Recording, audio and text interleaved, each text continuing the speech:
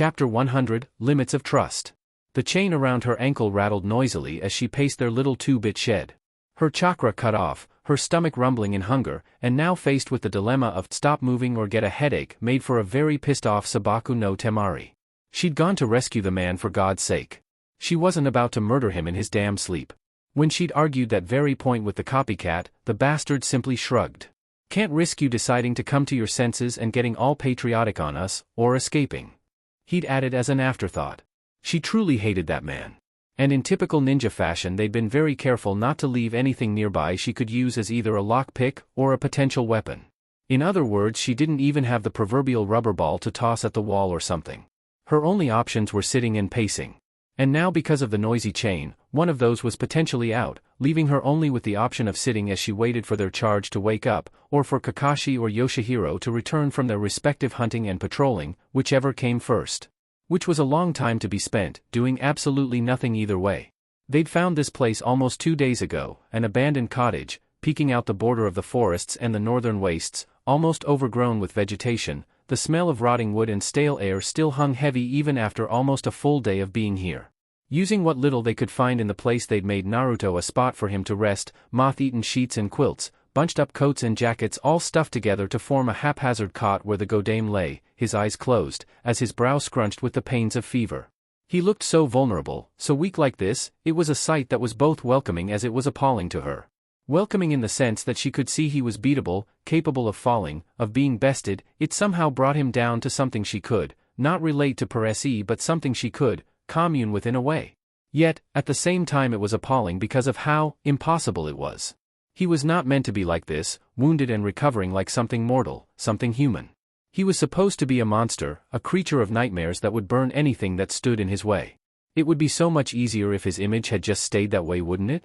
She sighed, laying her head down flat against the creaky, cold floorboards, deciding to get comfortable. Maybe she'd have the luxury of dozing off. The wistful wish apparently came true, because the next thing she knew, she was waking up to the sound of something heavy hitting the floor. She looked around, and to her surprise and horror found that the mop of blonde hair that had been in the other room when she last looked was now a lot closer than before. And in obvious pain. Oh shit! She screamed, scrambling up from the floor, only to trip, snagged by the chain at her foot. Not for the first time, she found herself cursing the damn thing and the man who decided to put it on her. She pulled and tugged, hoping the wood, rotting as it was, would give way. Without chakra, however, she had as good a chance at injuring herself as she did of breaking it off the wood. NRGH, she heard him groan, struggling to move. Stop! She yelled, thrice times cursing the godforsaken chain and promising to kill the copycat when he next got within arm's reach. You're in no condition. He growled, rolling onto his side, now managing to face her. One eye was shut with pain as the other focused on her. And just why dash, he coughed as he rolled onto his back. Would that be your concern, Sabaku? She didn't really know the answer to that, so she chose not to give one. Cut the macho act, damn it. I didn't risk my neck to rescue you just so you could end up killing yourself because of you trying to move too soon. He grunted, apparently too tired to give anything more. Where are we? He asked after a short while, apparently having been catching his breath. He must be in worse condition than she'd imagined. Cabin along the border. She answered shortly. What do you feel right now? She asked, giving up on closing the distance between them any further. At least 2 of my ribs are fractured at the very least, beyond that I cannot tell. Overusing the demon's power dash, he paused, grunting again as he shifted his position. Has injured me greatly. Everything hurts. Scale of 1 to 10? She asked, yanking 2 more times on the chain for good measure. I took 3 steps, before collapsing. He answered in a tone that easily expressed what he thought of the query. She winced, at a normal ninja's pain tolerance that would mean their injuries were near crippling. She'd seen this man take enough damage to kill a dozen ninja twice over. Now she knew he was worse off than she'd ever imagined. Look, she said after a pregnant pause. I can't move or I'd help you back to the bed, so just wait there until the old guy and the copycat get back. We must return to Konoha? Your village will survive another day or 2 without you. She yelled in a tone that reminded him all too much of Hinata on 1 or 2 previous occasions when she thought he was overexerting himself. So concerned, Sabaku. She didn't answer, he knew she wouldn't. But he wanted the answer. He wanted to know why she'd done this, risked her life for his. Everything her village now faced could rightfully be set on his existence. If he died, everything would crumble. She must know that. Even if she hadn't been conditioned against such, psychological syndromes could not account fully for her actions. He'd shown no intention or hint that he would even consider the notion of negotiation with Suna. "Why did you come for me, Sabaku? What does it matter?" she yelled, more than a little defensive. "You should be grateful. Gratitude or lack of it has little consequence. Answer the question. Why did you come for me?" She pulled away, remaining quiet as she set her back to the wall, cropping up one knee and resting her hands over it. As she looked to the door, the unspoken statement was clear: she would not answer. At least not yet. He wouldn't push the issue here. He would get the answer he sought when his strength had sufficiently returned and could actually move under his own power. What's more, another was approaching. The sound of footsteps would reach them moments before Kakashi burst into the cabin, nearly knocking down the door in his haste to get in as his eye found Naruto laying on the ground. Dropping the 3 hares he'd killed onto the floor in a heap of twisted limbs and flesh, he rushed over, grabbing the Uzumaki by the arm, and lifting his near-dead weight. "Why the hell did you try to stand so soon?" Naruto didn't answer, merely sighed, the sound emerging with a strangely resigned note to it as Kakashi led him back to the bed. The ropes around her wrist were biting into her skin, scraping and scratching with coarse fibers that bit through her flesh with even the most minor movements. She didn't try to escape, there was no point. She had nowhere else to go and there was no other place where she would be needed more. They were setting up camp now, keeping her away, one guard at her back as she watched them work. Gaara, exhausted and injured himself, still made an effort to help his remaining Umbu set up their camp. Freeing up some of the others to go off and set a perimeter defense as they'd done night after night they'd traveled through Konoha territory. With any luck, this would be their last night behind enemy lines. 3 days, the Kage of Suna still hadn't spoken to her. That would change soon though. She could feel it. She wasn't sure why he'd waited so long. Maybe he was still trying to wrap his mind around one surprise too many that he'd barely even given her a second thought. She didn't know, but she knew that today, they would speak. Quietly, she sat at the base of a tree, looking away from the guard at her back, who stood silent and ready. It happened at night, almost midnight judging from the moon and the chill in the air. The guard kicked her awake, rough as he hauled her forward, not saying a word as she offered a brief struggle in her mild disorientation. He shoved her forward, and she had to stop herself from falling on her face before she found her feet again. She looked around, noticing that only her guard, Gaara, and Kankuro were in sight. The others were gone, either patrolling or watching from hidden alcoves, shrouded in shadow. She was pushed down to sit by the fire, the abrupt movement sending a spike of discomfort through her stomach. Her wound from pain still had not healed. She imagined it was the same for Gaara. The Kazekage stared at her, his expression was fierce. As cold as she'd ever seen him. His green eyes glimmering like sharply cut emeralds in the firelight, his hair a bloody red. For a striking moment, she could almost see the hair replaced by a hood, and the grim line that was his mouth obscured by a mask. She shivered. She couldn't look at him, couldn't keep staring at the expression that was wrong on his face. She'd seen him angry, she'd seen him stern when he needed to be. Acting as the leader that he was. But, never this. This was something different. She looked away, turning her eyes instead to Kankuro, who lay on a stretcher, and one could see the judgment there already, the resentment carved into the lines of his face, the anger and the suspicion. This she could deal with, because this, she'd been waiting for, expecting it. "Well," the older of the siblings shouted, raising himself up on his elbows. "You have anything to say for yourself?" She licked her dry lips before she shrugged her shoulders. "What can I say, Kankuro-san? What can you say?" He echoed, the anger in his voice increasing with his disbelief. "What can you say? How about an explanation as to why we shouldn't slit your throat right now and leave you for the worms? Or how you so conveniently forgot to mention a minute detail about how you share the same bijou as that bastard? That's something you forgot to mention. Did it just slip your mind?" She was sure that if his legs still functioned, or if he was in his power suit he would be towering over her right now, maybe he would have even become physically violent. As it was, he looked ready to hurt her if she got within arm's reach. "You were probably in on it with that monster all along to drag Suna down into this war," he continued in the face of her silence. His mind having been going to places over the last 3 days. "Where the hell were you for those 3 months after the battle at sea? Getting your just rewards down at the Hokage Tower? Ha!" She stood, refusing to be kneeling or sitting in the face of this, but the Umbu's harsh hand on her shoulder kept her down as he squeezed his fingers painfully over the pressure points there. "I never betrayed you.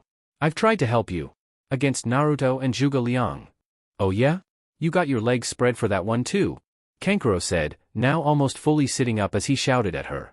"You got anything to do with how we were so conveniently caught up in that battle when Konoha first invaded Kumo, Where I lost my legs? You were there too. I remember. You fought, got yourself into a nice scrap, didn't you? I don't see you as his prisoner, or missing a limb. I am not a traitor, Kankuro. You fought him face to face more than anyone. He roared right back. And you always come back, don't you? In one goddamn piece and ready to go at it again. Now we know why. I gotta wonder what he likes more, your spying skills or Dash. Kankuro. At Gaara's voice, his brother stopped. His face was still flushed with anger, his breathing heavy as the edge of his teeth could be seen from beneath his curled upper lip grinding together as he made a conscious effort to stop himself from saying anything more. Gaara shifted in his seat, looking to the Umbu behind her. Please, take my brother and leave me for now. The Umbu bowed, and though clearly, the puppet master at his side was displeased with the order, he knew better than to argue now with the Kazekage. Not in front of a prisoner. Because that's what she was now, wasn't she? A prisoner, someone that was suspect, that needed to be interrogated, questioned, untrustworthy, betrayer. That's what she was to them now. The Umbu didn't say a word as he circled around her and walked over to Kankuro before kneeling down and making them both vanish in a puff of gray smoke. Now she was left alone, with nothing but the crackling flames and the Kazekage. She takes a breath and looks at him. When he speaks, his voice is low, almost soft, but there's an edge to it, something dangerous and alien in his voice. Why didn't you tell me? Such a simple question. It should have a simple answer, but it doesn't. There's nothing simple about her life anymore. She wasn't sure if there ever really had been. She looked down, eyes on the patch of grass between his feet. What was I supposed to say, Gaara? Just show up at your doorstep and say, hey, that guy you all think of as a monster only has half the power of his bijou, I have the other half. Don't you dare, Dash, he hissed, voice so full of venom she felt herself wince, keep lying to me. I'm a Jinchuriki too, in case you forgot. I've never heard of any bijou being split between two people like yours, but my mother was the medium for Shikaku's transfusion into me, so I know you must share the same bloodline. The only reason I didn't leave you back in the northern wastes was because you clearly stayed there when you could have left and avoided what you knew would come after everything was said and done, but that will only carry my goodwill so far. Her head fell a little more. The shame she knew she should not feel crawled up her insides, beyond her control. So he knew then. You are going to tell me or I swear I will dash. He's my brother. She cut him off, stopping the words that would have been released in anger. Words that shouldn't belong to him. It was a different face, a different person who would say such things so callously. It wasn't Gaara. It shouldn't be Gaara. She didn't need to look at his face to see his surprise. In the silence that followed, it was almost too apparent. He'd expected something, no doubt, a distant relative, cousin, uncle or something of that nature. Nothing that should have been so close. Your brother? She nodded, though she knew it wasn't necessary. For a long while, he sat still, his thoughts a mystery to her, then, without warning he stood, marching over to one of the tents she assumed was his and returning moments later with 3 items that he tossed at her feet. He drew a kunai knife, circling her before cutting her ropes apart. Surprised and confused, she didn't get a chance to say anything before he himself spoke. Pick it up and leave. What dash? He walked over to his previous seat, setting himself down before he glared at her, his green eyes as sharp and unyielding as rocks. You kept this a secret from us for almost an entire year. No one, not even Daisuke, suspected anything like this. If you can hide that, then God knows what else you can hide. I need people I can trust. And that's obviously not you. He looked down, his shoulders slouched. Apparently there's very few people I can trust, it seems. She had no doubt he was referring to Zhuge Liang. Seeing his sister must have brought suspicious thoughts to the surface. Most of which would point to only one man who had the power, the intelligence, skill and influence to keep such knowledge from them. Gaara, please, I dash. Leave, Akina, there's not enough for me to say you betrayed us, but you're not coming with us either. When I return to Suna, my Umbu captains will know well enough to kill you on sight, no questions asked. Just your captains. She echoed, smiling sadly. I suppose the people of Suna still need the hope of their angel, huh? He didn't answer, there was no need. She was right, she knew it, and he knew she knew it. She knelt down, picking up the worn cloak, sheet, and kunai pouch he'd thrown there. Placing the cloak on her back, the knives on her belt and the sheet under her arm, she fought the tears along the edges of her eyes as she faced him. Bowing at the waist, neither said anything more as she turned and walked away from the campsite. Kakashi's face was grim, the mask couldn't hide that. The tomo spun in his eyes slowly, almost hypnotically. The man finally sighed, pulling down his forehead protector to cover his Sharingan again. Look, Naruto, I'm no Hyuga, this is hardly going to be dash. What did you see, Kakashi? The blonde interrupted softly, eyes closed, giving no indication to his discomfort. Naruto, you really should dash. Tell me. The copycat's lips curled beneath his mask in a grimace, taking a quick look behind him where Yoshihiro cooked the rabbit stew and Temari still lay miserably in the corner, chained once again after being allowed out to stretch her legs for a few hours. He made sure they weren't really listening in the confined space before he turned back to Naruto and spoke up again. Well, from what I can see, and I repeat I could be completely wrong about T-. I have the utmost faith in your competence. Naruto responded dryly, growing tired of Kakashi's hesitation. Now speak plainly. A sigh through his nostrils. Your chakra coils were severely damaged. The demon's chakra is still running through your system, which is partially why you haven't recovered completely yet. At this point it seems to be doing as much damage as it's repairing. Naruto sighed, but otherwise gave no other reaction. What a blunder, he thought. Chakra poisoning. Careless, too careless. Naruto. Kakashi's voice brought him out of his thoughts. I'm no expert, but if you ever push yourself like that again, then dash. I am aware of my limitations, Kakashi. Are you? He snapped harshly before he could stop himself. Naruto looked to him, his eyes neutral. Your concern is noted, Hatake, but unnecessary. In 2 days, I should be sufficiently recovered to make the journey back to Konoha. Don't push yourself, Naruto. Before you were the Kage, you were my subordinate. I don't want to see you hurt yourself from foolish pride or arrogance. Never had Kakashi brought up their once-upon-a-time status of jounin and student, or more precisely, mission commander and subordinate in the chain of command. It brought back memories not entirely unpleasant and an odd desire for such a time to return. For the days when things were simple, when Sarutobi still lived and he was not the head of what was fast becoming an empire, where he did not hold the weight of the world bearing down on his shoulders as he carried it to its inevitable fate. And Naruto suddenly found himself feeling weary, a deep, bone-tired feeling that made his shoulders sag and his chest tighten. That will be all, Kakashi. With a nod after a brief moment's hesitation, Kakashi stood, offering an assurance that he would bring some food for him when it was done before he turned around, and walked into the other room, sitting across from Yoshihiro by the fire. Closing his eyes, the Demon King allowed himself to fall into a fitful sleep. Chapter 101, Homecoming. The clothes Kakashi and Yoshihiro had found in this shed barely fit him, and the tatters they have become through what may very well have been decades of rats and moths chewing over their fabrics can scarcely be said to keep the chill from his skin at all. But he doesn't complain, merely puts them on and uses whatever strips of cloths are left to wrap his hands and shins. The only thing that rightly remains of his old clothing that isn't drenched in blood are his boots, a fact that he is thankful for as he tightens their straps.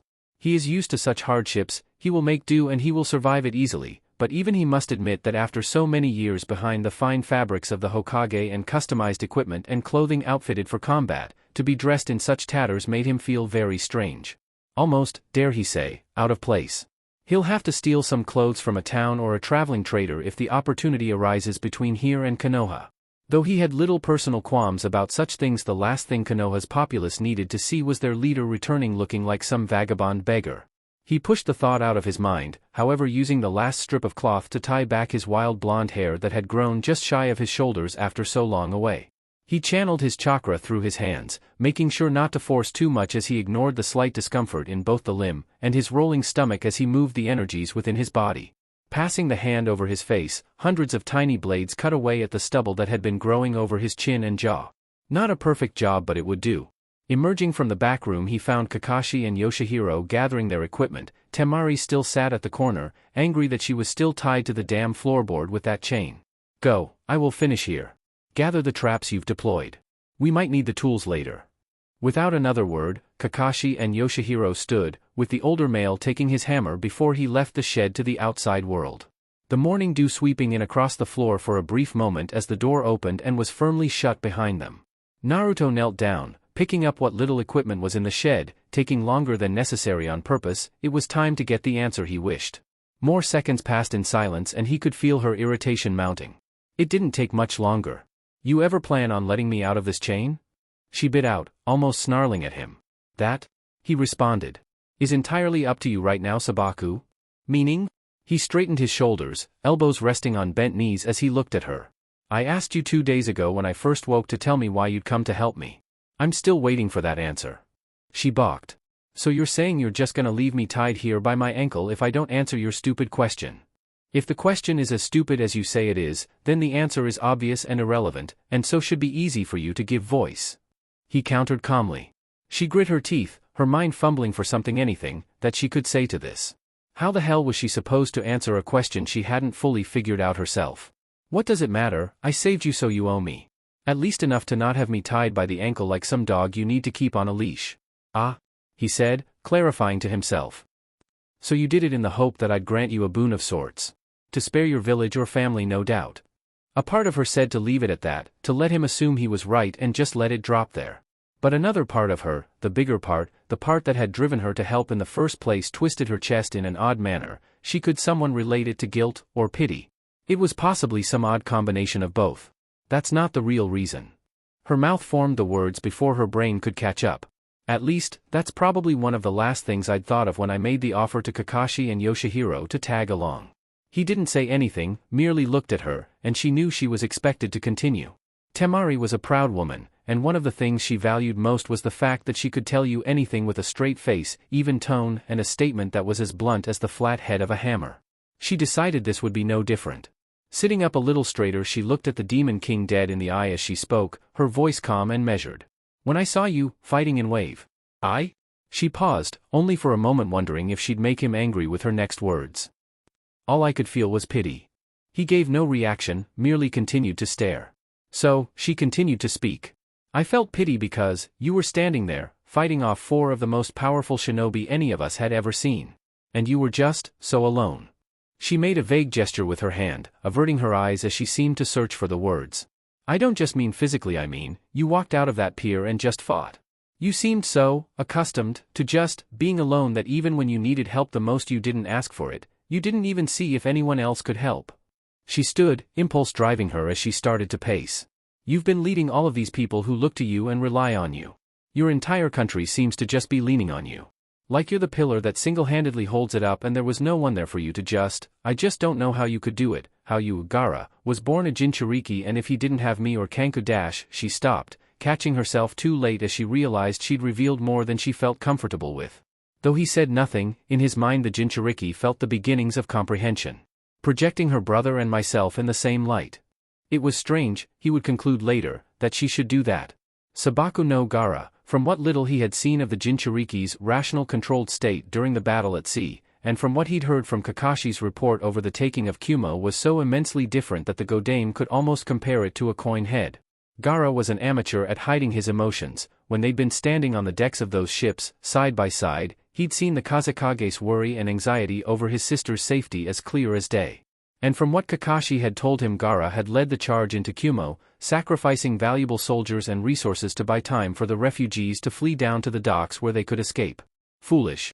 If it had been him, he'd have bombed the village from the port with ship cannons. They would certainly take a heavy toll on the invading Konoha army. Not enough to repel them perhaps, but certainly taking down more than the paltry number they had killed during that assault. Burn them all. The refugees would be useless to him. Too few remained to be made into an effective militia and would only serve as extra rations to be given out from Suna's stores. Which was already a limited supply given the fact that their main trade was by sea with Kumo and Kiri, and land lines that went to bird and river country. One of which had been declaring neutrality up and down since he'd launched his campaign against Sakai.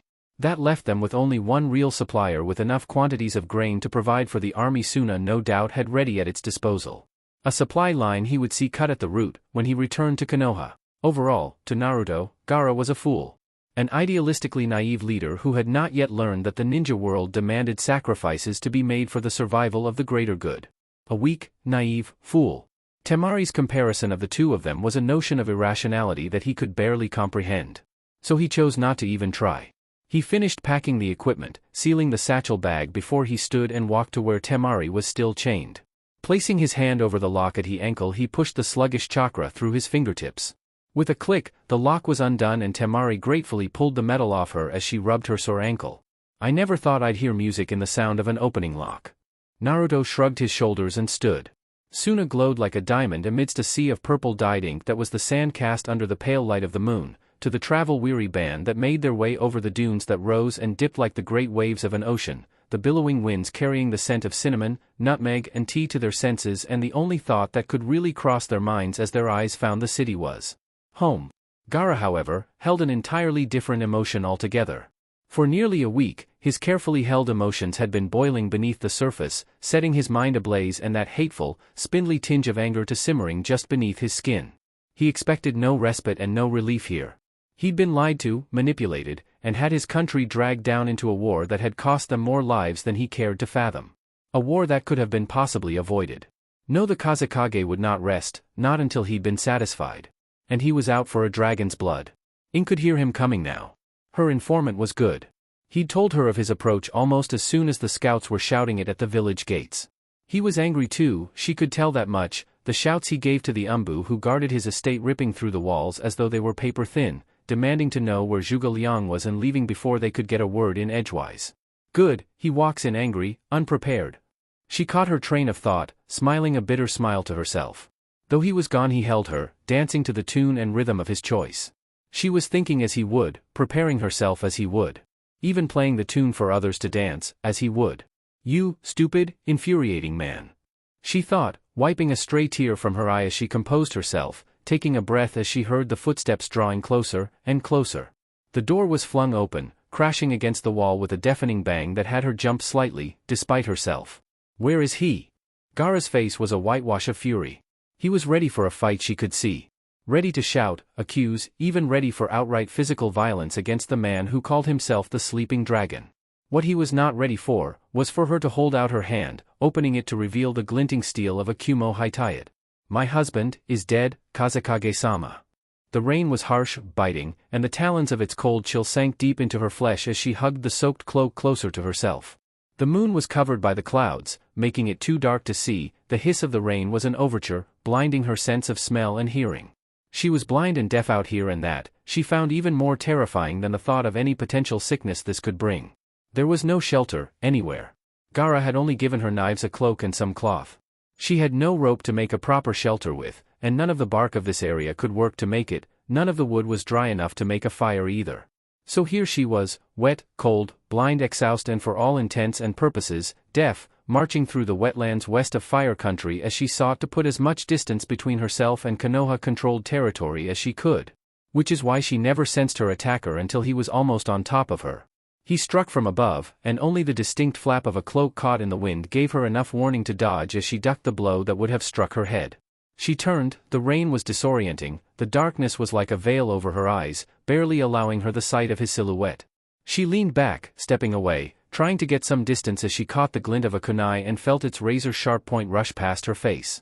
Fast. She dug into her own pouch, pulling out one of her knives to defend herself as she tried to think who this could be. Suna? Konoha? How would either one know where to find her? Who did they have this good to spare? As she pulled the blade free, her attacker's fist lashed out, fast as lightning, hitting her forearm with strength that sent stars to dance in front of her eyes as she felt her arm break. She dropped the knife in reflex, not even having the time to scream as his foot slammed into her chest, knocking the breath from her lungs as she fell to the wet floor. The next thing she knew, the kunai blade was at her throat and her attacker's mirthful voice was pushing its way to her mind through the constant hiss of the rain. Those red eyes are real interesting there, girl. Gaara's fierce expression fell for a split second, revealing as clear as day his shock at what he'd just been told before the fury returned, as strong as it had been before. Do not play games with me, Yuang. He hissed. I am well past believing anything you or Zhuge Liang have to say. His body is in the mortuary. She interrupted, looking into his eyes. I did not think you would demand proof, but I suppose I thought ahead in that as well. You may have any medic of your choosing examine him to confirm. This time, the silence between them was longer, and Gaara was clearly only just beginning to believe the barest possibility of what she was telling him. You are suspicious of us now, she stated, thinking out loud. You've discovered something. It hardly matters. He growled, his teeth bared, the animal within him clawing at the surface of his mind in his anger. If he's dead, who did he leave in charge then? You? Tsunade? You intend to lash out? She noted, observing him, actions and mannerisms as carefully as she could, deducing his every thought as he formed it. You would have all that remains of Zhuge Liang's subjects pay for whatever crime my husband has inflicted upon you. She looked past him, to the door. And Yujito? He didn't answer, merely continued to glare. And that was answer enough for both questions. She choked down her grief, smothering it before it could form. There would be time for pain later. There was always time, for pain. From the folds of her robe she pulled out a scroll, lined with gold etchings that framed the white center, bearing the symbol of the Kumo village. She walked forward, beginning to close the distance between them. I'm afraid, if your heart is so filled with anger that you'd carry out such an intent Kazekage-sama, then you will perhaps find it more difficult than you may have anticipated. He eyed the scroll in her hand, and she could almost see the barest hint of knowing there, scratching at him, like an insistent child that wanted acknowledgement. A child that was coming closer and closer to getting it with every step she took. When she was within arm's reach, slowly, carefully, she reached for his hand, pulling it forward by the wrist as she placed the scroll in his firm grasp. This is what he'd wanted. What he'd asked of her. All those who could have stood in the way, silenced. All the pieces arranged as best she could. Now it was time to place the final piece, the most important where it needed to be, and for all that remained of the world to enact its final gambit. He'd wanted this, and she'd seen it done. Because the person my husband entrusted to lead what's left of his people, is you. Suzume gnawed on her lower lip, looking over the supply request for what must have been the 10th time, mulling it over in her mind. One would think that after almost a month and a half she'd be somewhat used to these kinds of decisions. She wasn't. The fact was, that their supplies were stretched thin, and everybody needed more. The supplies the men from IWA had requested were currently in reserve, but in the central marshlands of Aim, Taki and Kusa it was monsoon season. Waters came down harsh for almost 2 months straight, so rivers ran high, flooding everything. And though they had their own stocks and keeps, Mother Nature could be a harsh mistress, and these specific supplies the IWA garrison were requesting were their plan B. If she didn't send them, the IWA garrison may find itself in dire straits, and any remaining rebellious factions in IWA, the most unstable of territories they currently held, could choose to capitalize on that, which could prove to be more than a major setback with war already waging. And then, if she did send it, and the flooding caused enough damage to Aim, Kusa and Taki's own lifelines, then they'd have nothing to fall back on. The troops she'd have to send to quell food riots alone would leave their as of yet still regrouping front lines dangerously thin. How on earth had Naruto dealt with this for years? And she wasn't even giving troop movement orders and dealing with all the ramifications that went into that. Naruto. The name alone sent pangs of worry through her chest. Jiraiya and Hinata had been brought here little more than a week ago, and it did not take long for the news to reach her ears after that. Naruto had been captured. She'd scrambled all the ninja she had at her disposal, which were not many, with the bulk of their elites either returning from Kumo or still gathered at the borderlands between Suna and Konoha. She'd hoped that she'd get back some word from at least one of them. She hadn't heard anything, except a few vague rumors, all of which pointed them to the northern wastes. Within the first 2 days, the Umbu guard that remained at the tower had advised her to call them back, and to send a carrier pigeon to the IWA garrison, who held a fair decent number of Jounin and a handful of Umbu as their core force, to set up a proper team to go search. She was worried. Most wouldn't know why. She couldn't really say she was his friend in all certainty. They'd never been close, never even chatted after office hours. Maybe, at best, he considered her a slightly closer than normal, borderline acquaintance going on friend status of some kind, and even that may be presuming too much. But, to her, regardless of whatever he might have considered her, she did consider him her friend. Albeit, a very distant and scary friend, but a friend nevertheless. So in short, she was worried about him personally, more than many of the other Jounins and ninja she'd caught gossiping, wondering what would happen without the Demon King. She remembered once overhearing a ninja asking Jiraiya if they should have a contingency plan in case Naruto died. And Jiraiya had answered, in a tone so certain that, at the time she, and most likely the ninja as well, had believed his words as though they were an immutable fact of life. The world itself will probably break before he does. You don't need to worry. Time had changed, at least, her views. Maybe it was because she spent more time with him on the day-to-day, actually saw him, had actual conversations with him, that she wasn't caught like everyone else in the myth and hyperbole of the Demon King, who could fell entire armies, who couldn't be killed by mortal hands. He must seem like such a distant and untouchable figure to most others. She just saw a man. It allowed her to actually worry about the man behind the myth. The one made of flesh and blood that carried the weight of the world on him. She sighed, leaning back against the chair, choosing to ignore how late it was for the time being. He'll be fine, and you need to get this stuff done so there's no overflow for him to deal with when he gets back. Now she just had to decide what to do with the supplies. She was so focused on her decision that when the door to what was for the moment her office was thrown open, she jumped, her heart leaping into her throat and clogging her voice box. And there stood the object of what she'd been worried over no more than 2 seconds ago, dressed in a thick brown traveler's cloak and mud-stained clothing, soaked from head to toe from the drizzle that peppered the village and surrounding forest, stood Naruto Uzumaki, eyes sweeping over the office for only a moment before settling on her and nodding. "Hokage-sama?" She breathed, more surprised by the lack of warning than the fact that he was actually here. In response he simply nodded. "Suzum," he greeted. And that was about as much of a shock recovery period as he would allow. "I am going to my home to clean myself. By the time I return I want a summary report of all that has transpired since Kyuubi was taken. I also want the lead captain of the Umbu and Jiraiya if he is in the village to be brought to my office, if he is not then I want a message to be sent for him to return. I need reports on troop movements both friendly and hostile printed out and on my desk within the hour." Without another word he turned and began marching down the hallway, trusting her to do what he'd asked. Suzum forced her heart back down her throat, sputtering for anything to say before she shouted. "Wait, Hokage-sama." He stopped, looking over his shoulder, waiting for her to continue. And for a second, her thoughts fled, and all the things she wanted to say or ask went with it, and instead, she found herself saying the most pressing thing that she knew would be to his concern. "Hokage-sama, it's about Hinata-sama, sir." Akina could feel the rain beating against her head and cheeks and she struggled to look clearly into the eyes of her attacker through the droplets of water.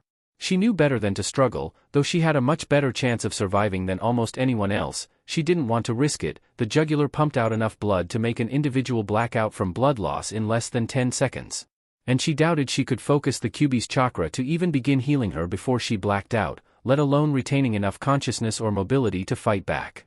The veil of clouds overhead was pulled away, allowing the pale light to wash down over them, pushing back the darkness that had kept her all but blind. She recognized this man now. The hood over his head had obscured his features, but in the light, anyone in the world would recognize him. It was impossible not to. Sharp-pointed teeth stared right back at her, revealed in the wide smile of her attacker. "Hashige Kasame." His smile got a little wider, the kunai pressed a little harder. "Guilty as charged." He chuckled. "Now, why don't you tell me a little more about that chakra you're ready to pull out, little girl?" She felt a pit form in her stomach at the glint in his eye that held a darkness that was all too familiar to her as he added just a little more pressure to that knife. "I bet there's an interesting story behind that one, isn't there?" Chapter 102, Burden of Responsibility. He never knew a simple door could be imposing. He felt as though he were staring into the great maw of some impossibly large beast, and the fear that gripped his chest was so unexpected and powerful it nearly stole his breath. Contrary to popular belief, he was no stranger to fear. Every warrior knew fear. They had to know it, breathe it, gain knowledge from it, in order to learn how to face and defeat it. But this was different. This was not the fear that was a prelude to the sharp sting of adrenaline that drove its way through one's stomach like a spike of jagged, rust-crusted metal. This sensation was 100 times worse. The other was fast. It came and went like a blow to the head, leaving only physical discomfort as the aftermath of its arrival. This was sensation that made his gut churn with nausea, dried his throat until he had to swallow to ease the feeling, and all he could do was clench his fist as it hovered over the handle as his mind turned his fear of what lay beyond this doorway over and over around his skull. What would he see there? Just how far had her body been withered by the sickness? His heart palpitated in his chest with surprising force, making him stand within the hallway for a moment longer as he willed his body's reactions into submission. With a deep breath, he finally opened the door. The room scent stung his nostrils, filling his senses with the acrid stench of antiseptics and chemicals. His gaze swept over the room. Only 2 Hyugas occupied it. One sat on a chair, the other in the bed next to it.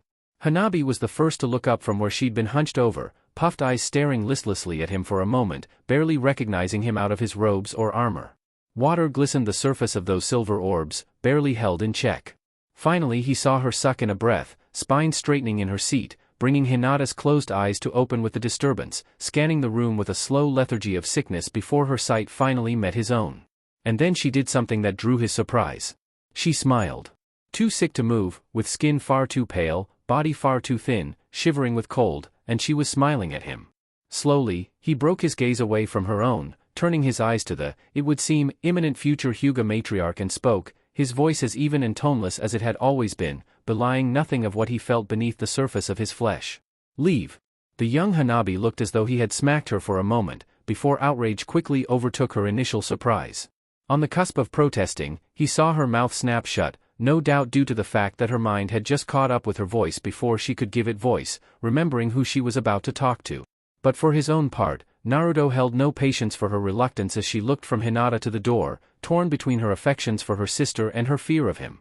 "Now," he growled, emphasizing the word as he stepped further into the room, watching as she, finally, tore herself away from Hinata's bedside. Marching across the room and exiting through the door behind him. Naruto barely spared her a glance as she left. hearing the door click shut, before he finished closing the distance between himself and his once-upon-a-time teammate. Standing at her bedside, he watched the young woman's eyes swivel up to him, blinking slowly with lines of exhaustion drawing creases and wrinkles that were not there the last time he'd seen her. Her wan skin seemed to be hanging off her bones, her face was pale, sweat mattered her previously full and well-kept tresses into a haphazard tangle that spread over her forehead and the sheets of the bed like trails of dark ink. He struggled to find something to say, anything. He, for once in his life, was actively seeking words of comfort. Something he could give to her, say to her in this, when she needed it of him. But his voice was empty and his mind hollow. She had to be the one to speak. "I'm glad you're all right," she breathed, voice raspy with lack of use and debilitating sickness. His mouth was a grim line on his face as he stared at her, the small, contented little smile he could see on her face, as perplexing to him as the fear he'd felt when he'd been standing outside the doorway. There was a rustle over the sheet, and his blue eyes were drawn to it, finding her too thin hand weakly reaching for his own. Grasping it with fingers that were too cold, holding on with a grip that was straining to keep itself there. This was not right. Before he'd realized it, he found himself shaking his head, and the words leaving his mouth before he knew he'd said anything. "You cannot die here, Hinata. We are too close now. The new world is almost within our grasp. It doesn't matter," she answered, almost struggling to put out the words. Though the smile never left her lips. Doesn't look like. I'll get to see it, Naruto." It was one of the few times he'd ever felt powerless in his entire life. This was not right. "You cannot die," he found himself repeating, as though it would change anything. That little smile just got a bit wider. "You can't control everything, Naruto." Couldn't control everything. He controlled more than half a continent, he could marshal legions of troops, raise entire states, bankrupt cities on a mere whim if he so chose. And here he was unable to stop a simple disease. She should not die here, like this. If she should die, it should be in a battlefield, meeting an opponent blade on blade, skill versus skill until one proved the better, or as an old woman at peace in her home. Not by poison. Naruto. Her weak voice forced him to focus, brought him back from thoughts that were quickly reigniting the flame of an anger that had no target. "I need you to do something for me." He stayed quiet, but she knew he was listening, he always did. Take care of Hanabi for me. You'll be able to do it yourself." He was lying, he knew he was lying. "Naruto, please." She gasped, the look in her eyes imploring him to understand. And he knew that he needed to force himself to accept what his mind already knew was truth. She was going to die and there was nothing he could do to stop it. "She's young," he heard her speak. "She'll need help, she'll need your help." The tenuous grip on his hand got just a little tighter, squeezing as much as she could. "Please." Her voice was so weak, her grip so fragile. "If you're willing to entrust her to me," he finally answered at length. "Then I am willing to accept the responsibility." He saw her shoulders sag with relief and that smile became just a bit more peaceful. This time, it was he that tightened his grip over her hand. "It was not supposed to be like this," he said, and the logical side of his mind knew that this was mere sentiment speaking, foolish feelings that should have never been allowed purchase over his mind. They all died one day, and most were not glorious, or peaceful, they were cold, alone, away from home in fear and in pain. What did it matter that she should die today, or tomorrow, or even 100 years from now? The world would keep spinning. He would still be here. And his mission was not finished. It meant nothing. It was supposed to mean nothing. Standing there at her side, forcing himself to keep her fingers in his own, as though it would make her stay here. As though it would stay her spirit from leaving this body for just a few more moments. It was with a startled jerk that Hinata realized she was being lifted off the bed, and with more reflex than any real strength she wrapped her arms around his neck, her head falling against his shoulder as she was raised. Unlike most people, Shikamaru could tolerate administrative duty, he enjoyed it in fact, hours of doing little more than reading a line or two, finding where the designated paperwork was supposed to go, and then having a clone put it there. It was a quick, simple and easy task that really didn't require much effort physically or mentally, so he frequently swapped with other ninjas for their hours. Since Suna had such few ninja in comparison to most villages, every one of those needed to train themselves up regularly, so administrative tasks were swapped in shifts of weeks instead of having a permanent administrative branch, a permanent medical branch and so on and so forth. Everyone needed to be ready to help in any task the village might need of them at any given time. Quality over quantity, one would say. It was something that worked out for the best for everyone really. He was as strong as he needed to be, probably as strong as he was going to get. This let others work on their skills, their area of expertise, while he had hours of free time to work on his area of expertise. His brain. Every day he spent in here he was marking down battle plans, tactics, strategies, running the numbers. How many supplies they had, how long they would last, how many could Konoha throw against them given estimated losses they'd suffered, where could they hit from, what could be their possible supply routes, how many people Suna had at its immediate disposal as combat ready, how many were injured, how long their supplies would last, how many more supplies could they gather and from where, what were the best places for them to effectively defend the city and outlying deserts from, and about 100 other factors commanders needed to know. Thousands of numbers, hundreds of calculations. Because Konoha would come here swinging hard and he would make sure that he'd covered every angle, everything the militant bastards would throw at them. Suna may be destroyed, but before they went down they would bleed the Demon King's empire white. He would do his best to make damn sure of that. And because he would do his best, it was why he found himself climbing the stairs to the Kazekage's office a little after midnight, reports and results in hand, ready to leave them on the desk to make sure Gaara or whoever the hell read them first thing when they arrived tomorrow morning. After that he could head back down, throw on his coat, brave the near-freezing temperature of what was left of the night, get home and get some bloody sleep. Reaching the door, he opened it, not even bothering to knock. It was pitch black inside, much like he expected, with only the hint of light sneaking in from the cracks of the balcony door offering only the vaguest outline of the desk for him to put with his memory. He stepped forward into the dark room, too lazy to fumble around for the light switch. He stepped carefully around the chairs that were resting in front of the desk, placing the papers in the center of it and placed the paperweight over them before he moved to turn back around towards the exit. And so, it was with complete surprise that the shadow user felt his foot snag on something as he turned, too soft to be a leg of the chair and too large to be some uneven floorboard, sending him nearly stumbling headfirst into the still open door. "What the hell?" he yelled, grabbing onto the knob before tossing the doorway open even wider, letting a bit more light into the pitch-black room, allowing his eyes the sight of someone sitting on the long chair, one leg held out, the one he'd tripped over. The person was hunched, a bottle of what Shikamaru didn't even need to deduce was sake in one hand. He would have asked what the hell he or she was doing in the Kazekage's office of all places to get drunk, but discovering that the mop of hair on the intruder's head was a bright, bloody red, he checked off the question. And just like that last one, about a dozen other stupid questions were categorically stricken from the lineup as he prioritized what he should ask first. He observed that Gaara's clothes were damaged, very damaged, as if he'd been in a fight recently. Knowing that nothing of the sort had happened since his return to Suna 6 or 7 hours ago, Shikamaru could safely deduce that he'd not cleaned himself up yet. Something that he'd never allow unless the situation called for it. Gaara was, in no small part due to Temari's influence, very clean. He also never, ever drank. In the 10-some-odd years that he'd known Gaara, Shikamaru had never once seen him with a bottle in his hands. He could understand really, harboring a demon powerful enough to sink the entire village beneath the sands under their feet did not really give one much prerogative to risk losing the reign of self-control. The last thing one would want would be to wake up with a hangover only to realize half the village was gone in a drunken rage. And lastly, he realized as he switched on the light, Gaara was clutching a scroll very tightly in his free hand, so tight Shikamaru was sure his fingers would be aching in a few more minutes if they weren't already. Looking at it a bit closer, given the fact that it was woven together with wood that was not native to Suna, he would take a leap here and say it was from Kyuumo, and only two people had access to information that could get Gaara to react like this from Kyuumo that he knew of, so it was either from Zhuge Liang or from Yuing. And if it was from Ying, it was most likely pertaining to or from Zhuge Liang anyway. He opened his mouth, ready to speak when, "I can't get drunk." His mouth snapped shut, a confused look crossing his thin features before he eloquently responded with a "what?" The liquid in the bottle churned and sloshed as Gaara lifted it to emphasize, one lip curling back in a mixture of disgust and anger. "I drank 3 of these," he clarified. "I don't feel a damn thing."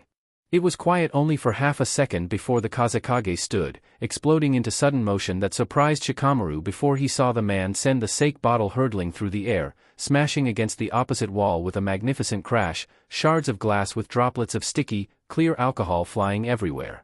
Without pausing, Gaara picked up one of the chairs Shikamaru had been careful to avoid, and launched it out the balcony, splinters of wood and glass following after it as it smashed through, leaving a gaping hole where the freezing Suna night air entered through with gusto. Though surprised, Shikamaru was able to easily keep his calm, eyes following Gaara's movements and the path of destruction more thrown objects were causing. So far the Kazekage hadn't picked up his desk or the papers he'd left there, so Shikamaru didn't yet deign it necessary to use his cage mane. Instead he decided to speak, raising his voice to carry over the commotion. "Mind explaining what's wrong?" "Nothing's wrong," Gaara nearly hissed, not even turning to look at him. I'm just busting up my office." With a flick of his wrist, a column of sand lifted the long chair he'd been sitting in, throwing it through the wall, and the one time Konoha Nin could physically notice the room getting much colder now. "I can see that," Shikamaru commented, more than happy to be close to the door. "We seem to be doing a good enough job of thoroughly screwing each other over on our own. Maybe if we finish the job we'll be left in peace." And now it was time to intervene. He was getting too close to that desk for comfort. The abrupt stiffness in all his limbs was easy for him to place, and made his racing heart and harsh breathing more than apparent to him. Shikamaru was more than a little intrigued by what that last statement implied, but now was not the right time to address it. He'd find out later, if not from Gaara, then possibly from Kankuro. "Feel better now?" he asked, then quickly continued, not waiting for an answer. "Forget that, because it doesn't matter what you answer, because you've got option A or option B. Either you feel better and you decide to stop thrashing your office, or you don't feel better, in which case I point out that thrashing your office isn't helping. Now, I'd ask you what exactly happened to get you like this, but again, there's option A or option B. Option A is that I do not have the clearance to know, or option B, I do have the clearance to know, in which case I'll find out when you give the debrief to the rest of the Jounins. So it's completely irrelevant to ask." The shadow user cleared his throat.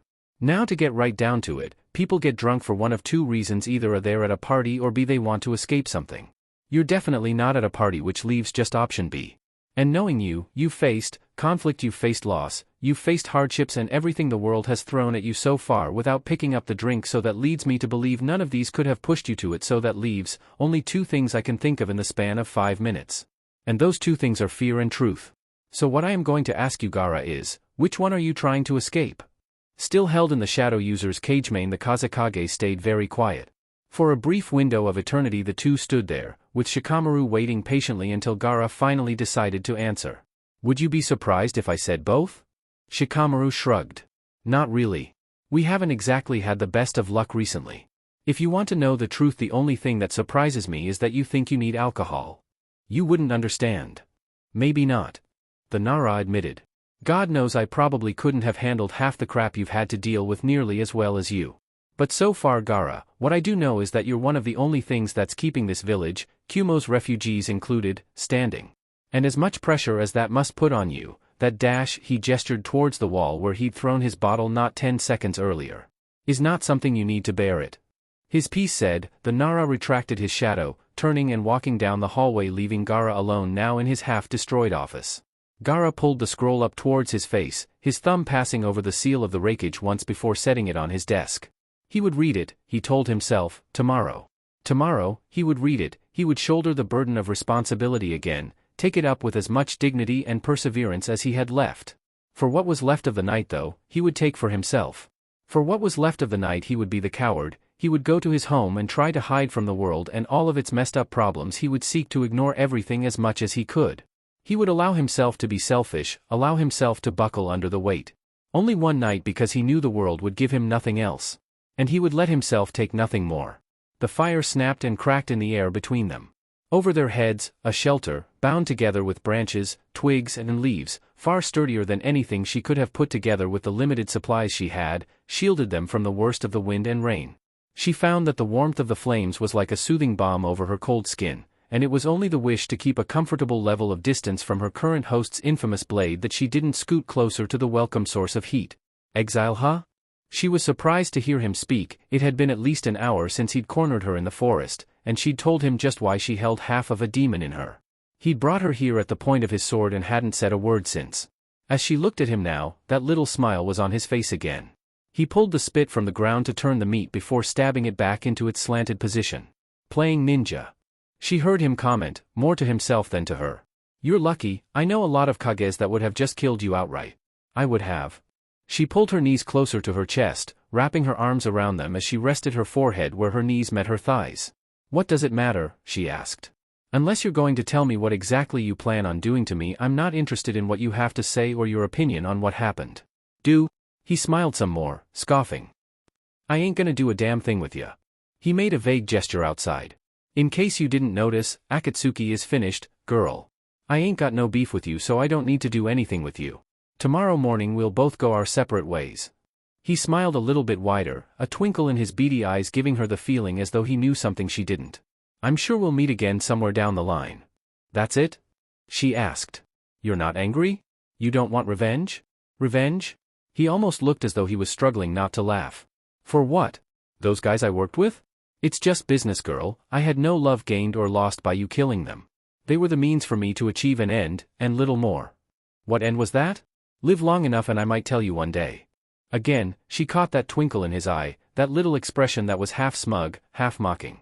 Turning the meat around again, the Kirin allowed the silence to stretch on for a moment before he broke it again. You thought of what you're gonna do? She didn't answer. Reaching over, he yanked out a half-cooked chunk of meat from the spit, popping it in his mouth, rows of razor-sharp teeth tearing away at it as he spoke. Do you even have an idea? No. She answered, almost, but not quite a snap.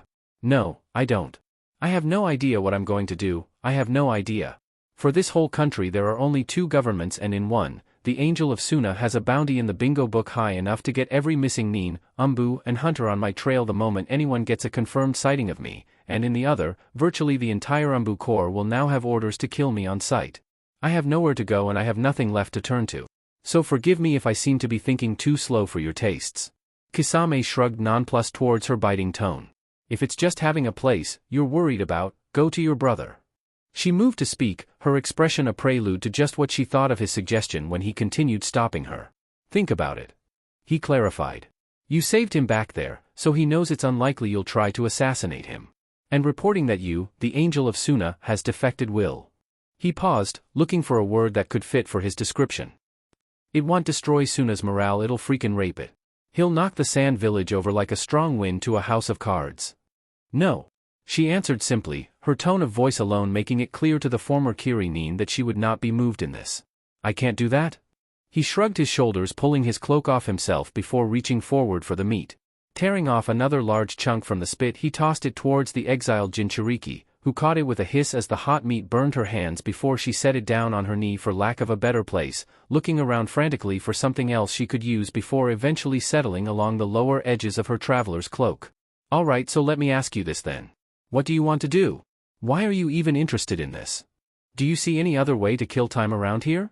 He asked, taking a huge bite of meat she now knew was far too salty for her tastes, but was the only thing edible for miles. The fishman laid down on his back, one hand holding the meat above his face where he lowered it to take periodic bites as he waited for her answer.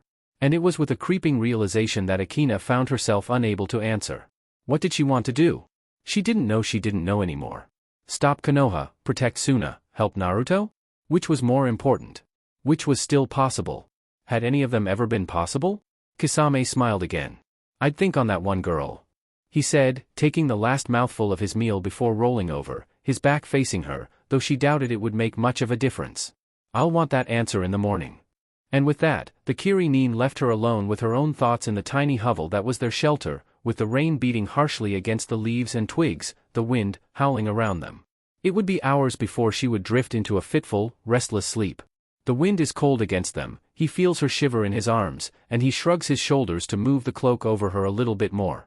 He continues up the winding path, rocks and dirt crunching beneath his boots as he crouches and weaves himself through the spindly branches and gnarled roots. Where are you taking me? She asks, there's no fear in her voice, only curiosity. To a place where you can see. See what? Her voice is breathy this time, as though she's about to fall asleep. He looks down to her, a pang of worry creasing his brow. Her eyes are at half-mast, not really looking at him anymore. His pace quickens. Finally, he sees the end of the path as the vaguest hint of the rising sun casts light across the night sky. He steps through the tree-line and stops there. Open your eyes, Hinata. She does so, lids fluttering with the effort before she manages to obey. When her eyes take in the sight before her, she feels her breath taken from her lungs. It was Konoha, cast in the inky shadow of the night, with lights glimmering like 1,000 jewels from their distance.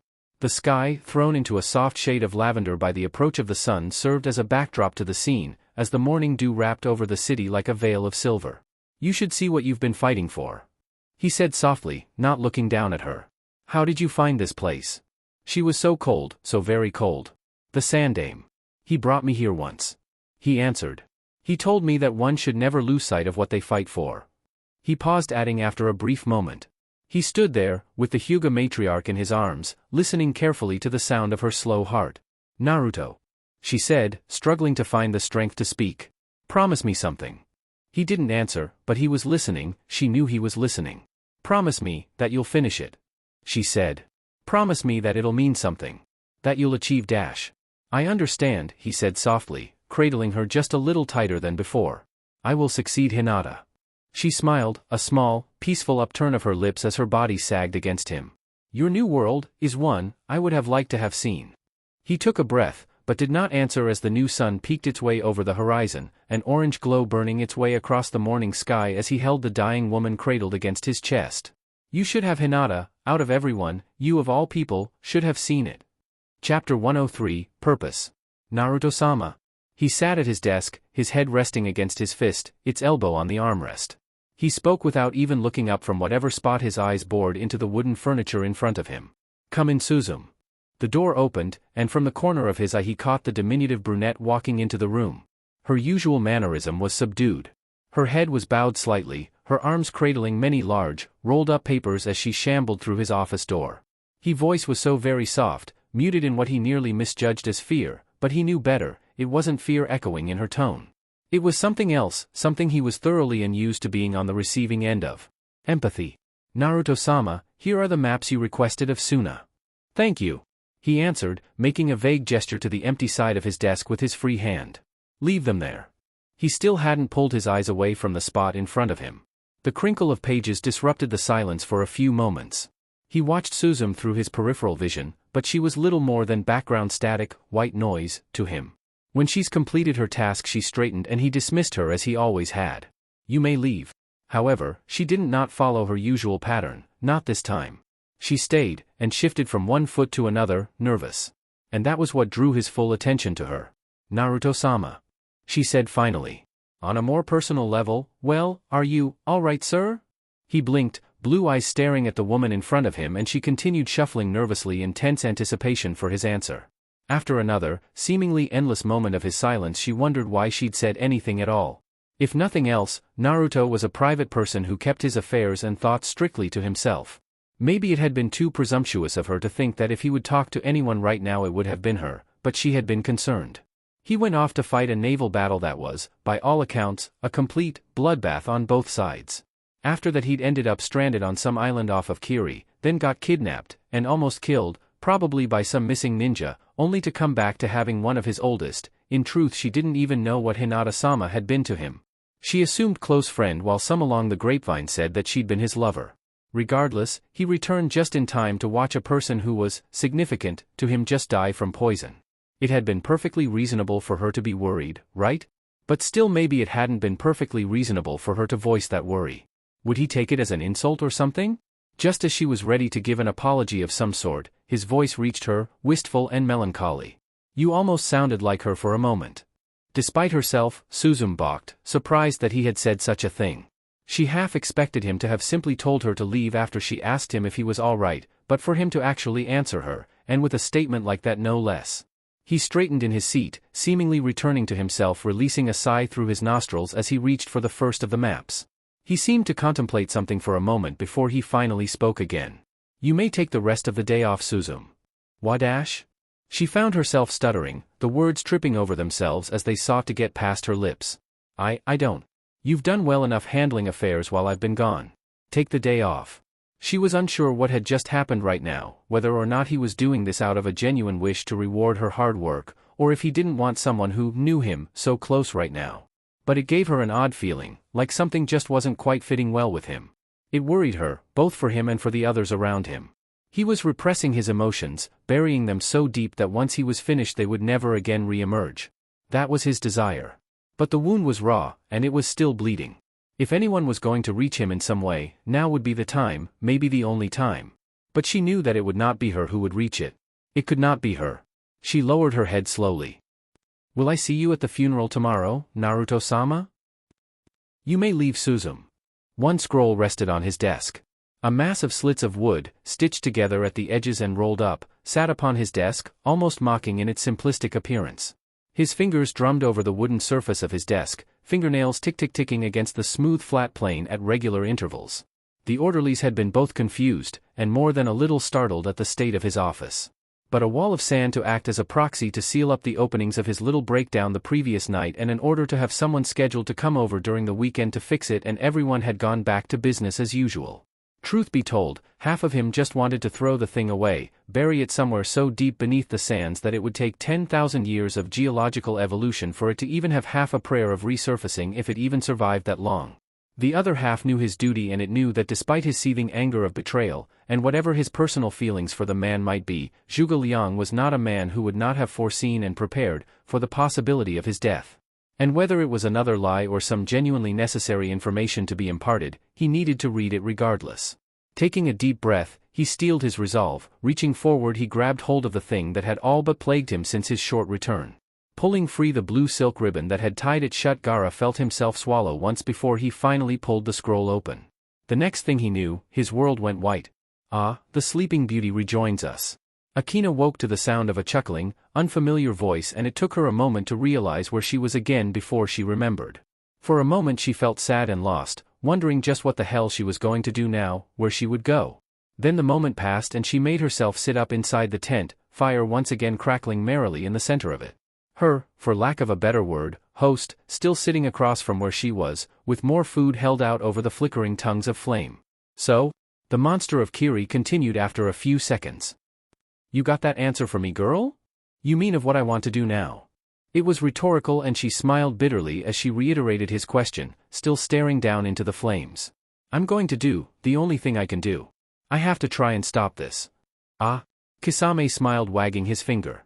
"That's what you can do, girl. I asked you what you wanted to do." "What I want dash," for a second he could almost swear her voice cracked. "What I want is an impossibility right now. So, I'll settle." He raised a non-existent eyebrow before he shrugged. "Well then, why don't you share how you plan on doing that?" The answer she gave was simple, and though he had already half expected it, it still made him smile with amusement when he heard it coming from her lips. "I still have to defeat my brother." When he opened his eyes, he wasn't in his office anymore. He wasn't sure where he was really. He hadn't exactly visited many places in his life with waterfalls. He hadn't visited any for that matter. If that wasn't startling enough, not a grain of sand responded to the call of his will. These surroundings dash, he found his heart leaping into his throat before he turned around, eyes wide as he found himself gazing on a face that should not be there, with a voice he should not be hearing. "Were my choice Kazekage Dano, I do hope that they do not make you feel too out of place." He sucked in a sharp breath. "Zhuge Liang? Now that's a pipe dream if I'd ever heard one, girl." Kisame answered. "You're no closer to killing your brother than I am to sprouting wings and flying." "I never said kill," she answered, unfazed by his mocking. "I said defeat. Even less." He guffawed. "You can get lucky with a kill shot. A kunai you threw when he was distracted fighting someone else, a jutsu you just so happened to counter with what was just right at the time. It takes a lot more skill to beat someone than it takes to kill them." "I have to try," she continued. "It's different this time." "Why?" "Because." She paused, thinking for a moment why she was answering him in the first place. Her hesitation lasted but a mere moment before she decided to do so anyway, if not for anything else then just to hear herself say it aloud. "When all this started, after Naruto took over Konoha and all I wanted to do back then, all I thought of was fighting and killing him. It took me over almost. I know now that, some of it was Zhuge Liang's influence, but a lot of it, most of it had been from me." "And then?" The fish man probed after a lengthy pause, turning the meat over the fire. "Then I found out who exactly he was. You know, my brother. And I just wanted then to get away from it all. To get away from Zhuge Liang, from Tsunade, Yujido, Naruto, everyone and everything I'd ever known. I just wanted to get away from all of it. Get my head clear." "So you went to Suna?"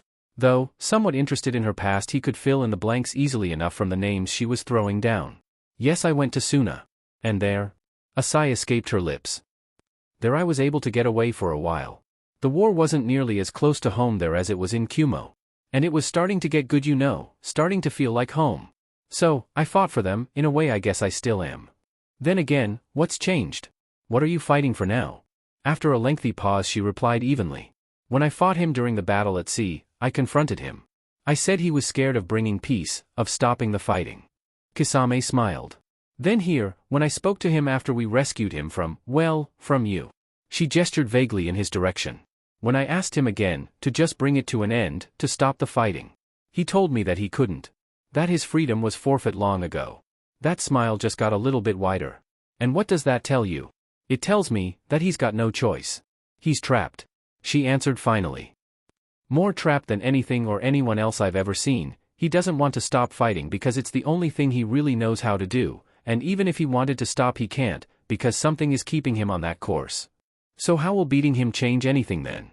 Because, if I beat him, if I stop him, I might be able to show him that there is an alternative. I can make him see that this isn't necessary. Maybe if I beat him, I can get him to listen. Or you'll just increase his determination to kill you. Maybe so, but I have to try something. You'll try and you'll die. He laughed. It's always a possibility. Ain't no simple possibility, girl. It's what's gonna happen. Why are you so sure? Because he answered. He ain't like you, girl. He ain't like your little Kazekage, hell, he ain't even like me. You mean strength-wise? No, I mean in everything. You. He snarled through his teeth, advancing on Kumo's previous Kage with ill intent. You miserable lying. He found his fist pass straight through empty air, with the Raikage's body dispersing into tendrils of white smoke before reforming. Despite appearances, Gaara, this construct is formed of little more than chakra and my own will. How exactly does one punch a thought? I'd do a lot worse than that if I could get my hands on you right now. I see that. I did not die with you on the best of terms. You know what you did. No, quite frankly I don't. He drawled, his tone much too bored for the Jinchuriki's liking. I created this construct shortly after we arrived in Suna after the sea battle. Whatever has happened in the days or months since then, I would not know. You used me. For the first time since he could remember, Gaara actually wanted his sand at his side, wanted it to crush the person in front of him just for the sheer pleasure it would bring to see him suffer at least once. He didn't like that part of him, but only now as he stood face to face with his betrayer did the full magnitude of the treachery truly hit him. Its full, unbearable weight and all its consequences sunk in slowly, crawling over his mind like the slime of an amoeba. You used me, Kankuro, and Temari to drag my people into a war we didn't have to enter. Either then or a year later the war would have still touched your people, Gaara. He said neutrally. You cannot shield them from it with a mere wall of sand. We didn't have to fight. We could have negotiated, spoken. It would have made no difference. So many people dead on your presumption. He roared. You arrogant bastard. Despite himself, he tried to lash out again, even while knowing it would not work. As expected, Zhuge Liang's spectral image vanished in smoke, before reforming again. It is no presumption. It is fact. Uzumaki Naruto will never accept a surrender. Especially not your surrender. Why is that? Kisame chuckled. Because girl, he is a shinobi. He is what you, that Kazekage and all your little friends have been playing at for years. You keep saying we play at ninja. You've been saying it since I met you even. Why? Because you don't know what it is. Not really. You just fight, you kill, and you defend others. You're a soldier. You haven't stayed under deep cover for years, decades even, before given the confirmation order and then turning right around and gutting the people you've called friends for the last 4 years. You haven't needed to make sure a certain family is eliminated from the eldest wiseman down to the minute-old newborn. You haven't been thrown to the wolves that are your hunters so your country can avoid a war. You've never been. He paused, almost searching for the word before he found it, his smile growing a little again. Expendable. Your brother has done, still does things. But he was expendable once. So was I, so were all those guys back at Akatsuki. Don't presume to tell me what I have or have not been in my life. She bit back, memories of Zhuge Liang, Tsunade and Shizun creeping back through her skull. Fair enough. He shrugged. Point still stands. He's in a whole nother league. You were trained to fight. For you, it's a skill you've acquired in your life. You can pick it up and drop it whenever you feel it's time to do so. For me, it's a part of my life. I've lived on the battlefield and will die on it. For him though, his life has been spent tirelessly in perfecting the art of killing other beings. Everything else he knows is a skill he's acquired around that, and for that, I still need to try. Nah, let's be clear. The shark man tisked as he wagged his finger. You're heading down this road for one reason and one reason only. War will come here. The last Raikage's voice held firm, unyielding conviction and confidence, his coal black eyes staring into Gaara's green with unnerving certainty. I have no reason to trust you, nor hear you. Let me out of this place now. Not until you've listened to what I have to say to you, Gaara. The sleeping dragon retorted as calm as ever in light of the younger man's anger and impatience. I control this construct. It was designed so that after the first minor burst that would bring you here your chakra would be absorbed by the scroll's seals. So in essence, your chakra fuels my illusion. It will last as long as you do. Glaring now at the Kazekage who glared right back he added. And I assure you, we will be here a very long time indeed with your reserves. The words were bit out through grit teeth. Say what you have to say. and let me out of this place. Liang took a breath, almost as a parent looking down on an impatient, disobedient child before he decided to speak. I told you once before that Naruto will grow to fear you. That he would fear what I would become. In point of fact, what you already are. A leader. He is a leader too, so were you. What does that dash? No. You are a leader. He is a ruler, a commander. As was I. You inspire your men. The shinobi of Suna would fight for you because they want to.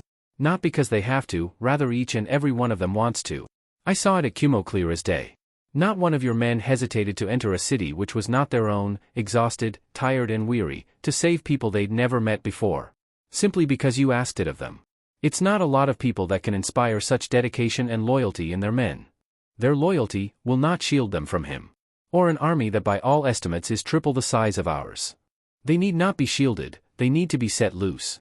You would have me set my people on a course that will almost certainly end with thousands of them slaughtered. They would die fighting to save themselves from a lifetime of having the threat of death looming over their heads, much closer than this war would ever bring it. I'll take my chances before I choose to trust you again. What do I have to gain by tricking you now? He said with a shrug of his shoulders. This construct, and thus, the last of what I am will cease to exist the moment I release you from this illusion. Whatever end you believe I may have in mind, I will not be here to see it bear fruit. Then why leave this at all then? Contrary to what you have grown to believe apparently Kazekage, I do care for my people and what will happen to them now. It's why I left them in your care. You are the one leader that can show both the temperance to win their hearts, and the strength to keep the peace in his lands. He paused, seeming to think for a moment before he sighed, as though resigned. I left this here to offer you one last piece of advice. He paused. You may no longer trust me, Gaara. But it matters little. Trust that he will come with the intent to fight. There will be no surrender. You and Akina must prepare the people for what is to come. Akina is gone. For the first time the man seemed surprised, his unflappable countenance falling for a moment. Gone? I sent her away when I discovered that she was. He trailed off, a lingering regret creeping through the back of his mind, second-guessing his decision before he could stop himself. I see. That's all you can say? His ire for the man he'd helped and known for the last several months resurfaced. It was hard to think that this was the same person he'd risked his own life to try to save and help. Is that really all you can say? The question was repeated, more to verify that it needed asking rather than expecting a true answer. It is inconsequential that you have sent her away at this point. She will find her way back here. And she will be prepared for it. I told her that my captains would attack her on sight. She won't come here. She will. He answered, waving a hand dismissively. And she will be prepared to fight against him at your side. You're not always right. You're right. He acknowledged. However, you're heading down this path, because you think it's what you still have to do. He chuckled, mocking. We all know what's coming, don't pretend that you don't. The last big one, and anyone that has something to lose, or something to gain, is heading straight for it. Then there are people like you and me. And what are people like you and me? She crossed her arms, almost offended at the insinuation that she had anything in common with the mass murderer. The former Akatsuki smiled, chuckling as he spread his arms wide, leaning back. We're the people who can't step away even if we wanted to. We're the ones that have got to be there. Be it because of a sense of duty, like you, or just for the hell of it like me. For whatever reason, we need to see this through. So you're saying that, no matter what, you're fighting that fight. Then why'd you ask me what I wanted then, if it's so irrelevant? The fish man smiled. Because girl, it's the people that are fighting for something that are gonna survive that fight. People with purpose. I wanted to see if you would be one of them. What would be your purpose then? Pulling the meat free of the flames with a roaring laugh, the monster from Kiri's smile was wider than ever. When did I say I had one? Chapter 104, Cracked. The fire danced merrily in its hearth, sending a flickering glow of orange through the room. One would think the desert would be a strange place for a fireplace. But they had some, or at least their own variants to keep out the cold of the night that could easily descend to freezing, dangerous temperatures in the winter. He sat at a chair, leather and plush, probably more expensive than all the furniture in an apartment along some of the poorer sections of the village. Perks that came with the job, he supposed. It had made him feel guilty once, that he would lavish in luxury while there were other people who could scarcely afford their daily meals elsewhere.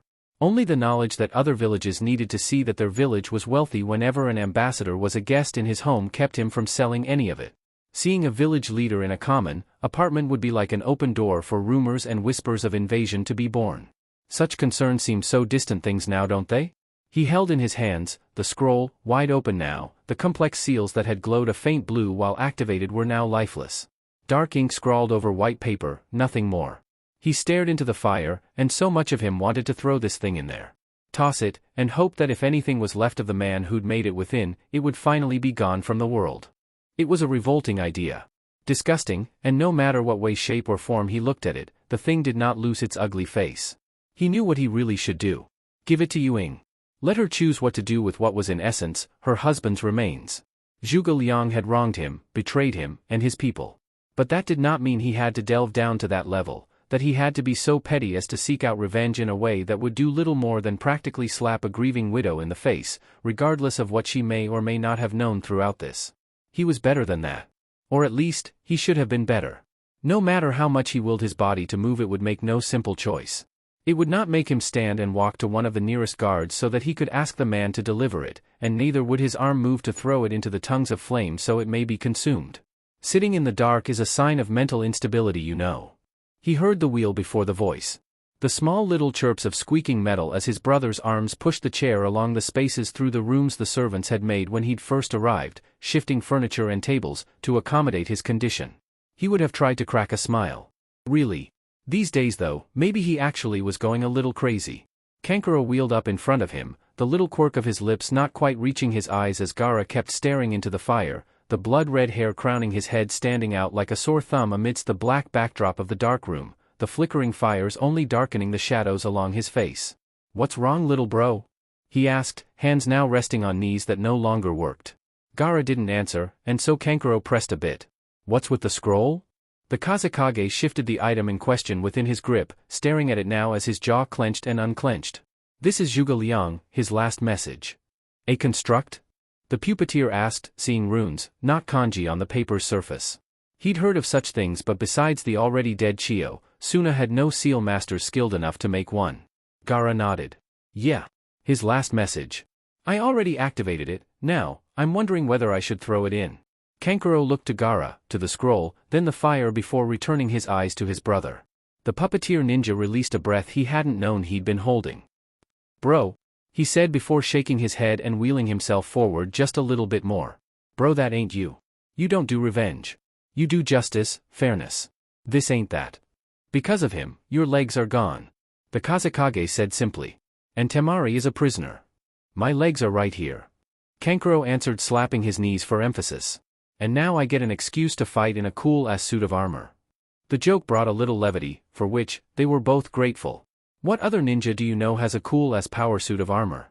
And Temari might be a prisoner now, but that just means we'll kick some ass to get her free, then get even more girls liking us because of the stories they'll tell about how much ass we actually kicked. This time, Gaara cracked a smile. "Last I checked, they still liked me. You're just the bodyguard with the makeup. Hey now, don't diss the war paint. It's psychological, you know. Mind fuck your enemies just by looking at them." Now they were both smiling, and a few chuckles even escaped them. Kankuro felt immense relief for that alone.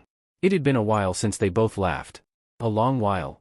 He placed his hand on Gaara's shoulder, the other extending towards the scroll. "Come on now, bro, give it here. This ain't you." He nodded, slowly, looking down to the open scroll before rolling it up and placing it in Kankuro's larger hand. The puppeteer looked down at the scroll for barely a second. Then, without a moment of hesitation, tossed it into the flames. Gaara gasped, moving to stand before Kankuro's strong hands held him down by his shoulders. "You don't change." The ferocity of the shout made Gaara still for a moment, and that moment was all his brother needed to continue. "You hear me? You don't change, Gaara. What are you dash? You don't change."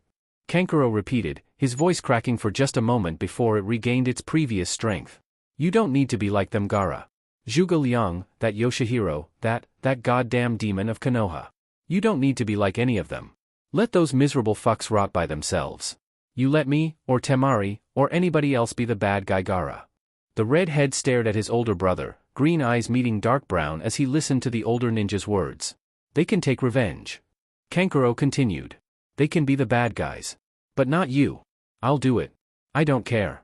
I'll be the most cruel, cutthroat bastard that you need me to be. But you don't change, Gaara." Gaara swallowed, breaking eye contact from his brother as he lowered his head. "I have to, Kankuro." "No you don't. I'm not strong enough like this, he can beat me." 1,000 times he can beat me and I can't rely on you or anyone to save or protect me then. I need to be strong enough. You don't need to be like him. The elder answered simply. Look at him. Look at where he's at. 2 people from his village came to rescue him. 2. He decided to ignore Akina and Temari's presence there for the moment. And he hoped Gaara did too. The last thing either of them needed was that reminder right now. If we hadn't shown up there to save you, they'd be dead. And his village would probably jump for freaking joy.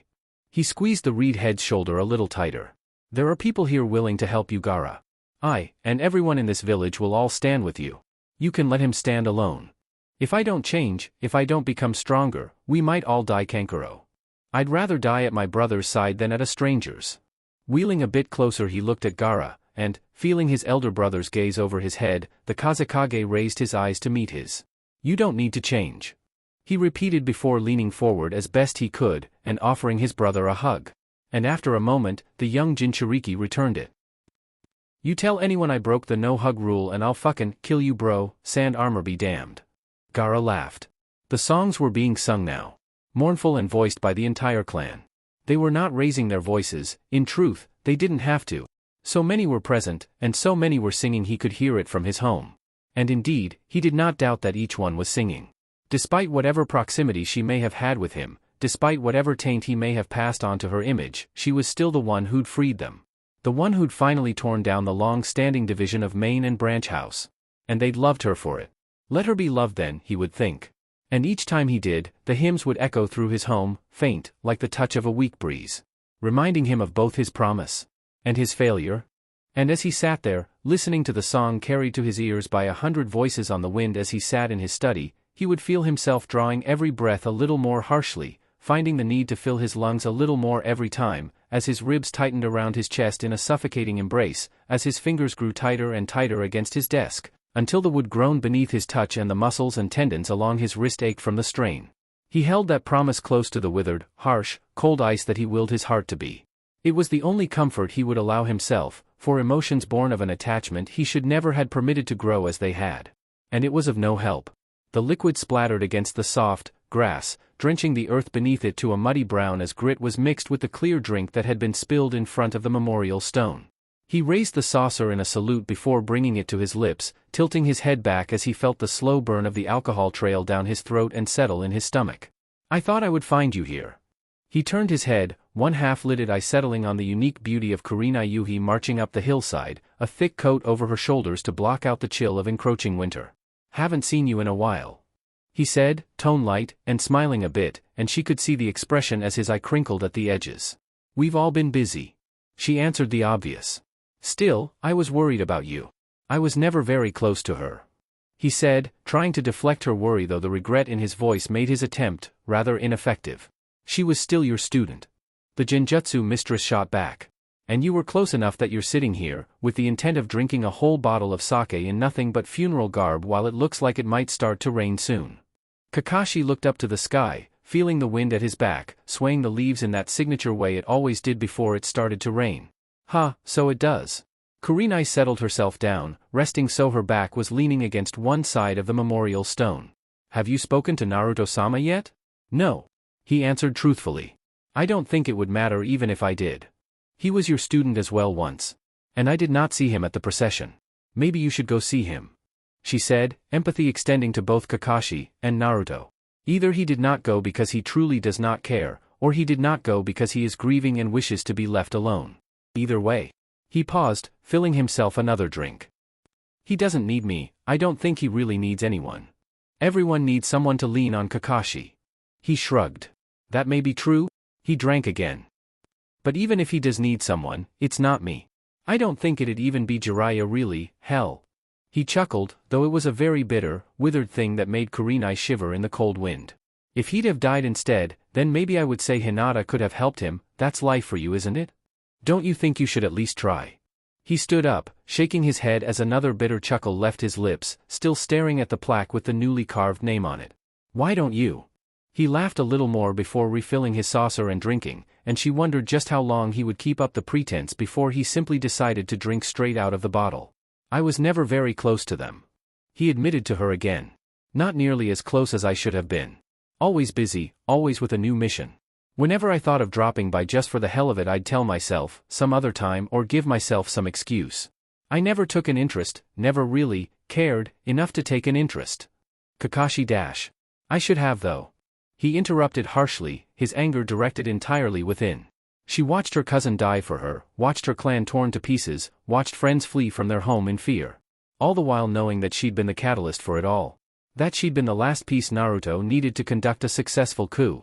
When he looked at her, Kurenai felt her heart clench with sympathy at the disgust she could feel coming from the man. And she had to shoulder all that by herself because I just couldn't be bothered at the time. She had no one. And I wasn't there. She remained quiet, knowing the man needed a moment to collect himself before she could say anything. I didn't do right by her, Kurenai. And now she's dead. So much damn time wasted. You still haven't failed Naruto yet, Kakashi. She said. This time, he did bring the bottle to his lips. Yes, I did, we all did. 22 years ago. It didn't take her more than half a second to realize what he meant. They'd all failed Naruto the moment he'd been brought into this world. It's hard to reach out to the dead Kurenai, especially those that don't want to be reached. Isn't that an excuse as well? She argued, though her voice, and the confidence behind it, were weak. I wish it was, more than anything I wish it was. He took another drink. It was night, when he found himself disturbed by the creaking hinges of his door opening. Light spilling through from the hallway, ripping through the darkness. He raised his head, blue eyes meeting smoky gray silver. She stood there at the doorway, the light behind her shadowing her face before she reached over to the side of the door, flicking on the light switch. The harsh luminance stung his eyes harshly, and he had to blink several times before the irritation settled. What do you want, Sabaku? He asked, tone as indifferent as she'd ever heard it. She hesitated, and from his place behind his desk he saw her stiffen for a moment before she squared her shoulders and marched in. I just heard. She said simply. About Hinata-san. And how is that? He questioned. More curious than irritated. To be honest, he didn't feel as though he had the energy to be irritated right now. The controlled pit of simmering fury that he'd been trained to always hold just beneath the surface was silent, as though smothered by some great, heavy cloth. Your guards talk. She answered simply, shrugging her shoulders. And I'm just as good as they are in stealth. Naruto rubbed the bridge of his nose, taking a deep breath. Incompetence. And what have you come here for then? He asked simply. You should be rejoicing. He continued, voice as flat as ever. The possibility of your ever managing to escape from this place is just that much greater. Temari's nose crinkled in distaste. She may not have been my friend. But Hinata was a good person, as far as I could tell. I just came to offer my condolences. There is no need. He answered, eyes returning back down to his desk, becoming distant, though she could not see the change from her place near the other side of the room. She was an able soldier and a commander, but she is. He paused, the word leaving a bad taste in his mouth before he even uttered it. Replaceable. Temari felt as though she'd been punched in the stomach at those words, narrowing her eyes as a fury gripped her chest, sudden and violent. The words were spilling past her lips before she even knew she was saying them. What the hell is wrong with you? Naruto took a breath, almost a sigh really, before bringing his gaze up to face her, watching as the muscles beneath her skin tightened her face, as her teeth bared and her fists shook at her sides. Replaceable. She screamed at him, taking a step forward that almost seemed threatening. She fought for you, you miserable bastard. If you want to say face out there, be my guest. But god damn it, don't demean what she was as simply replaceable here in your own home with someone who knows better. Knows better? He questioned, and whether it was the feeble hold of his emotions, or his state of weariness, the blonde found himself chuckling as he stood, the soft, chilling laughter snaking cold up from the Suna Kunoichi's feet to her heart. And what precisely do you think you know of me, Suna Ninja?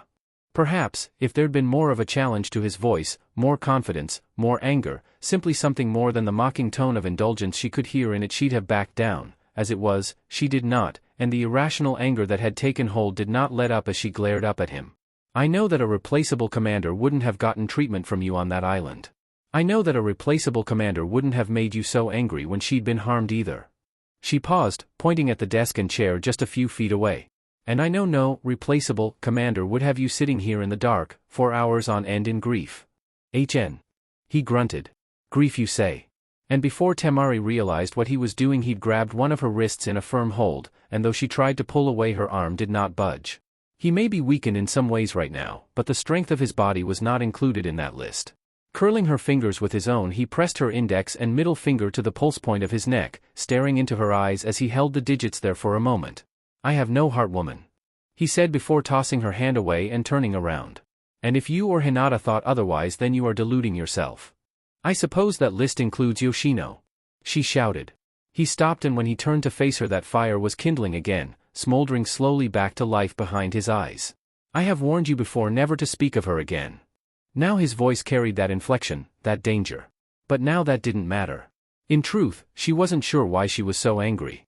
She should have shrugged and walked away, let him drown in the lies he told himself and repress whatever the hell he was feeling until it all came crashing down around him in what was sure to be a magnificent display of self-destruction. But there was something about that thought, something about him burying himself so deep and encasing himself in an armor so cold and thick that no one again would ever touch him the way Hinata and that Yoshino woman had, that it made her sick to her stomach. It wasn't right, and the more she thought about it, the more sick she became at the thought that anyone could do this to another human being, condition them and brainwash them to the point that they themselves willingly perpetuated their own misery that drove her on. As powerful as he was still held by the master's leash. And that is what infuriated her so much. And though she was aware, somewhere near the back of her mind, that she was venturing into dangerous territory, it didn't matter. Because now with Hinata dead, there was no one else. No one that had the damn balls to approach him. No one that cared enough to even try. If she died, then to hell with it. She was a ninja, and if you fear death, this should not be your goddamn profession. Or what? She hissed. "You'll kill me with whatever torturous method you can think up in the next 5 minutes? Well, guess what, Demon King?" The title was given with more venom than he'd ever heard before, and that was quite a feat. "If you can't deal with me saying what I need to say, that's gonna be the only way to stop me, because the threats just aren't enough at this point." He advanced on her, and her muscles tensed as she braced herself for what she knew was coming. Grabbing her by the collar of her top, until the fabric was chafing uncomfortably around the skin of her neck, Naruto pulled her close, lifting her feet off the ground as he brought her directly to eye level. "You are nowhere near as vital as you once were." The growl came from deep within his chest, an utterly inhuman sound that shook her body as his upper lip curled back and his blue eyes narrowed as they stared into hers. "Do not try my patience. For someone without a heart," she said, recalling their conversation on that island not so very long ago with a sense of déjà vu. "You really do get some emotional reactions when she's mentioned. Why's that, huh?" She laughed, and though choked, the sound emerged as a cruel wheeze through her lips. "What's got you so scared of this? Is it that maybe facing the fact that for all your bullshit you're just a helpless, weak little man who can only kill rather than save people? Huh?" She wasn't sure just where her mind went off to, but she knew it was gone because she was positive it wasn't anywhere near its proper place inside her skull as her mouth worked of its own accord, her own emotions and vindictive desires to see this man suffer, to see him hurt through something, anything kept the words flowing through her voice box easily, as though this were a comfortable conversation. "Was it worth it then, huh?" she asked, her upper lip curling back in a sneer. "Letting them die so that you didn't have to give a damn anymore." For a moment, she thought she had pushed too far, dug her fingers into the wound a little too harshly. The lines of his face were hard and unflinching, and his blue eyes nearly sang with fury. But she held his gaze, refusing to back down, refusing to give in to the fear that had kept herself and others cowering beneath it. He held her for a second longer before he suddenly tossed her to the side with a snarl that she couldn't quite determine whether it was fueled by anger or disgust. Her feet tripped over themselves to catch her, barely managing before one hand shot out, to grasp the bookshelves that were now within arm's reach to steady herself before she fell as she rubbed her throat, still staring at the man cautiously. "And what is it you would like to see, then?" he asked, eyes rising towards the ceiling as he turned his body to face her. "Should I weep?" he asked, acid creeping into his venomous voice. "Fall onto my hands and knees, cursing whatever abstract deity you may believe in for taking her from this world as I claw at my hair in despair?" With a twitch of his head that brought his eyes towards his desk, Temari saw the thing explode into 1,000 splinters of wood. Paper and ink scattering everywhere as she covered her eyes, jumping from the shock. "Or perhaps I should rage." His voice was just a bit louder now, and the Suna princess felt that familiar charge, like the rough wind of a sandstorm sliding across her skin as his chakra began to rise. "A display of anger to show my fury at her being taken? Would that do for you?" The bookcases along the side of the room began to meet similar fates to the desks, hundreds of papers exploding through the room in violent bursts of motion. Temari's heart began to race. Each explosion was like a spike of chakra that slammed into her chest, knocking the breath from her lungs. "Does this make a difference? Do they walk and breathe again?" he snarled, and Temari could see the once normal fangs growing longer, and the edges of his eyes beginning to change into that familiar bloody red. "No?" Her heart stopped, a split second of time stretching on for an eternity as he vanished from her sight, only to appear again a moment later directly in front of her. She pressed her back to the wall as she stared up, meeting his hateful gaze again. He grabbed her again by the scruff of her collar, using both hands this time, tightening his fingers into a grip that could crush the bones in a man's arm before he picked her up, and slammed her into the bookcase hard enough to topple some of the tomes in its shelves, sending the weighty hard covers to fall to the floor around them. Then what the hell does it matter? She hissed in pain, clenching her eyes shut as she grabbed tightly onto his wrists, making an effort, though she knew it was utterly wasted, on getting him to pull away, acutely feeling the knuckles of his bare hands digging into her shoulders. What does it matter then? If the end result is that they are still dead and I continue in this existence. He was angry, a lot angrier than she'd seen him in a long time. But there was something else there she thought she could see. Something there in his voice that she recognized. And with a start, that almost sent the back of her head colliding solidly with another shelf as she jerked in his grasp, she realized what that thing was. He sneered, the expression twisting his face into a nasty veneer before he let her go again, punching the bookcase that had been behind her a second later, sending its ruined remains almost through the wall it had been resting against, spiderweb cracks rippling through the surface on the other side. He looked down at her for a moment, the rage in his eyes still there but under tighter control now. The walls were back up, the raw wound still bleeding but guarded now. And with an about face he turned and began to march towards the exit. It matters. She coughed out, finding both her voice, and the courage to speak though not enough to raise her sight from the ground again. Because if you don't care, then they died for nothing. He paused, offering little more than a contemptuous glare over his shoulder before marching through the door. She stood in the ruined study for several moments, swallowing thickly as she calmed her racing heartbeat.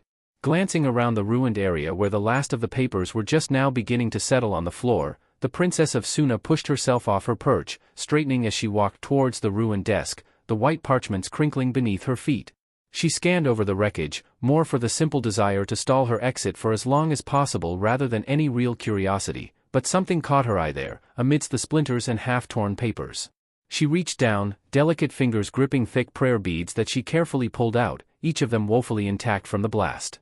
As she finished pulling it out, the upturned papers revealed two other little things. Reaching down again, the Sabaku found herself gripping a beautiful necklace. Its chain was of fine silver, with a pendant of sapphires held together in the shape of a butterfly. And lastly, a picture, one where she easily found both Hinata and Naruto himself in it, though, indeed, they were much younger in this thing than as she knew them. Their faces were serious, it looked more like the induction of some ceremony than anything else. What is this? She asked herself as she stood, items in hand. What are these things?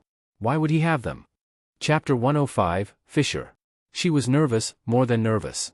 In fact, if there was any one thing she could have called on to have gotten her out of this, a last-minute meeting, some forgotten duty, something, anything that she thought could have helped her walk away, she would have tried to employ it. But she knew ahead of time it would not work, so she hadn't even bothered.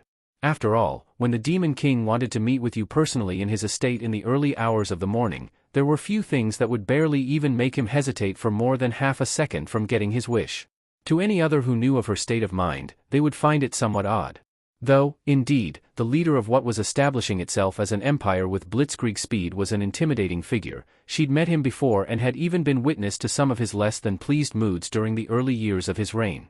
So though nervousness was somewhat understandable, the near fear she felt at the prospect of walking through the door in front of her was not, given her history. But to her, those previous encounters had always held the shielding presence of her sister as a buffer between herself and him. He normally spoke to Hinata, almost never to her beyond a slight nod or the spoken word of her name in greeting before he was down to business. Now that shield was missing, and she was soon going to be diving into the proverbial fire, head first. She took a breath, steeling herself as she realized she was being ridiculous. She'd been standing outside this door for at least a minute already after one of the housekeepers had led her here. He'd probably sensed her presence as it was, and her head still wasn't missing. So no harm would come to her. So with that in mind, the newly anointed Hyuga matriarch reached her hand forward and opened the door. Only to find an empty room. What in the dash? She looked around. The room was little more than a balcony with a shoji board set up near the railings that were overlooking the gardens. She stepped forward, eyeing her surroundings with a new level of disquiet. She was half tempted to activate her Byakugan after a minute or so before the sound of footsteps reached her ears.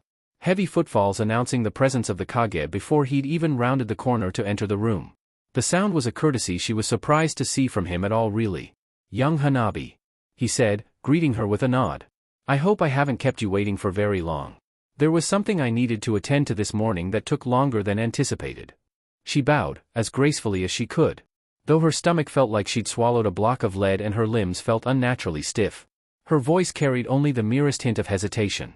"It is of no trouble, Naruto-sama." He offered a slight bow of his head, in return before gesturing towards the table. She swallowed, choking down her own trepidation before following.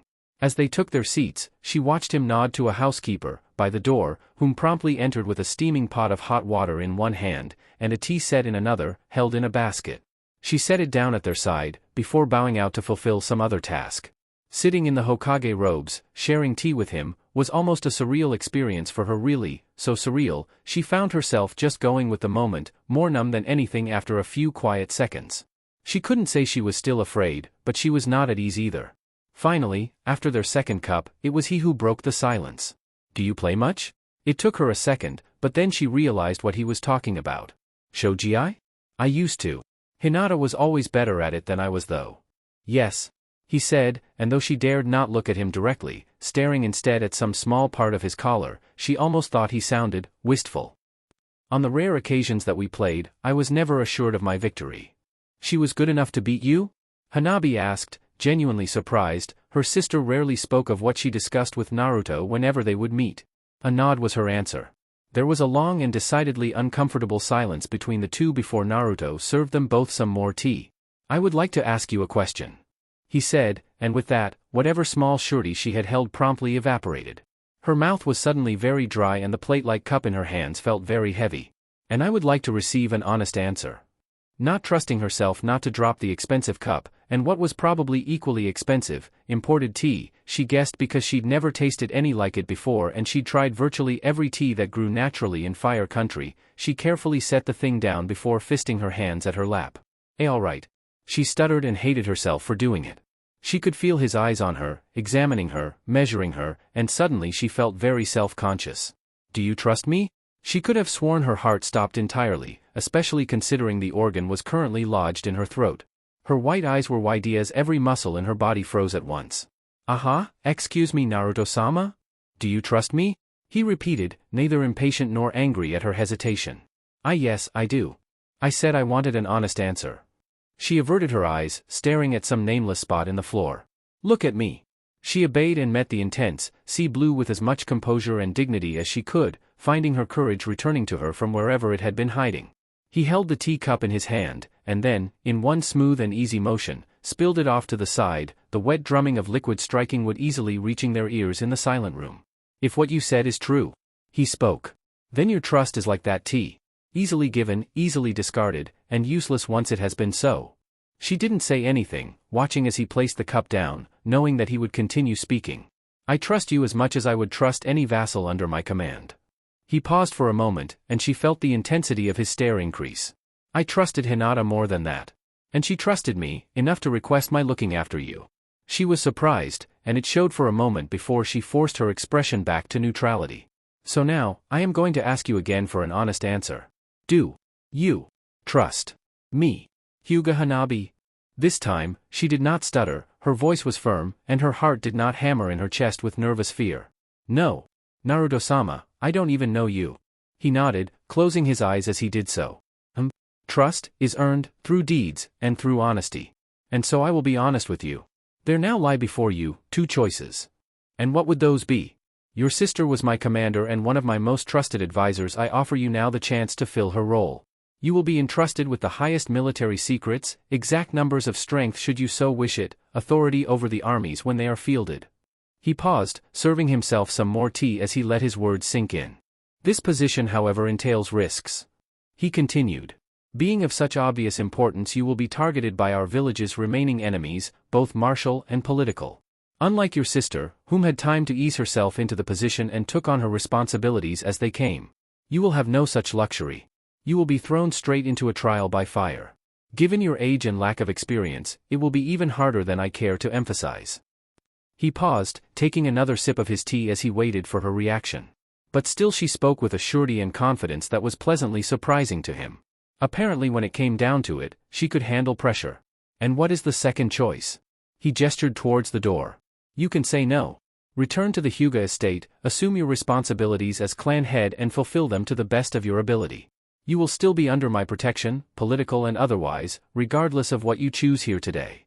Why are you offering me this? As I said, before she died, Hinata asked me to protect you. Though the threat of danger is marginally greater should you choose to take up Hinata's responsibilities, you would be directly under my aegis, which would enable me to keep a closer eye on your movements, and the movements of those around you. I am not my sister. And you're just offering this to me because of her. His eyes seemed to flash for a moment with some indiscernible emotion before he responded. No, you are not. And though the offer extends to you in large part because of her, it would not be offered at all if I did not believe to some degree that you could bear the burden of the responsibility. In one fluid motion he stood dusting off his clothing with one hand before he returned his stare back to her. I will give you some time to think on this decision. The room is yours as long as you like. I tell you now, however, that I require an answer today. There are many things which cannot be delayed any longer than necessary. In truth, he would have preferred to leave her in his study. The many books there could provide respite and distraction to ease her nervousness and possibly make her decision the one he wished her to take if she was a bit more at ease. Following yesterday's events, however, it was hardly in a condition to accommodate guests. For her own part, Hanabi wanted to say something else, but her mind was still fishing for words by the time he turned and marched through the room's solitary exit, leaving her alone. Alone, with nothing more than the prospect of becoming the Demon King's right hand to occupy herself. When he saw her again, it was nearly 3 hours later, shuffling with unease once more, apprehensive and hesitant.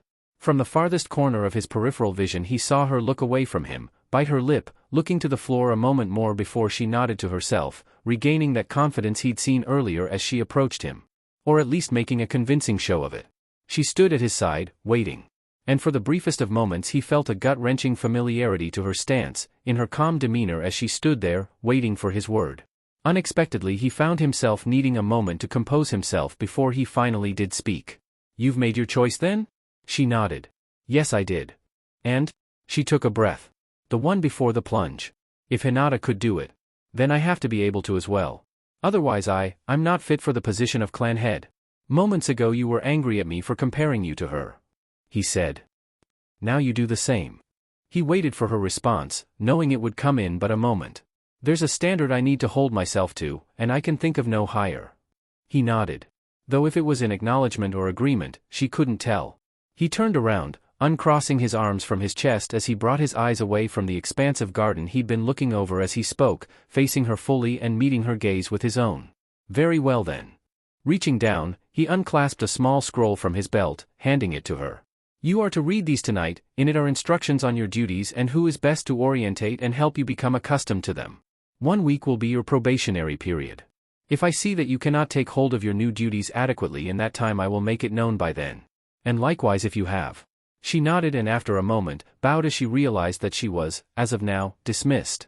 As he watched her leave, the Demon King closed his eyes in thought, contemplating the pros and cons of his next decision for a split second before he decided to make it. Hyuga. He said, surprising himself, more than her. What skills have you mastered besides those of your clan? I err. She stumbled, caught off guard by the abrupt, almost random question. Well, I know some genjutsu, and some lightning techniques. How many? Disorientation genjutsu mostly. If the enemy stumbles to regain his balance because he's dizzy, my attacks can land in more vulnerable areas and cause crippling damage at the very offset of an engagement. She answered, once again, recovered and in control. And I would imagine your skills in the lightning element are to complement your close-range skills as well then? Though he posed it as a question, it was not. Yes, exactly. Then you do not know enough. He said, surprising her. Though his next words would nearly drive her to cardiac arrest by comparison, however. You are to report here every Monday, Wednesday, and Friday at 5 a.m. This is non-negotiable. She stuttered and chalked on her own spit as words began emerging from her mind too quickly for her to voice properly. But sir, I err. Believe me, Hyuga. He interrupted, narrowing his eyes just the slightest bit. I am more than capable of dragging you out of your home by force if need be. Which would make your first days rather unpleasant, I can assure you. I'm going to be training under you. She asked, the disbelief she felt, being quite evident. His tone was dry, and she would later realize that it was about as close to a joke as he would ever get. That is the general notion, yes. At her gaping, slack-jawed silence he offered a wave of his hand. You may now leave to your home, Hyuga. He walked into the camp, a burlap sack over one shoulder, and, oddly enough, spears over the other. It caught her attention enough to draw her eyes up from the animal she'd been preparing. As he set down his catch of the day, she was, not for the first time, struck by just how completely ridiculous this was. If just 2 days ago someone would have told her she'd essentially become the traveling companion to Hashige Kisame, the monster of Kirigakure, she would have laughed in the person's face before checking to see if they were, or should be, taking medication. Odd the way life turns out to be. We were in luck, caravan from Iron Country. He smiled his usual smile as he began rummaging through the items. Half were already asleep, the other half were stupid. They were easy pickings. Did you kill them? His look said it all. She averted her eyes, a vague feeling of something welling up and settling at some point between her stomach and ribs. Something that wasn't quite anger yet wasn't quite disgust either. She focused on her task, driving the thoughts from her mind. There was a flat silence between the two, and with no fire yet lit, there was not even the crackle of flames on wood to fill the gap. She caught movement from the corner of her eye, and in reflex, her hand shot up, catching the object with little effort before she realized what she was holding. Though still, she just had to ask. "What's this?" "Your new weapon." The monster of Kiri answered simply with a shrug. "You need a new one." She looked down at the spear, its long shaft making the thing just about a full head taller than her. "I don't know how to use this. I have my own style of weapon. A style which that brother of yours has seen a dozen times over and already knows how to fight and counter." He answered before brushing his hands clean against each other as he stood. "You need to learn how to fight with something he won't expect. Can you think of anything less shinobi-like than a spear?" She shook her head, now standing with him. "It takes years to master a weapon. We don't have years. Hell, we don't even know if we have a week." Kisame scoffed. "Please. You don't need to master the damn thing. You're learning to fight one guy. And what weapon has he used since the start of this? He uses 2 swords. If we're going by statistical advantages, you'd already have a huge advantage with that weapon just in your hands." "Why's that?" she asked, looking up at the spear tip. He seemed to scoff, crossing his massive arms over his broad chest. "People use 1 sword for a reason. 2 throws off your center of gravity when you swing. It may seem like a dual-wielding fighter would have the advantage over a single sword to an amateur, but the fact is any real swordsman skilled enough with a sword could make his dual-wielding opponent overextend himself in a swing. All it would take would be that split-second opening. With this weapon dash, he grabbed the spear, striking a stance as he demonstrated. Your center of gravity is always perfect, no matter which way you move or try to strike. He gave off a few false thrusts of the weapon, emphasizing his legs and thighs with a few exaggerated stomps. If you keep your enemy out of reach, then he will be the one offering you numerous openings in order to try and close the distance between you. "He's faster than me," she said. "He can close that distance easily." "Never said he couldn't." The Kiri swordsman grunted as he handed her the weapon back. "You just need to land a good enough hit before he does. That way, you can gain an advantage. You said you wanted to beat him, not kill him, right? Well, this should be the perfect weapon for you to keep him at bay.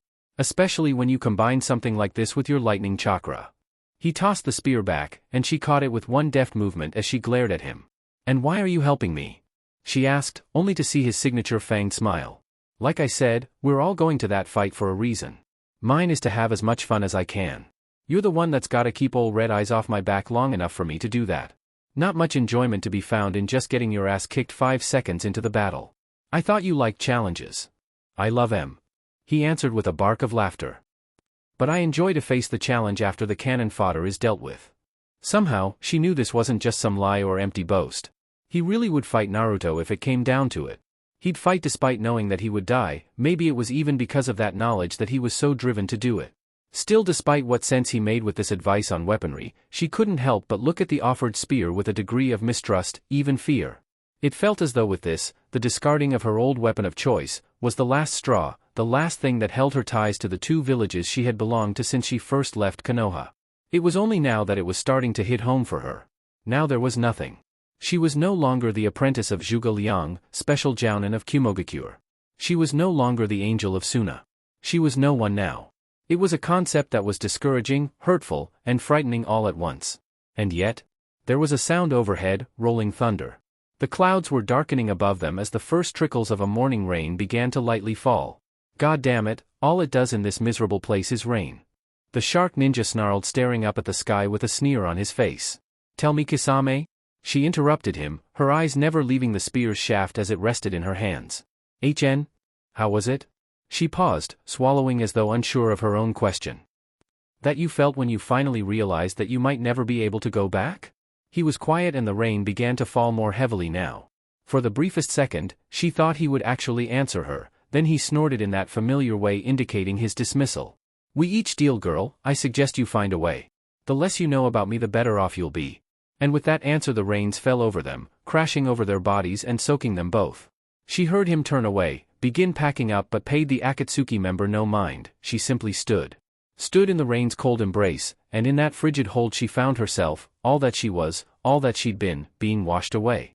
She didn't know what made her feel this way, or why she was feeling this now, here, in this, the most inappropriate of places, with a cold-blooded murderer at her side, feet half sinking in floor that was quickly becoming mud, dressed in beaten tatters that did nothing to shield her from the biting wind of drenching downpour. But she knew it was still real. Here, in this place, with cold rain that felt strangely comforting even as her body shivered, she realized it. She was no longer apprenticed to Zhuge Liang, special jounin of Kumo. She was no longer the angel of Suna. She was no one. She was free. The last person Hanabi expected to see as she made her way up the small hill to her sister's gravesite was Konoha's infamous Sharingan no Kakashi. Some part of her realized it should have been somewhat expected. Hinata was Hitaki's student once upon a time, though they were never particularly close, the man would come here to pay his respects. Perhaps they'd been closer than she'd known, given the fact that none of the Hyuga clan's occupants said he was here, meaning he'd made his way here through a less than legal route. As she walked up to his side, she noticed flowers, or, to say it better, a flower. A lone white lily, its stem placed carefully over the grave marker, next to a long incense stick, almost burnt out, nothing but the crumbled trail of ashes lying beneath where it had once hung aloft. How long had Kakashi been standing here for that thing to burn out? "Forgive me," he said, and then as though realizing how he sounded he decided to clarify. "For intruding I mean. I overheard that you'd most likely be gone for most of the day, guess I lost track of time." "It's no trouble," she assured. "You were her teacher, correct?" He seemed to hesitate, his lone eye returning down to the gravestone. "Yes, I suppose I could be called that." Though his answer was strange, she did not have the will, nor the desire to question him overmuch on it. "Then it is only right you should see her." "Thank you." He nodded. "But, I think you want to be alone now, isn't that right?" She didn't speak, though courtesy dictated she assure the man that he could stay as long as he liked. But she could not offer him that now. She did wish him to leave, so that she could be alone with her own thoughts, and her own conflicting emotions over recent developments. So that she could seek the guidance and quiet strength of her now dead sister in peace. She could only offer, "You don't need to sneak in next time. I'll tell the groundskeeper to let you through." "Thank you." She nodded, and as he turned she looked back down to the flower. "And thank you for the flower." He looked back at her. "I'd accept your thanks, but I wasn't the one who left it there." She looked back to the white lily. Lilies had always been her favorite. Had one of her fellow Hyugas done it then? She shrugged. It didn't matter. "Thank you regardless," she said, her voice in the wind. He nursed the flower in his hand as he stood in the garden, soft white petals ghosting over the flesh of his calloused fingers. "That cane impairs you, Jiraiya," he said, not looking away from the piece of flora. "Would it matter?"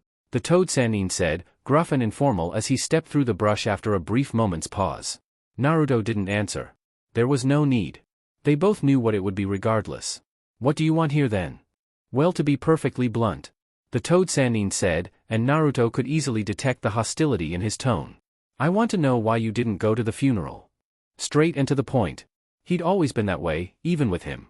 The answer that he gave was automatic at this point. He'd repeated it so many times in his own mind, that it came only naturally to say it to another.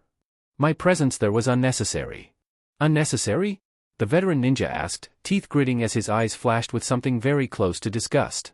"Going to pay your respects to Hinata, one of the people who helped you fucking build this whole empire of yours, is unnecessary?" The older man had come here looking for an explanation. Naruto's absence at the funeral was something he did not expect at all. He'd been so furious he almost stormed into the Kage's estate right then and there, willing to give a good hand at dragging the blonde kicking and screaming if he had to. It had only been through a nearly superhuman act of sheer willpower that he'd forced himself not to come. Deciding to let his head cool and to not go looking for an argument on the day of the young Hyuga's funeral. The day and a half since, however, had not accomplished their intended purpose. Instead of easing his anger at the simple hurt Naruto not going had caused in him, it had festered, settling in the pit of his stomach like a writhing thing until, today, when he decided to come here. Hearing Naruto's callous answer of unnecessary was not helping at all. And now he was just standing there with his back turned to the older man, and Jiraiya wouldn't stand for it. "You look at me when I'm talking to you," the Toad Sannin roared, stepping forward and, with force few would think him capable of, and even fewer would have ever dreamed of employing, grabbed Naruto, spinning him around and taking hold of the younger man by the scruff of his clothes, the white flower the blonde had held, crushed under the older man's foot. "So what, she was just useless to you? Another little stepping stone on your way to make this so-called world of peace? She was with you from the beginning, Naruto." The venom in his voice surprised the both of them. In response, Naruto glared, though there was no real anger there, no real malice, only an odd look of indignation. "What do you want from me, Jiraiya?" If Jiraiya hadn't been so furious at the blonde, he would have recognized just how different this was. How open. There were no walls here. No defense mechanisms. No anger, no evasiveness. If the Toad Sannin would have seen such, he would have certainly been surprised. If he'd have seen it, he'd have been able to take this rare opportunity. He may have taken this one and only chance he would ever have to perhaps inflict some permanent damage on the icy shell of iron the young man called a soul. It was just there, lying within reach, and if he'd have seen it he may have been able to seize it, and shatter a shield that was already battered and cracking, held together only by waning threads of a weary man's will. But he didn't see it, and his own anger clouded his eyes until all his gaze could beheld was that calm, placid expression. Unperturbed, unbothered, uncaring. "I want to know that you actually give a damn. I want to see you bat a goddamn eye. I want to hear you say something other than the next phase of your grand design. I want you to let yourself see, and feel something for someone other than your goddamn mission." His moment passed. And like with Akina before him, the great iron doors sealed shut once again. No more chances. No more cracks upon the armor. No more weakness. And through his fury, Jiraiya knew right then that something had changed now. That something had moved back, shifted. Like something just clicked back into place, and the gap between the two suddenly seemed irrevocably immense. With a brush of his hand, Naruto shoved the Toad Sannin's arm away, and though it was not a violent gesture, he made his opinion perfectly well known. Jiraiya matched his glare, and after a moment turned and walked away, his gait and his heart heavy through the hurtful anger that still boiled at the pit of his stomach. And above them, the thunder rolled, and the rains came crashing down with a sudden, deafening hiss, leaving the Godame soaked from head to toe in mere moments as he stared up towards the darkening clouds above as Jiraiya left. "Are you still there then? Do you still weep for me now, as you always did?" Hidden in a corner, just before the opening porch to the garden, stood a lone Suna princess, watching and listening carefully as she held 3 small trinkets in her hands. And, as she saw him standing there, beneath the rain, in a way that reminded her of that time just mere weeks ago on that island, she knew that nothing had really changed here, nothing was different. He still stood, and he still fought, alone. Chapter 106, Sanguine. The appointed day came all too quickly for her, heralded by a night of intermittent periods of complete consciousness and fitful, restless bits of sleep. And so here she stood, at 5 in the morning, with the sun just barely beginning to cast the sky into a shade of smoke gray amidst a blue backdrop, the morning dew still not fully settling yet. And standing 10 feet away from her, was the strongest man in the world, dressed in simple white clothing, his hands clasped behind his back as he waited for her to get ready. She did not think she could find a much more prominent and glaring definition of the word awkward as she took off some of her heavier clothes, until she was left with nothing but the thin training clothes she'd put on under those. Finally, standing in front of him, she stood there, feeling more awkward and foolish as his silence stretched on. Apparently, she should know what to do already. Still, that wasn't the case, so she opted to ask. "So? Or at least try to. You're going to attack me?" He cut her off, speaking as though to a child, too stupid to understand that 2 plus 2 was 4. Still, she nodded, taking it in stride. It wasn't as though she expected anything less. She bowed, then took the stance of the Jukin. She stared at him for a moment, not needing to activate her Byakugan. She'd fought so many people already she already knew where to strike an opponent. Tenketsu are always generally in the same place on the body after all. When she attacked, she didn't expect the blow to land. Even with all her speed, she could recognize the distance in power between them. And she was right. The Jukin strike was deftly cast aside with a mere wave of his hand. The simple force, deceptively gentle, was fast enough and precise enough to push her aside at just the right moment to avoid damage with the minimal amount of effort. "Slow," she heard him say. She ducked, spinning with a sweep kick that slammed into the Kage's shin with enough force to leave her bruised, feeling as though she'd kicked a metal bar. "Weak." She felt a spark of chakra against her skin, more surprising than painful as she reeled back, spinning smoothly back to her feet. She stood, blinked, and then, more through reflex than conscious thought, bent backwards, narrowly avoiding the fist that would have cracked her nose. It took her only a second to act. Reaching up, she grabbed him by the wrist, fingers searching for the tenketsu there and sealing it as she lashed out with one foot, kicking him just below his arm as she twisted outstretched wrist with her whole body, in a move that would have dislocated his arm from his shoulder and cracked his wrist at the same time. She felt his wrist just barely reach the breaking point when it sprang back like some elastic band of corded muscle. She lost her balance, barely keeping her footing as she released him, backing away with a grimace as she almost fell before recovering. I did not expect such innovation in taijutsu from one who was trained solely in the rigid arts of the juken. She almost took it as a compliment, but his next statement overshadowed whatever backhanded praise could be found there. But the attack before that left you open. It was foolish and reckless. Now, activate your Byakugan, he said. Do not think you can fight me with anything but your best. She nodded, and with a thought, the veins around her eyes bulged, the blood flow maximizing as she activated her clan's coveted bloodline. And gasped with horror. "Na Naruto-sama, your dash. Ignore it." He interrupted, his voice as flat as she'd ever heard it, not the least perturbed as he beckoned her with his hand. "Fight me with all your strength, Hyuga. I must know your limits." It took her a moment longer, but she nodded eventually, easing herself into her stance again before the first day of training resumed. With her trying to ignore what only her eyes could see. Kisame sighed, the sound emerged as a frustrated huff through his nostrils. "This is hardly a medical thesis I'm asking you to do, damn it. How in the hell are you struggling with a basic water jutsu when all it does in this miserable place is rain?" To be perfectly fair to the former Kumo/Suna Kunoichi, there were two major factors that were the cause of her slow progress. The first was the water element itself. Her prime element, lightning, was a rush of energy, one needed to catch and hold onto the flows and eddies of chakra at every moment. It was like trying to catch 100 fireflies with nothing but your hands in a rush of movement. It was a crackling, sporadic power, where one's mind and chakra needed to be in constant motion to keep its form stable and contained, explosive energy in a glass bottle. Water, however, was almost the exact opposite. One needed only small nudges and shifts to control its form and power. Conditioning herself to this new form of manipulation was like trying to condition a reflex. Extremely difficult and extremely slow progress. Once she got it down, however, her progress would move steadily. Or at least, they hoped so. The second factor that was making this even slower was a simple fact. Kisame was a horrible teacher. Literally, the first lesson he'd assigned for her was to throw a bucket, an empty bucket mind you, and ordered her to fill it with the moisture in the air outside their cave. Even she knew one first needed to know how to move water in a puddle, or a pond, or a full bucket at all before that could happen. She glared at the former Kiri ninja. He glared right back. And so, with deliberately slow movements, she grasped the bucket in her hands, picked it up and walked outside where sheets of rain were still falling from the sky. Returning less than a minute later, she planted a full bucket of water at his feet, right next to the fire pit before she sat down, her clothes speckled with rain water from the brief moments she'd been outside to place and take back the bucket. "If you're doing this, you're starting from the basics," she said. Kisame's upper lip curled in distaste. She panted and wheezed her breath between her teeth, sucking in air that burned her lungs as she leaned on her knees. Her hair was matted to her skin with sweat and her muscles ached. In front of her, Naruto stood, as impassive as ever, barely even looking as though he'd become mildly winded. She'd deactivated her Byakugan long enough ago for the sight she'd witnessed to vanish from her immediate thoughts. It would return at a later time, certainly, to haunt her mind.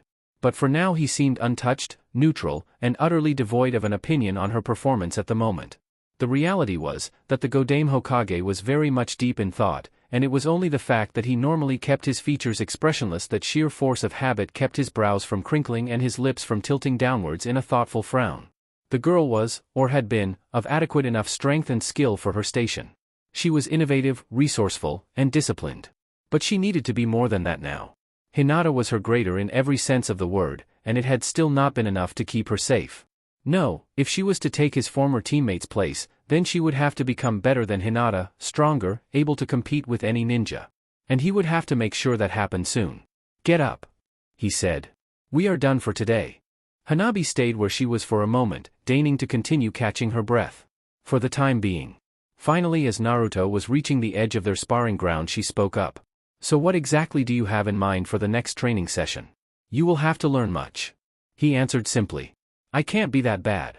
She protested, glaring at his back. It is not enough. He shrugged his shoulders. You must be better. Sparing her a glance, he could see the mild disappointment in her face. No doubt she'd expected some positive note on her performance so far, which had been better than average certainly. But he wouldn't give it today. He'd make her crave it, make her work hard for it. Even if she hated him by the end of this, she would still value his respect enough to value his congratulations long after their training was done. How much better? She asked and regretted it soon thereafter, knowing the answer already. She needed to be as good as Hinata. Naruto paused, correctly guessing her train of thought. He wondered for a moment what to answer her, when words from a past long left behind him pulled themselves up from the shifting sands of memory. You will be the tip of the sword, he said. She looked at him oddly, and he turned to face her fully, as he remembered another person doing so long ago. With his stare he captured her attention, with his voice he ensnared her, subtle techniques preying on her senses making him seem all the greater to her. You will be the edge of the blade. The breath of his voice would slither into her mind, and bury itself there, an idea to be planted, a thought to be controlled. You will be my shield. He stepped closer, and Hanabi found herself suddenly face to face with him as she felt pinned by that cold gaze. My teaching shall be your armor. These words and so many others snaked through his thoughts, the rules and oaths that served as the seams to his person, flashing through memory before being picked and discarded in favor of the ones that would best serve him here. You will be a true shinobi of Konohagakure. And then, Hanabi knew that these were not empty words, that this was no simple speech to reassure her. He meant every word, as though she had never even fully stepped into the shoes of a shinobi and had not been treading that path already. As though she'd been doing nothing but playing a game, and now it was time to get serious. And then, Hyuga Hanabi felt cold crawl down her spine. Kakashi paced slowly across the room waiting for the Godame of Konoha. He'd been summoned here by an Umbu earlier in the morning for his next orders. It was business as usual it seemed. He was told by one of the servants that Naruto was attending someone else, and to wait here. He wasn't sure who exactly could occupy so much of his time though. He'd been here almost an hour already. Normally Naruto spoke 3 words to any one person followed by a very pointed and deliberate leave or begone or something else to that general effect. Whoever it may have been, he was fairly sure it wasn't Jiraiya. The rumor mill placed him as storming out of this house the other night and drinking himself to a stupor in one of Konoha's seedier bars before returning to his home. If they had some kind of argument, or worse, then it boded ill. Jiraiya's pride would not let him apologize even if he eventually regretted what he may have said or if he realized he wasn't in the right in their argument. And Naruto? Yeah, he wasn't even going to bother giving the absurd notion of the Devil King apologizing a full thought. When the door finally slid open, the person standing there was hardly whom he was expecting. Sabaku? He greeted, somewhat uncertainly as she marched towards him, a determination in her face and walk. He felt for a moment, like fodder caught in the warpath. He half expected her to attack him by the time she opened her mouth. I need to talk to you. Really? Because it looks more like you want to punch me in the face or something. He thought, lifting a single thin eyebrow. About? He ventured carefully. She crossed her arms, glaring up at his single exposed eye. You need to do something about Naruto. Kakashi figured that this conversation would involve his estranged former subordinate/student, but this was hardly how he thought she would voice it. Sure, let me just walk up to him with a kunai and punch it through his throat. It'll be easy. And I'd be more than willing to do this just because you asked nicely. I don't mean it like that, you idiot. The Suna princess snapped. Ire and frustration had been eating away at her since she'd witnessed that little exchange between Naruto and the Toad Sannin Jiraiya. I may be a prisoner here, but even I can see that he needs help right now. Kakashi jerked his head up a bit, caught more than just a little off guard by this. Though, considering that she'd gone to help them when Naruto had been captured, maybe he shouldn't be. His mind returned to his little encounter with Kurenai at the memorial stone for a moment before pushing it away. And just what makes you think I can do anything? What makes you so sure anything needs to be done at all? He asked. She looked at him as though he were crazy. Are all of you Konoha nin this dumb, or is it acquired while rising in rank? He shrugged, exerting a significant effort to hold back a sigh. Look, Sabaku, I don't know what you may be thinking right now, but Naruto is fine, trust me. In all truth, if she was putting up this much of a fuss, he suspected Naruto may even be manipulating her, putting on some show to get her sympathetic so he could use her more effectively later. The fact that he may have been exploiting Hinata like this, the fact that he knew him to be capable of such a thing, filled him only with an aching sadness. Was that why he and Jiraiya had fought? Had to be. Jiraiya may have been many things, but he was, firstly, a man of rare honor in this profession, who would feel sickened at the very thought of this. He may have been able to accept the necessity of this in some extreme cases, but this was hardly an extreme case. And this was Hinata. And that made this wound cut deeper than it should. He focused back on the captured princess as she shook her head. What the hell is wrong with you? Do you even care at all? Nothing is wrong with me? Or anyone else really? He said, meeting her eyes. You really think he cares? That he's even capable of it?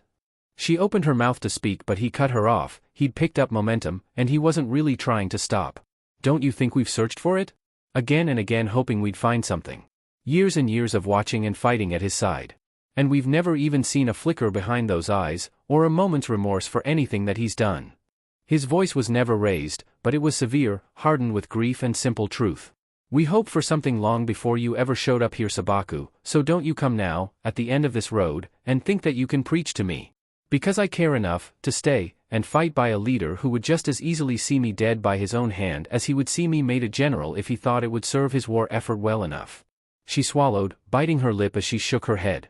Behind closed eyes, Kakashi could not tell if she was fighting back her anger or her sadness. He isn't heartless as you people think, she finally said. And if he is, you have only yourselves to blame for that. The copycat stared at her for a long while. Somehow, I doubt even you believe that, Sabaku. Footsteps down the hall was their only warning before Naruto stepped through the doorway, his white Kage robes billowing behind him as he entered the room, hands clasped behind his back. He stared at both occupants before looking pointedly at Temari. She got the hint, and with deliberate steps, she slowly marched out of the room, keeping a wary eye on Naruto, who didn't even deign to look her way after she'd begun to leave. It was the first time she'd been face to face with him since his little explosion. She'd honestly expected more, yet she supposed with Kakashi here, he was holding himself in careful check, and it was best not to push her luck. As she left the room, Naruto walked towards the older male, hands clasped behind his back. Kakashi got a strange sense of déjà vu, standing there. His walk wasn't nearly as severe, nor his expression as open as Temari's had been, but the feeling of being the fodder caught in the warpath of some beast was still there. Nevertheless, he nodded, and stood at the blonde's side as the man leaned on the railing of the balcony. There was silence only for a few, lengthy seconds before Naruto broke it after what seemed like a moment of contemplation. I'm sending you to Kiri. Why? The copy nin asked. They got a new overseer last month, another one isn't scheduled until. I know. But we cannot afford for anything to go wrong. With Jinchiko and Guan both dead, Kiri is looking to new leaders, Guan's adopted son amongst them. You are to go and make sure that our holdings there are secure and that those of influence within whatever separatist factions are kept muzzled and barking at walls. Kiri is too valuable to the war effort to be lost now because of neglect and overconfidence. The copycat slowly nodded. This is a bit sudden. You have 3 days to prepare. I will grant you the seal of authority, making you the overseer of Kiri immediately upon your arrival. You may take 4 junior jounins and 6 veteran chunin, as an escort of your choice. That's. The Sharingan wielder began, swallowing somewhat thickly with his surprise. Quite a lot. He'd commanded groups of men this size before, but never a group that Naruto had just granted him free choice of who went and who didn't. With 10 carefully chosen people whose skills could complement one another, he had enough potential power to do almost anything in Kiri as an overseer.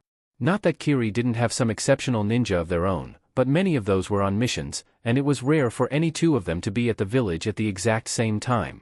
Given the fact that every overseer's duty was to try and avoid the strongest of their appointed vassal villages linking up for any potential time period if they could.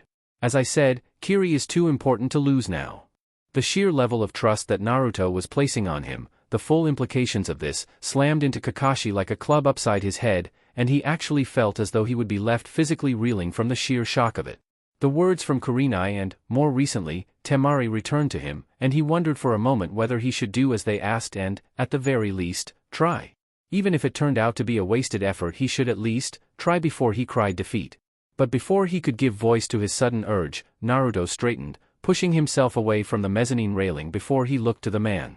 You are dismissed, Kakashi. Yes, Naruto. He said, loosing his nerve as he bowed his head before the man.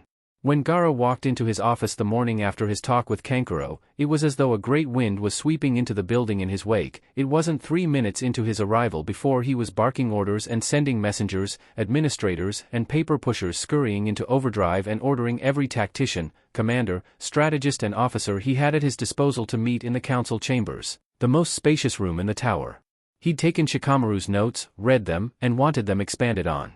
He wanted information, all the information they could get for him. The Kazekage became a bloody machine by the time the first words had been spoken in the meeting, absorbing anything and everything the assembled group were telling him. He was in command of a country, the last country, so to speak. And he left it in no uncertain terms that he was very serious about his command. Preparations for the eventual siege had been underway for months, but estimates of enemy numbers were so overwhelming that few believed they could truly hold against the tide with the city intact. The hours pass in blurs of statistical outlays, calculations, graphs, maps of the city, overviews. The food supplies for the entire city, how long they will last once nothing can be brought in from outside the walls. Where the food is stored. The durability of these silos, buildings, and granaries. What weapons and theorized jutsu strength they can withstand. Ration projections. Sustainable food ration planning, unsustainable food ration planning with appended lists of estimated sacrificial casualties.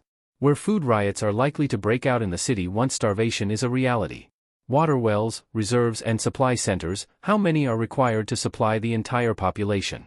Which one of these are likely to be destroyed first once the city walls fall, underground rivers and wellsprings under, or near the city that might be tapped when the need was greatest?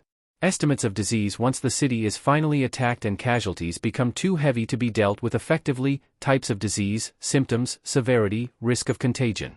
Lists of medical facilities, endless papers of how each one is supplied, withering down to the most minute detail.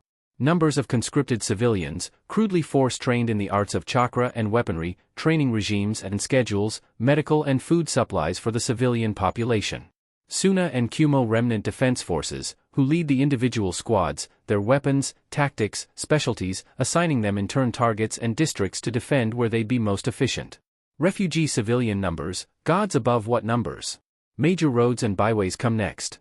Concourses to be used for effective civilian transport to the shelters and caves below the city, and that could be used to supply the ninja and whatever militia forces would be on the walls. On and on the simulations, calculations and predictions went. And this, the Kazekage sat through for 3 days straight. 3 days. At the dawn of the 4th day, barely an hour into the meeting, the man stood up, startling his aides and advisors. It was the first real movement they'd seen him give since the meetings even started. Normally he would just sit there, eyes showing that he was listening to the speaker, but neither nodding nor speaking in turn. As he finished standing, a young woman, sitting closest to him, whose name he could not fully remember, spoke up to him. "Is something wrong, Kazekage-dano?" she asked. And slowly, a smile formed on the redhead's face, calm, sanguine even as he replied. "Nothing's wrong, nothing at all." Chapter 107, Lunacy. Baki was hardly a man to give into simplistic outbursts of shock, but in this one particular instance. No. Absolutely not. His shout could be heard clear across the battlements that lined the city walls. Now, as stated, Baki was never a man to give into simple outbursts, much less to figures that held a higher rank or authority than him. There weren't many of those, of course, at this point in his life, but there were a few still. So it would be quite shocking to anyone who knew him that he would be directing this outburst to none other than the highest-ranking ninja in Suna. And, Gaara wasn't one to throw the weight of his rank around frequently, but even he couldn't help but state, "I don't think that's something you're supposed to say to your Kage," somewhat crossly. "It is when he's gone insane." His former sensei shot back, climbing the steps up to the wall with a shake of his head, muttering all the way as the wind whipped up sand to lash at their faces and clothes. "I haven't gone insane, this will work. No, this might work. And you're banking entirely on the fact that he might not see it coming, which would be banking entirely on the maybe that his arrogance or distraction or God knows what else may have overtaken his tactics. Everything in war is a gamble." Gaara replied, nipping at the man's heels as he followed. "You taught me that. You gamble smart in war, Gaara, not stupid. If this succeeds, Baki dash. If it succeeds, it'll be magnificent, a blaring victory to go in the records, morale will soar, the enemy will have a much harder time securing a beachhead here, you may even be able to buy us a month, or hell, 3 months before they're ready to attack, and we'll all come out smelling like sunshine and roses." How exactly does one smell like sunshine? The Kazekage muttered, more to himself than anyone else. But Baki continued, irritated at the interruption. "If this doesn't work, you'll basically cripple our defenses on a complete gamble, and whatever chance we have of holding the city suffers a premature death. Hell, even if your plan does succeed, it wouldn't exactly be crippling enough to make them open negotiations. Our estimates show they'd still be able to feasibly amass enough manpower to bulldoze right over us. They'd have a much tougher time of it." The redhead shot back. At this Baki stopped walking, turning around to look at his old student, who was still an inch or two shorter than him, in the eye. The risk isn't worth the gain, Gaara. The Kazekage sighed, rubbing his head. We need first blood in this war, Baki. We've got to show both our men, and Konoha that to take this place it is going to cost them. Morale is at the floor right now, and getting worse every day in our own forces, let alone Kumo, or the refugee and civilian population. Baki's lips pursed, taking a deep breath through his nostrils. He opened his mouth to speak again when Gaara held up his hand. Just. The Kazekage interrupted, stopping him, exasperated frustration on his face. I've had people telling me I'm crazy all morning. Just tell me if we have the resources to make an operation like this and how soon we can have it ready. Baki slapped his forehead, rubbing his face as though trying to banish away his own frustration. Would you believe me if I told you no? Gaara smiled as the older man rolled his eyes. Give me. He began shrugging his arms. I don't know, 10 days. And I'll get everything together. Gaara smiled, turning around to leave, and offering only a backward wave as he heard his former teachers shout. And if this doesn't work, I'm gonna get Kankuro to hurt you. Wasn't sure what you'd like dash. Yuang stopped her writing, the brush held firmly in her hand, black tip held just centimeters off the parchment, as she turned her head to the doorway. A familiar Sannin stood there, looking as young in face, skin and posture as ever, but unmistakably older, so much older than the last time she'd seen her. They were all a little older now, weren't they? In one hand though, Ing was not surprised to find a bottle of sake, being brandished as though in offering. 2 cups were held in her other hand. So I just decided to get the most expensive. The blonde finished, shrugging her shoulders as she stepped into the room. Ing, with as much poise and calm as one would expect from her careful husband, set down her calligraphy brush and put aside her scroll, making space at the table before Tsunade sat down across from her, planting the cups on the wooden surface before serving them both and putting down the bottle. Ing took her cup, raising it in toast towards the Sannin before drinking. After the first shot, the two sat in silence for a while before Ing decided to speak up. Did you come to offer your condolences, Tsunade, or merely as an excuse to drink more expensive sake? The slug princess gave a single, half-laugh, bitter-sounding as she shrugged her shoulders again. Bit of both, I guess. Ing sighed through her nostrils, accepting a refill of her cup. You should not drink so much at your age. She commented. Yujido is dead. The Sannin said with another shrug. So is Zhuge Liang, Akina's gone, and Shizun is dead too. What does it matter if I drink at this point? You do not plan on surviving the coming battles? Do you think any of us will survive at this point? Not really. The brunette answered truthfully, but I do not have my husband's confidence in the Kazekage. You don't think he's cut out for this? He could be. She admitted, taking another drink, her fourth? Her fifth? But as he stands now, no, I don't think he's ready. Tsunade threw back another drink, and their conversation fell into a lull. For whatever it's worth. The Sannin said after a time. I'm sorry, for your loss. I can't say I always approved of Liang, nor did I get along overly well with him. But you must have seen something there, so, I'm sorry. Thank you, Ing said, smiling a little. He was not the easiest person to get along with, I know, but he was gentle. To you. To me, yes, and perhaps I am selfish, but he made me happy. It must be frustrating for you. The Sannin said, lying on her back, tilting her head forward only when she went to drink now. He's dead, and the person that killed him is already dead. You mean revenge? Is that what you're waiting for then, Tsunade? To avenge Shizun? The Sannin's chocolate brown eyes narrowed, glaring at the ceiling. All the survivors from the hospital say the same thing. Shizun was killed by Hitaki Kakashi. And you will kill him then? It wasn't a question. I will turn his bones to splinters and his organs to paste. They'll need tweezers to pick up the pieces after I'm done. You should not harbor such thoughts. The Raikage widow said, a tinge of sadness to her voice.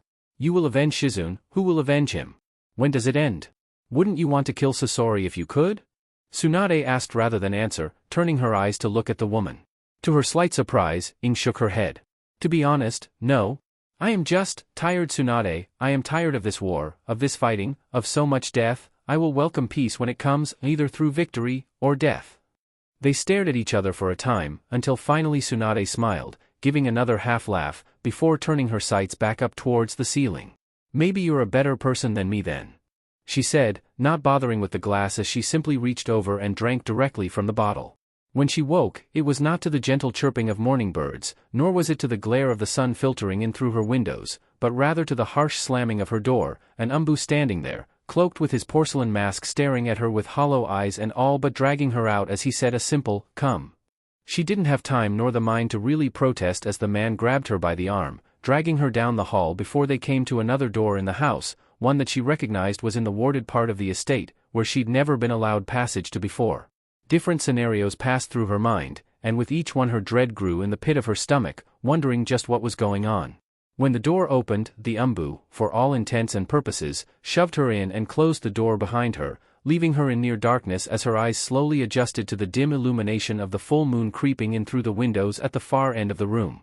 As her eyes adjusted, she saw him there, sitting in the dark. The room had a large, almost dining room-sized table in the middle of it. He sat in one of its chairs, seemingly a randomly picked one considering he was neither at the head of the conference table nor overlooking some documents.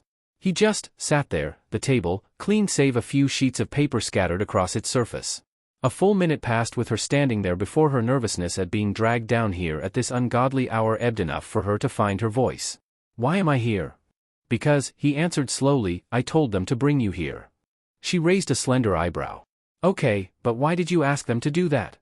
A pause, a lengthy one this time before she saw him openly sigh, weary. "I called you here, so you could answer a question. This is like pulling teeth." She groused, rolling her eyes before another thought struck her. Is he stalling? Could he ever actually be nervous enough to resort to stalling? Apparently he could be. She passed her tongue over her dry lips, swallowing to moisten her throat before she stepped in front of him, almost within arm's reach as she saw his eyes drift up towards her own, a strange look on his face. "What was your question?" With slow, careful movements he stood, and though now he was once again at his full and imposing height, she was not alarmed. Everything in his posture indicated non-threatening. His shoulders were slumped, his head slightly bowed and his eyelids dropping just a little more than normal. He seemed tired. It was the only thing she could really describe him being right now. He seemed very, very tired. He took a breath, languid and drawn out. "Why did you defend me against Kakashi today, Sabaku?" You heard that?" He nodded. "But we heard you dash. You heard what I wanted you to hear. Then why didn't you say anything to Kakashi right then?" "Because he was not wrong," was his solemn reply. Her eyes narrowed.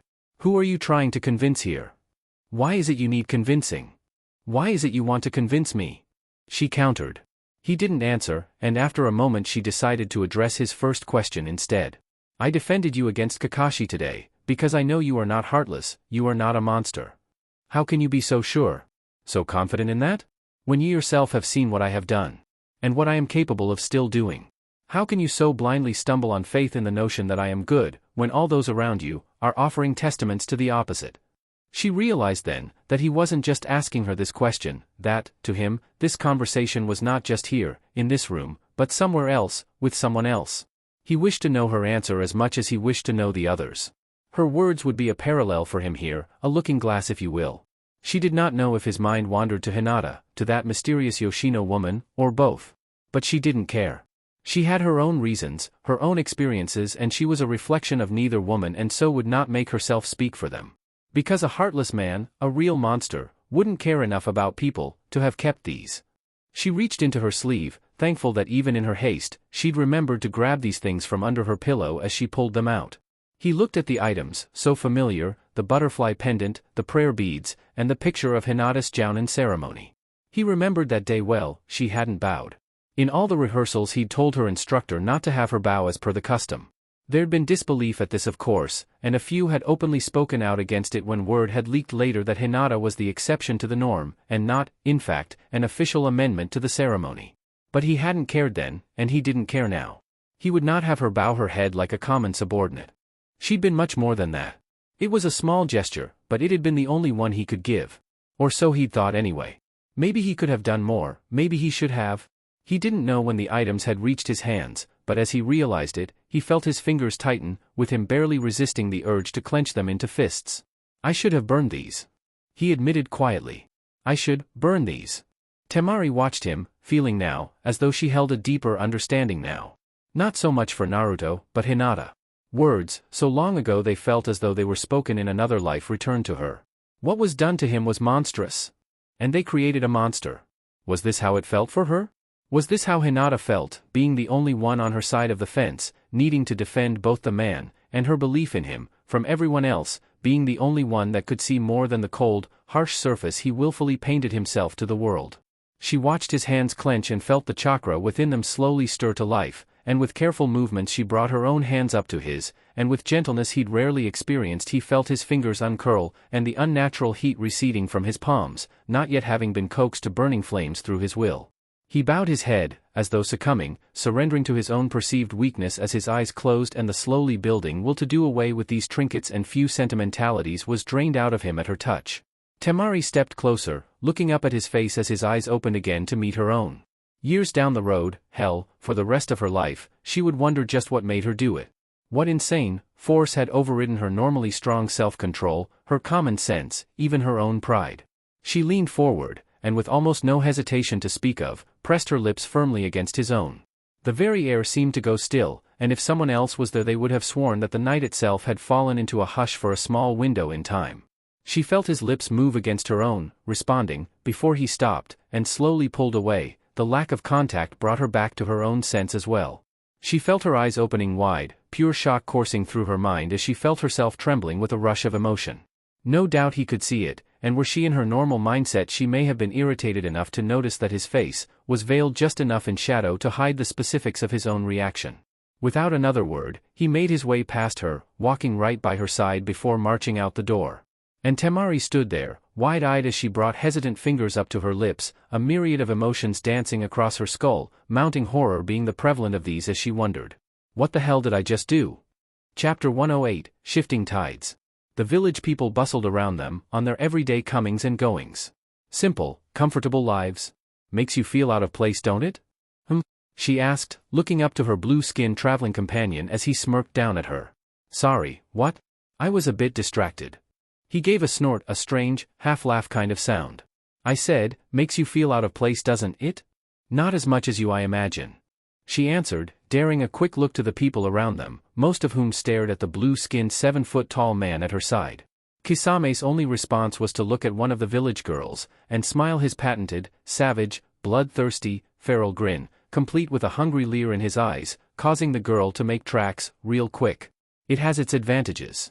He responded, chuckling. Don't you ever get tired of just standing apart from everyone? The Kirinuk-nin gave a snort of laughter, shifting the weight of Samahita on his shoulder before he started walking. We'll split up here, get what we need. Meet back in an hour? She asked, noticing he did not answer her question. He shrugged. Whatever. She rolled her eyes. No doubt he had no intention of adhering to any kind of plan, she'd have to find him after she was done. Sure, he stood out, but going street by street looking for him was still going to be incredibly annoying. Watching him walk off, she shrugged before turning down a different road. She'd lost her mind. After a virtually sleepless night, and hours of contemplation afterward, Temari had reached this one, laughably simple conclusion. She just lost her mind. Nothing else that she could come up with could explain her kissing him to her. She paced up and down her room, to the point that the Umbu guard on constant watch and patrol was beginning to suspect that they were perhaps under some kind of illusion. No one that they'd seen could just pace up and down a room for, by their count, 5 hours going on 6. But apparently by all accounts she could, and it was now approaching 2 o'clock. Then, with a suddenness that had the men looking to each other for answers on what they should do, or if they should do anything at all, the Suna princess walked out of her room and marched down the hall, straight towards their leader's office, where everyone in the house could sense his presence. One guard looked to the other and with a broad shrug of his shoulders and hands, basically summed up the extent of his knowledge on how to proceed right now. They were meant to keep her from escaping or being killed. No one ever said anything about stopping her from going insane or annoying their boss. People tended to be smarter than that. He knew she was coming long before she'd actually got there. Hell, he'd known this whole thing was going to come up again sooner rather than later since the moment it had happened. That did not mean he was fully prepared to meet this situation in its entirety when she came barging through his door, opening the sliding door with enough force to make it shake in its tracks. "All right, look," were the first words she said, allowing him the luxury of proverbially sitting back and watching the whole debacle unfold until he was ready to take part. She began to pace back and forth, eyes looking everywhere but right at him. He listened carefully to her words. I don't know what in the hell came over me last night, she began. But whatever it was it was just. She seemed to be fishing for words. And Naruto did not envy her emotional state right now. Not to say that he himself was the picture of inner harmony and calm at the moment, but unlike most, he did not feel the compulsive need to talk about his doubts and expose himself to look like a blubbering idiot at a loss for words. Finally, at his continued quiet, she did gather up the nerve to look at him, defensive outrage emerging as a shield, finally, to hide her nervousness. "Would you say something?" she practically hissed. The blonde shrugged, tossing the papers he'd been holding onto his desk. "What exactly is there to say?" he asked instead. This was hardly a conversation he wanted to have right now, or ever. It wasn't a conversation he'd ever envisioned himself having. He'd had sexual experiences before. Curiosity and his own dislike of being ignorant had driven him to do so at some point during his teenage years. But those had been empty things, done through illusions and aliases with women he would most likely never see again, or even, had merely used as a means of gathering information, or infiltrating an opposing village in certain examples he could recall. Something like this, something with an emotional, something that ghosted across the surface of his mind with simple memory was, at the very least, rattling, and at the very worst, it was potentially dangerous. "I don't know, just say anything." She grumbled miserably, allowing herself to fall back against the wall, leaning on it as she rolled her eyes up towards the ceiling. Naruto sighed, just barely resisting the urge to rub his forehead in frustrated exasperation. Awkward was hardly even beginning to cover the way this conversation felt, to both of them. In truth, to Naruto, there really was nothing that he could say that would lead the conversation to anything more than where they were already, which was both confused and frustrated. So, he would keep his silence. "We are done here," he concluded, turning his back to her as he walked over towards a nearby bookshelf. Which made things even more frustrating to Temari. She had a very strong urge to march forward to his desk, grab the paperweight and throw it at the back of his head. Might not do her any good, but it'd help her feel better right about now. She was not leaving here until something happened, even if it was just her annoying him and getting under his skin. Something was going to happen with this conversation. He would not just brush it, and her, off like he did with everything else. "Just answer me one thing," she called out. Satisfied when he turned to look over his shoulder at her. She smirked a little. "Why'd you run away last night?" Raising an eyebrow, he echoed her question, his voice conveying his disdain for her presumption. "Run away?" Shrugging, her smile grew just a little bit more. "What would you call it?"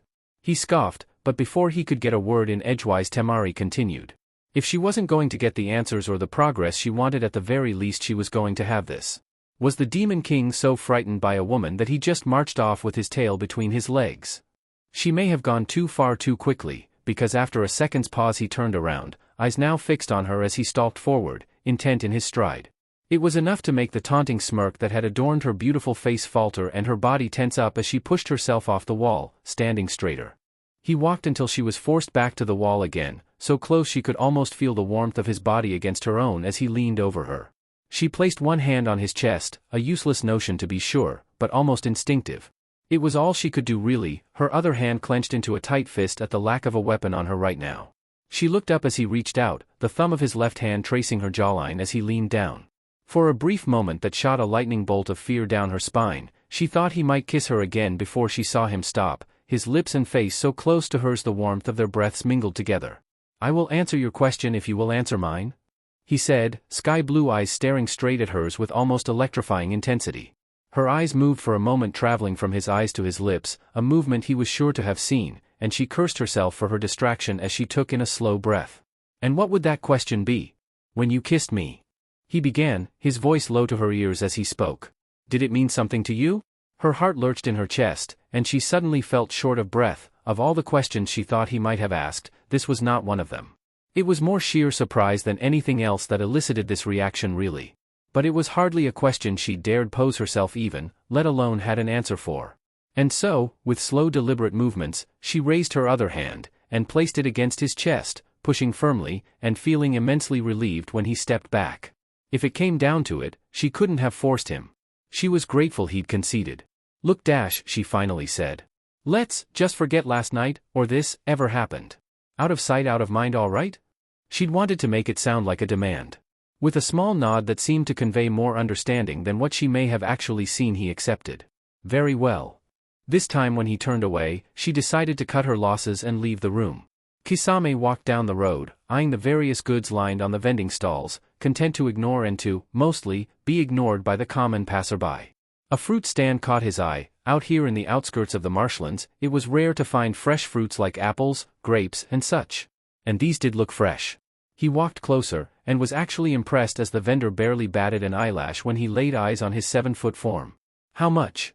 the monster of the mist asked, looking across the assembled fruits. "For which produce, sir?" "The prices vary," the vendor explained with a patient smile. "The whole thing." The swordsman clarified. The vendor balked, and after 2 or 3 seconds started stammering out a response when Kisame, losing his patience, waved him to silence and tossed a whole bag of gold coins onto the countertop. Never mind, that should cover it. And so, a few minutes later, Kisame had the weight of an entire sack full of fruits over his shoulder to join Samahita's bulk, with a smaller bag of strawberries in his hand that he picked at as he continued marching down the road. He smiled, it had been quite a while since he'd had fresh strawberries. He stopped mid-step, something catching the corner of his eye that made him smile. "I can't mistake that, the stench of blood." "No you can't." The person answered, his back still turned towards the Nuke-Nin.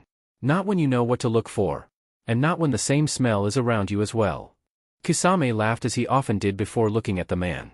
"Strange clothes for you, Itachi," he commented, almost casually. "Never took you to pose as a peasant farmer in your spare time." "This is not posing," the Uchiha said, turning around to finally face his former partner. "Or at the very least, it won't be soon." Kisame's features lost their smile, a seriousness entering his eyes as he regarded the Uchiha anew. It was the answer he was expecting. But it was hardly one he would have wanted to hear. "So, what? You think you can make it? Just put down the blade, pick up a plow and that'll be the end of it? No. You're a killer Itachi. Just like me.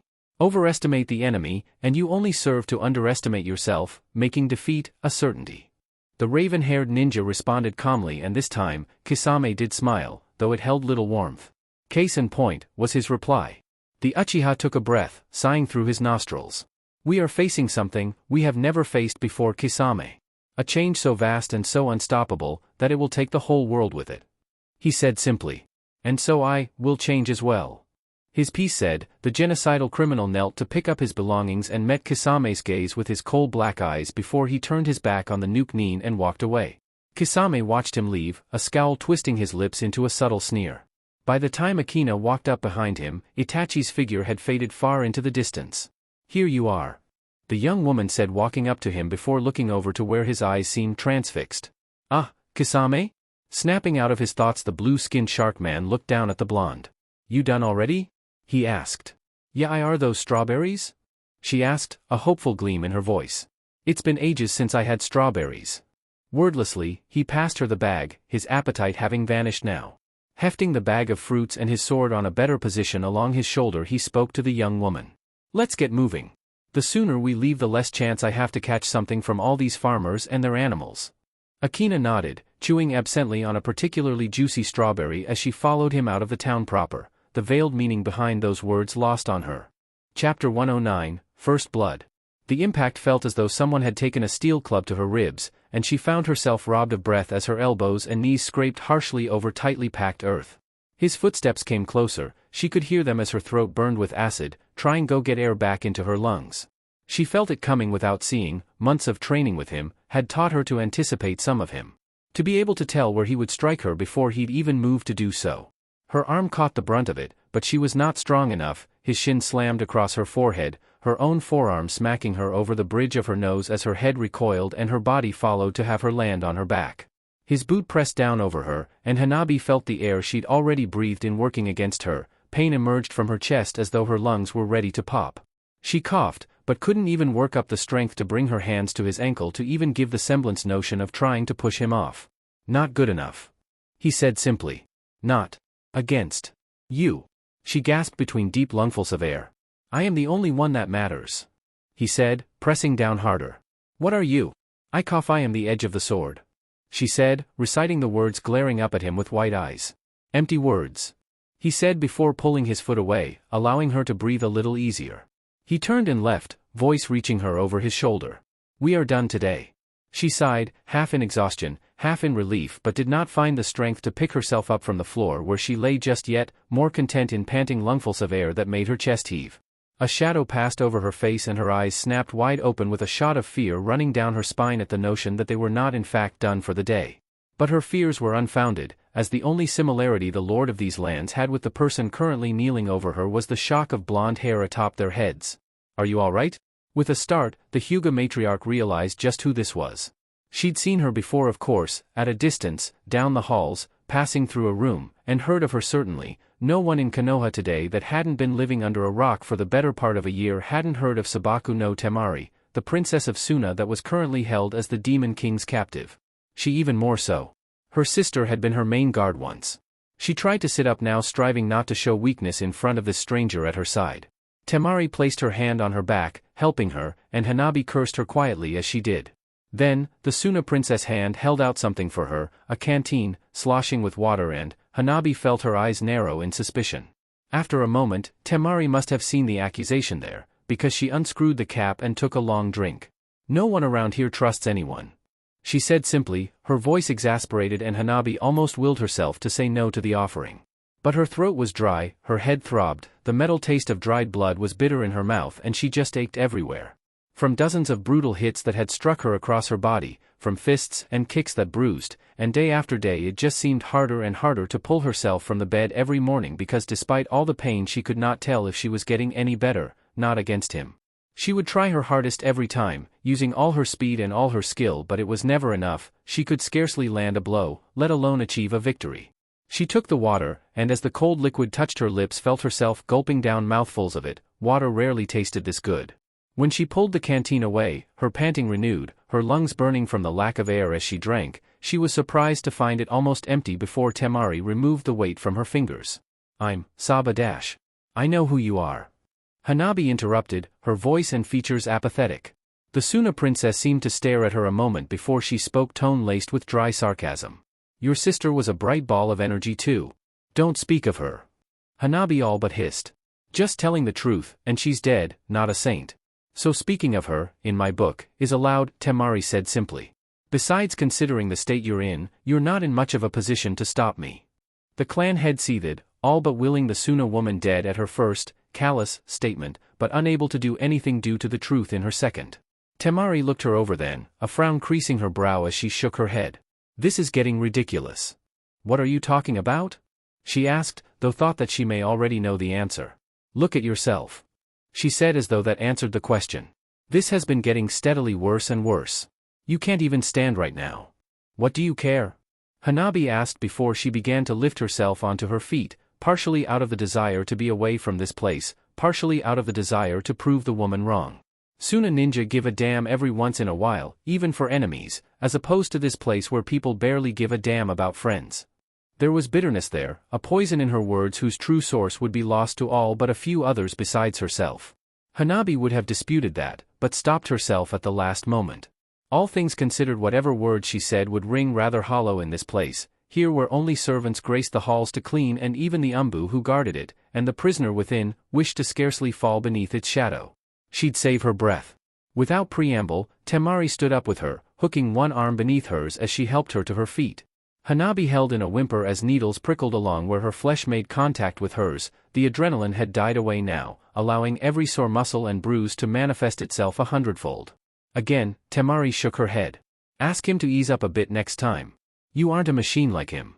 The words in her mind came to her unbidden and unchecked, emerging without effort. "No. I am the edge of the sword." He'd lost count of how many times he'd checked the components of his armor, troubleshooting and retrofitting, sometimes disassembling them entirely before putting them back together, well-oiled and greased, just out of sheer boredom. Monkey walked over to him, mask and cloak obscuring his face and body as he gave a bow of his head. "Kankuro-sama," he greeted. "Say what you've got to say." The puppeteer answered, not taking his eyes off the massive gauntlet of his armor that rested on the floor in front of his crossed legs. Gutted and with its parts spread out in front of him. Monkey hesitated for a moment before he seemed to gather his resolve. "Kankuro-sama, the men are restless and nervous. The more time we linger here, the greater the risk of detection is. Just how much longer does Kazekage-sama intend for us to waste our ti-? My brother," Kankuro interrupted, firmly as he looked to the umbu's masked face. "Does what he must, when he must. And you will remain here as long as he deems needed. Are we clear?" The umbu bowed his head in what was obviously a reluctant nod. "Perfectly, Kankuro-sama. Good," he said simply before turning back to his work. "Now tend to your duties." Dismissed, the umbu turned and left, and despite his words, Kankuro couldn't help but share some of the man's reservations. Looking towards the summit of a small hill, he saw Gaara sitting there in a lotus position, the same seat he'd occupied in meditation for the last 2 days. He didn't know what Gaara was doing or just why exactly he was having them waste time like this, but he trusted his brother to know what was best. They're waiting here when they could have attacked days ago, didn't sit well with him, and he was sure it was causing much more nervousness in the men than what Monkey had shown. An idle mind is a wandering mind, they said. And a wandering mind has more than enough room for doubt and second thoughts. He just hoped Gaara would wake up from that meditation soon, or they may have some desertions on their hands before very long. When Hanabi woke that morning, it was to stiff muscles and an aching back, all but groaning as she lifted herself from her bed and made ready for the day ahead of her. She spent her morning in the study, reading and signing forms, what few there were since the branch house and main house status quo had been dissolved. If for no other reason, that alone would have been enough to earn her gratitude towards Hinata for leading her rebellion. She remembered little of her father. A combination of both a lack of age at the time of his death, and the fact that she and he had never really had time for one another. Her father had always been stuck in this office from what she heard and recalled, the mediating between branch and main house members requiring much more politicking and bureaucracy than what was currently present.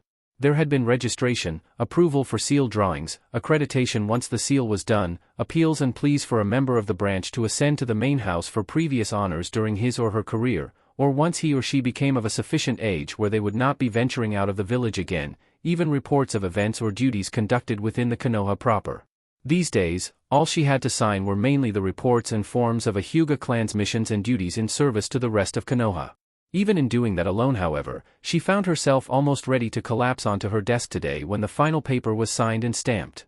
No, Hyuga household matters could run themselves. What she was really not looking forward to, besides her training again tomorrow, was the other half of Hinata's duties. Hinata had been, for all intents and purposes, one of the highest-ranked commanders of Konoha's ninja. She oversaw nearly all of Konoha's standing military operations and reports. Jiraiya, she'd heard, was in command of the Black Ops and espionage branches. So many logistics.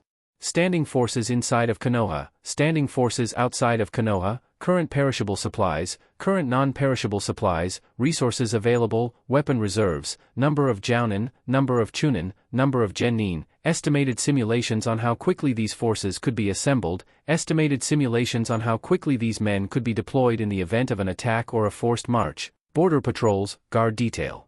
The lists went on, and on, and on. She didn't know how the hell her sister had managed this while looking as though no hair was out of place day after day after day. She didn't know if she should be bitter at having this massive responsibility falling onto her shoulders, or if she should be grateful that she didn't have to oversee the logistics and status reports of the other villages under their command as well. The door to the study opened, and in walked Takichio, an old man, formerly of the branch house, who also fancied himself the clan's physician, since he'd been such before Konoha had a standing hospital. He'd also been one of her many tutors. One of the few who still lived, and his long years had certainly taken their toll.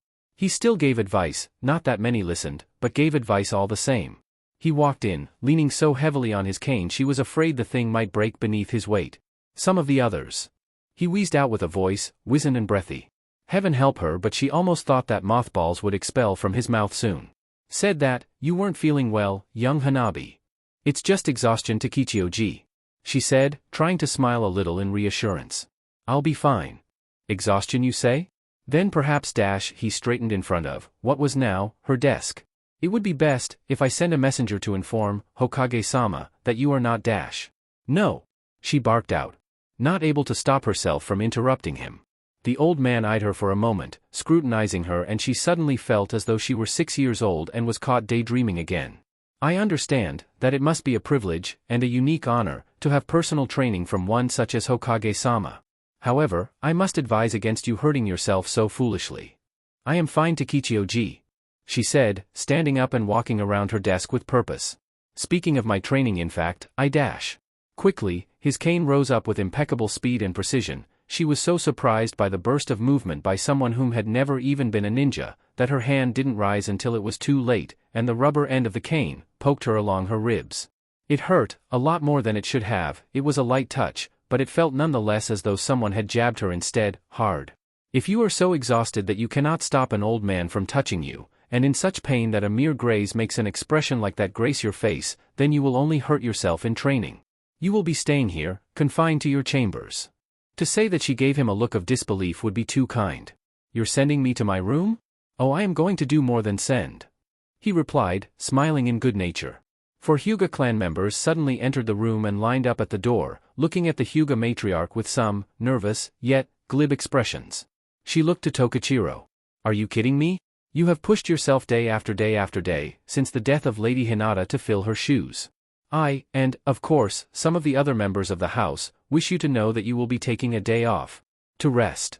He answered, smiling.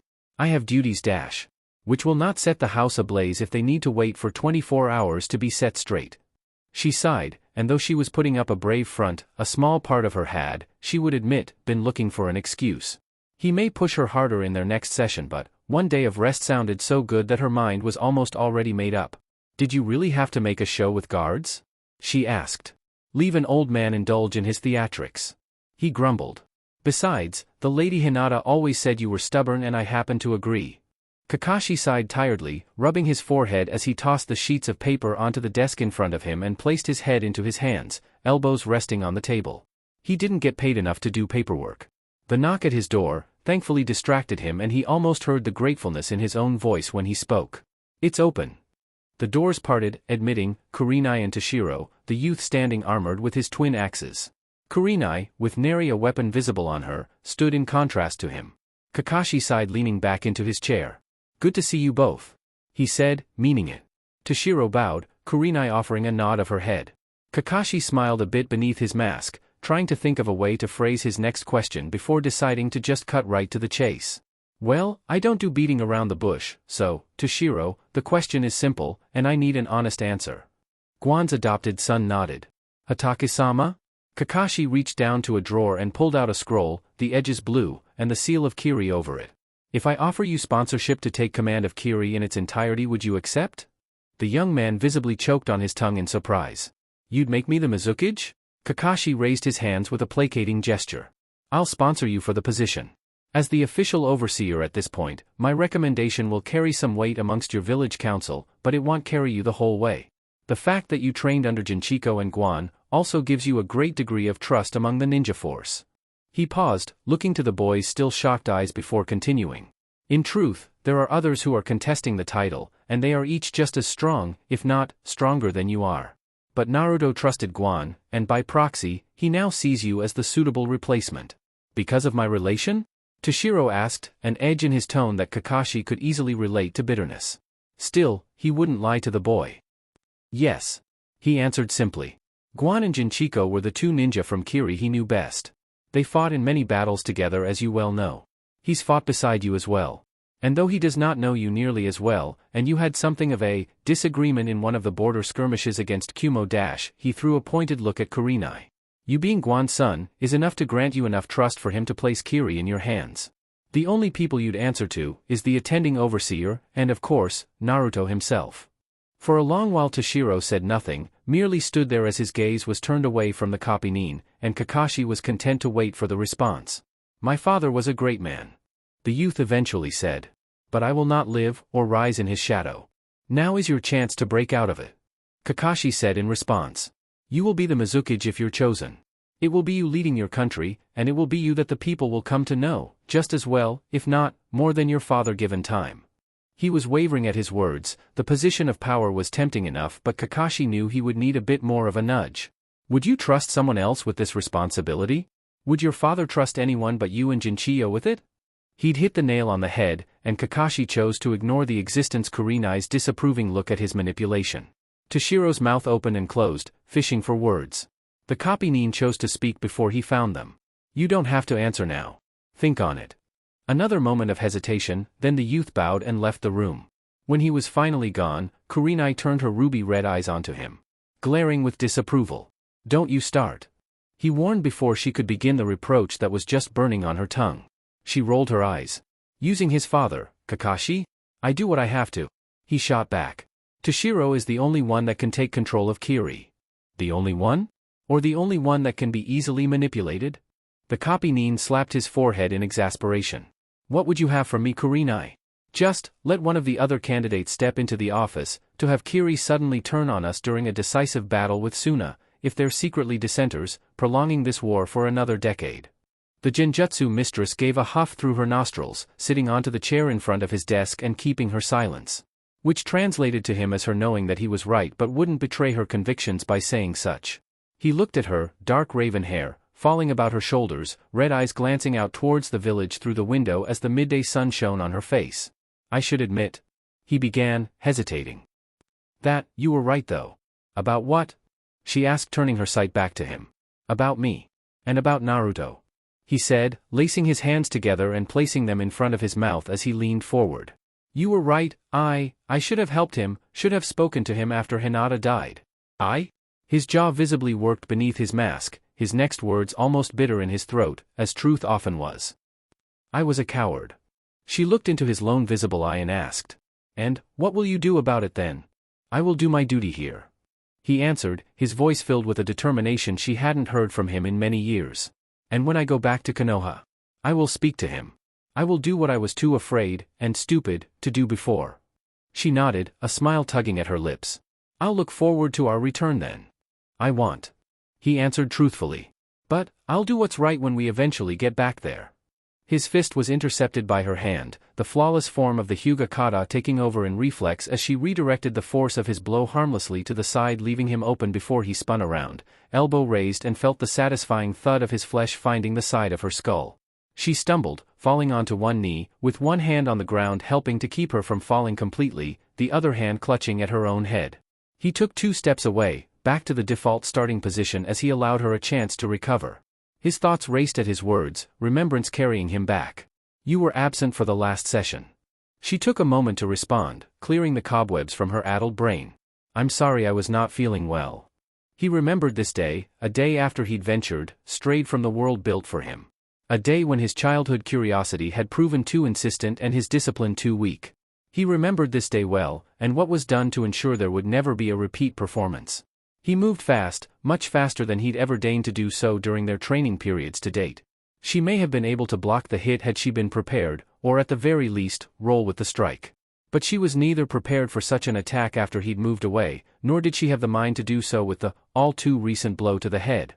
This time, his fist found her jaw squarely, and he only just managed to check his strength to avoid breaking the bone completely. Your enemies will not wait for your convenience. He all but snarled out the words to her, glaring with contempt as she spat out blood and began to pick herself up off the floor, dazed. Stars danced across her eyes, and his hissed words were almost drowned out by the ringing in her ears, and the pounding across her temples. She didn't even hear his footsteps approaching her before another punch hit her, sending her head whipping to the other side until her neck cracked with the whiplash. He picked her up by her clothes, lifting her until he held her half a foot off the ground. She'd just moved to strike his throat with a juken blow in reflex, a move that may very well have been fatal with the amount of power she'd put in there when his third strike dug into her stomach, the air leaving her lungs in such a rush the edges of her eyes darkened. She struggled to retain consciousness as horrible pain bloomed across her entire torso. He would have hit her again, but for the shadow that fell over their heads.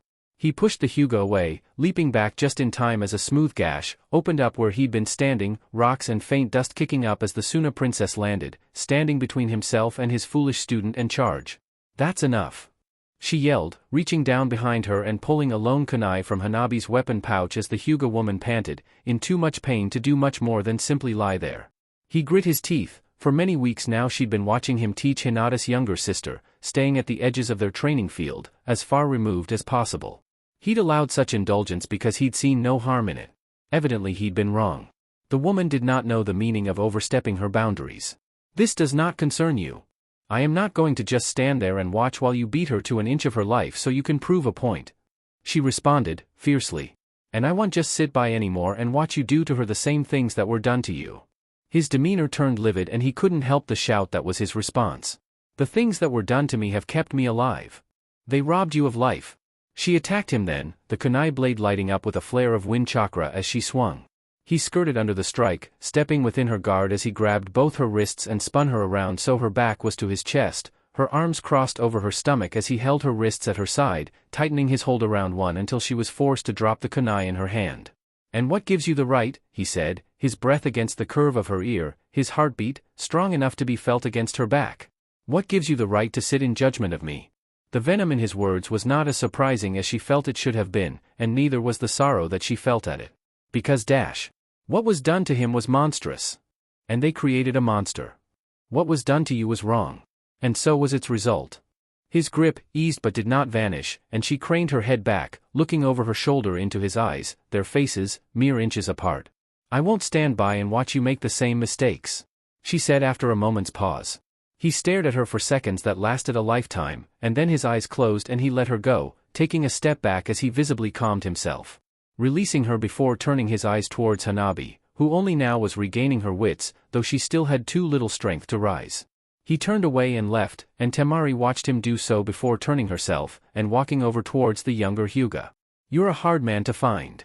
Jiraiya turned, mildly reddened eyes glaring at the familiar speaker before he shot down another glass. "That should tell you something." Yoshihiro took a seat next to the toad sage on the bar stool, absent of his armor, but not his weapons. "It can say a lot of things to a lot of ears. What it says mainly to mine, and I hope I'm wrong, is that there may be a want to do something stupid." Jiraiya didn't answer that, but to his credit, he didn't flinch either. "Whatever you're thinking," the Tsuchikage said. "You'd best put it out of your mind." "What makes you so sure I'm thinking anything at all?" "Rumors spread like plains fires about an argument between you and Naruto. 3 days later you leave Konoha and I am forced to prolong my stay here almost 2 months in order to have my men find you in this spit of population on the borders of Fire Country." Jiraiya looked at him, an eyebrow raised. "I was unaware there were that many of your IWA nin in Konoha. You're not the only one who knows how to use a network of agents for information sanin." Yoshihiro placed his arms on the bar, as he sat down. The Tsuchikage shook his head as the clerk walked up and asked him if he was gonna have anything.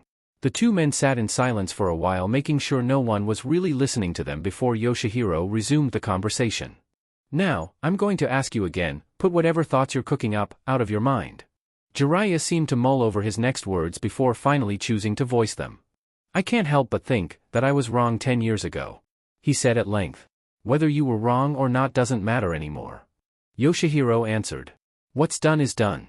I want this war, all wars, over with.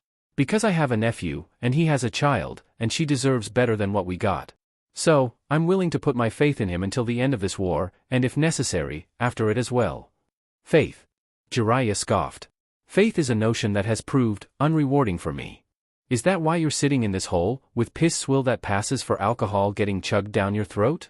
"I'm sitting here because of the series of choices that has been my life, and each one has led me down a path of my own making until I've arrived at the here and now, where there are 2 choices offered to me. The right path, and the wrong path, and no matter what, each one, is a leap of faith. I feel I have to tell you Yoshihiro began after a moment of lengthy silence between them. "You're goddamn depressing when you've been drinking?" Both men broke down into mutual fits of sardonic laughter at that. When it died away, the cloud over their heads seemed to press down on them, pushing them to speak the words that still lay thickly between them. "I said my piece," Yoshihiro declared, standing up and turning to leave.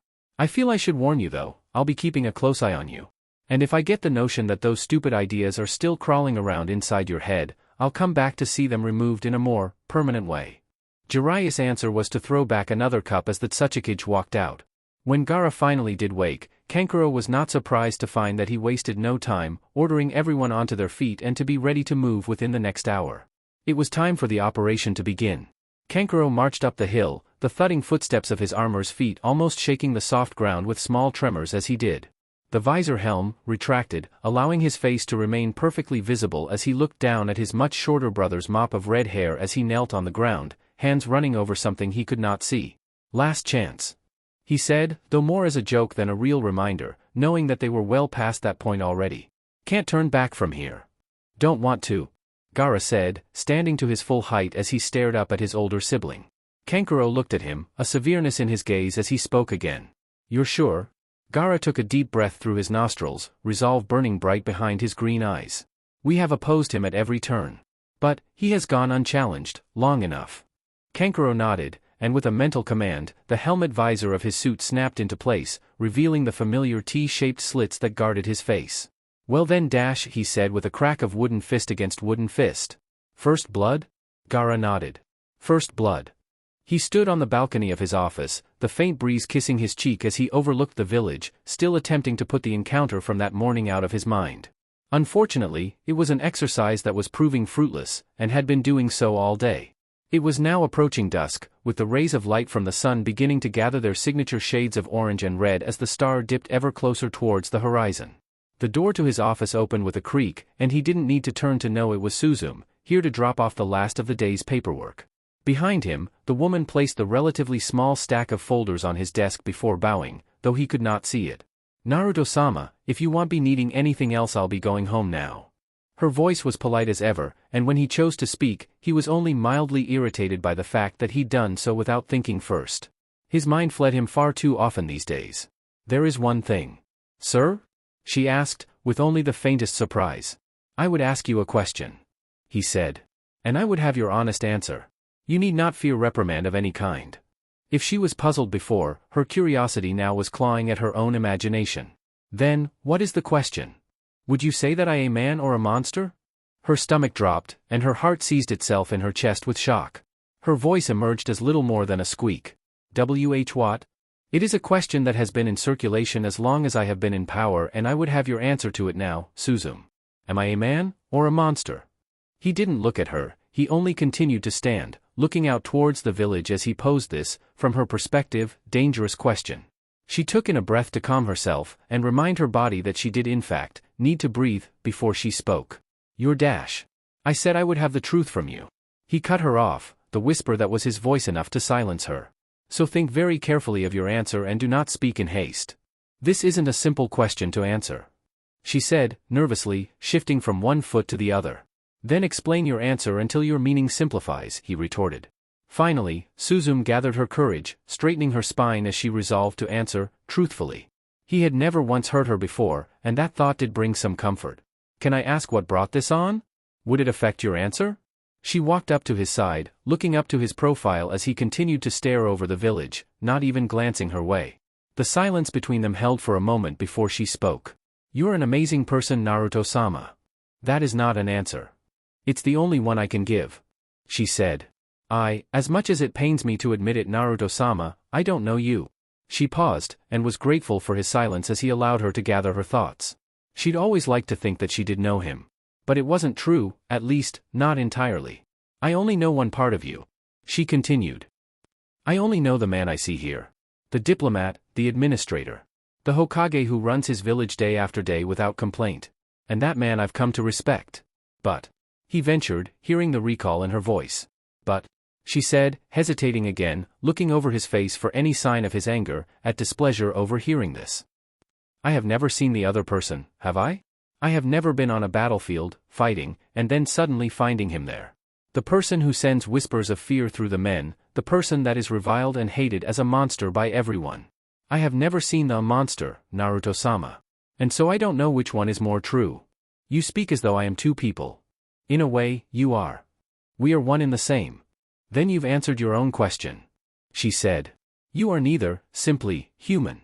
He seemed to mull over her words, turning them, dissecting them, analyzing them until he reached some conclusion before he spoke again. Do you believe that what was done to me was wrong? She had to wonder at this. What had brought on all of these strange questions, these emotions, that seemed to be gripping him and demanded that he seek someone to speak to about them? But it didn't take her long to contemplate. The answer was obvious. Did someone say that it was? He nodded, and her mind traveled to Jiraiya, before disregarding him as the source. Even if he may have had his disagreements with Naruto in the past, he'd never allowed himself to be this affected by anything the Toad Sannin had said. Of course, Hinata had been alive then. But no, she did not think Jiraiya to be the reason. Call it a gut feeling, but she was sure that she was right. She sighed, leaning heavily over the balcony railing. It may have been. She answered after a moment of thought. But more importantly, whomever spoke to you, you should keep them close. Why?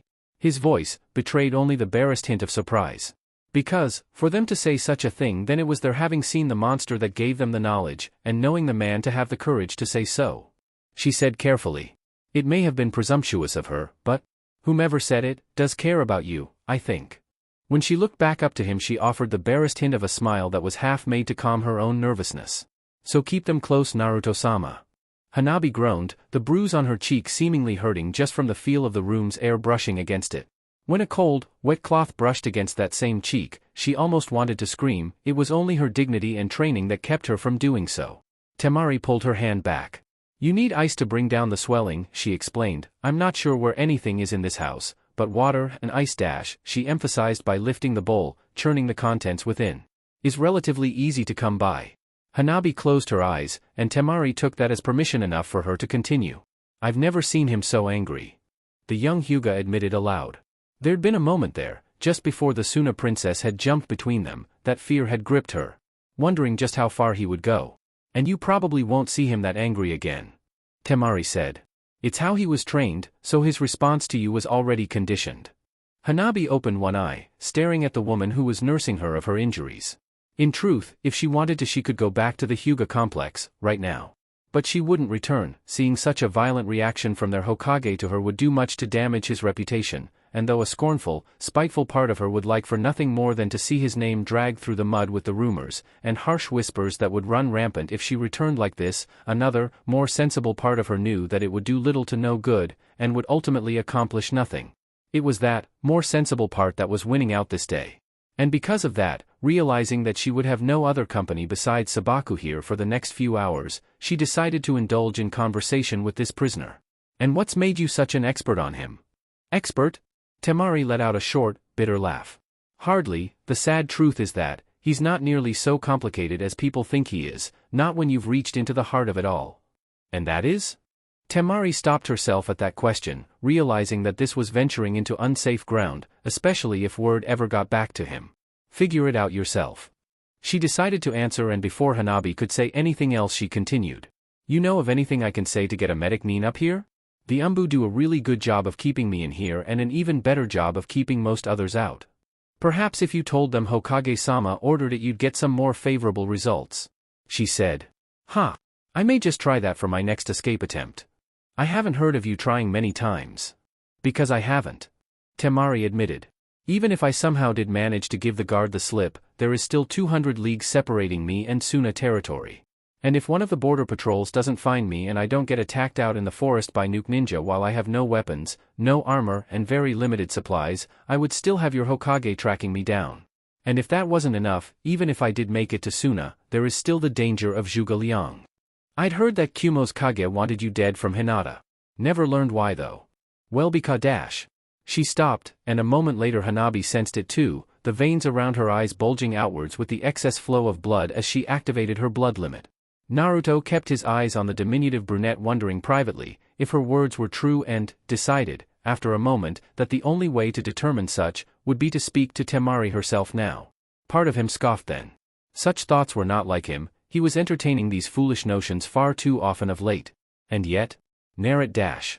He held up a hand, silencing her as his eyes became focused, sharper, returning his attention back to the village and away from her. The silence was broken with a virtual tidal wave of noise as steel struck steel, and shouts erupted outside of the room. Temari stood and marched out the door, following the sounds through the hallways. Before she got very far, however, 2 Konoha Umbu appeared in front of her, barring her path as they pushed her the other way, almost violently taking hold of her arms and dragging her where they wished. It took her mind a second to figure out what was going on. She'd been attacked here before by Zhuge Liang's men, but she doubted the sleeping dragon would make a repeat attempt when the first one had failed. No, this was an attack. That meant that her brother's men were here. Suna ninja. Wind chakra raced up her arm, slivers and arcs of razor-sharp chakra forcing one of the Umbu guard to release her before his hand was cut to ribbons. Her free hand lashed out, punching at his partner's throat. Her strike caught him mid-breath, making him choke and cough. Grabbing him by the front of his cloak, she pulled him forward and switched their positions. She reached into his cloak, grabbing onto a kunai holstered on the man's thigh just before he was struck by some blow delivered by his partner. One that had been intended for her, no doubt.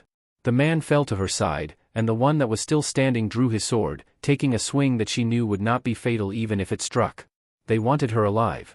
Her kunai, acting as a conduit for her wind chakra, cut his sword in two when the blades met. This was not surprising to him. He'd intended for such a thing to occur and to use the opportunity to strike at the pressure point along her neck that would be exposed as a result of her movements.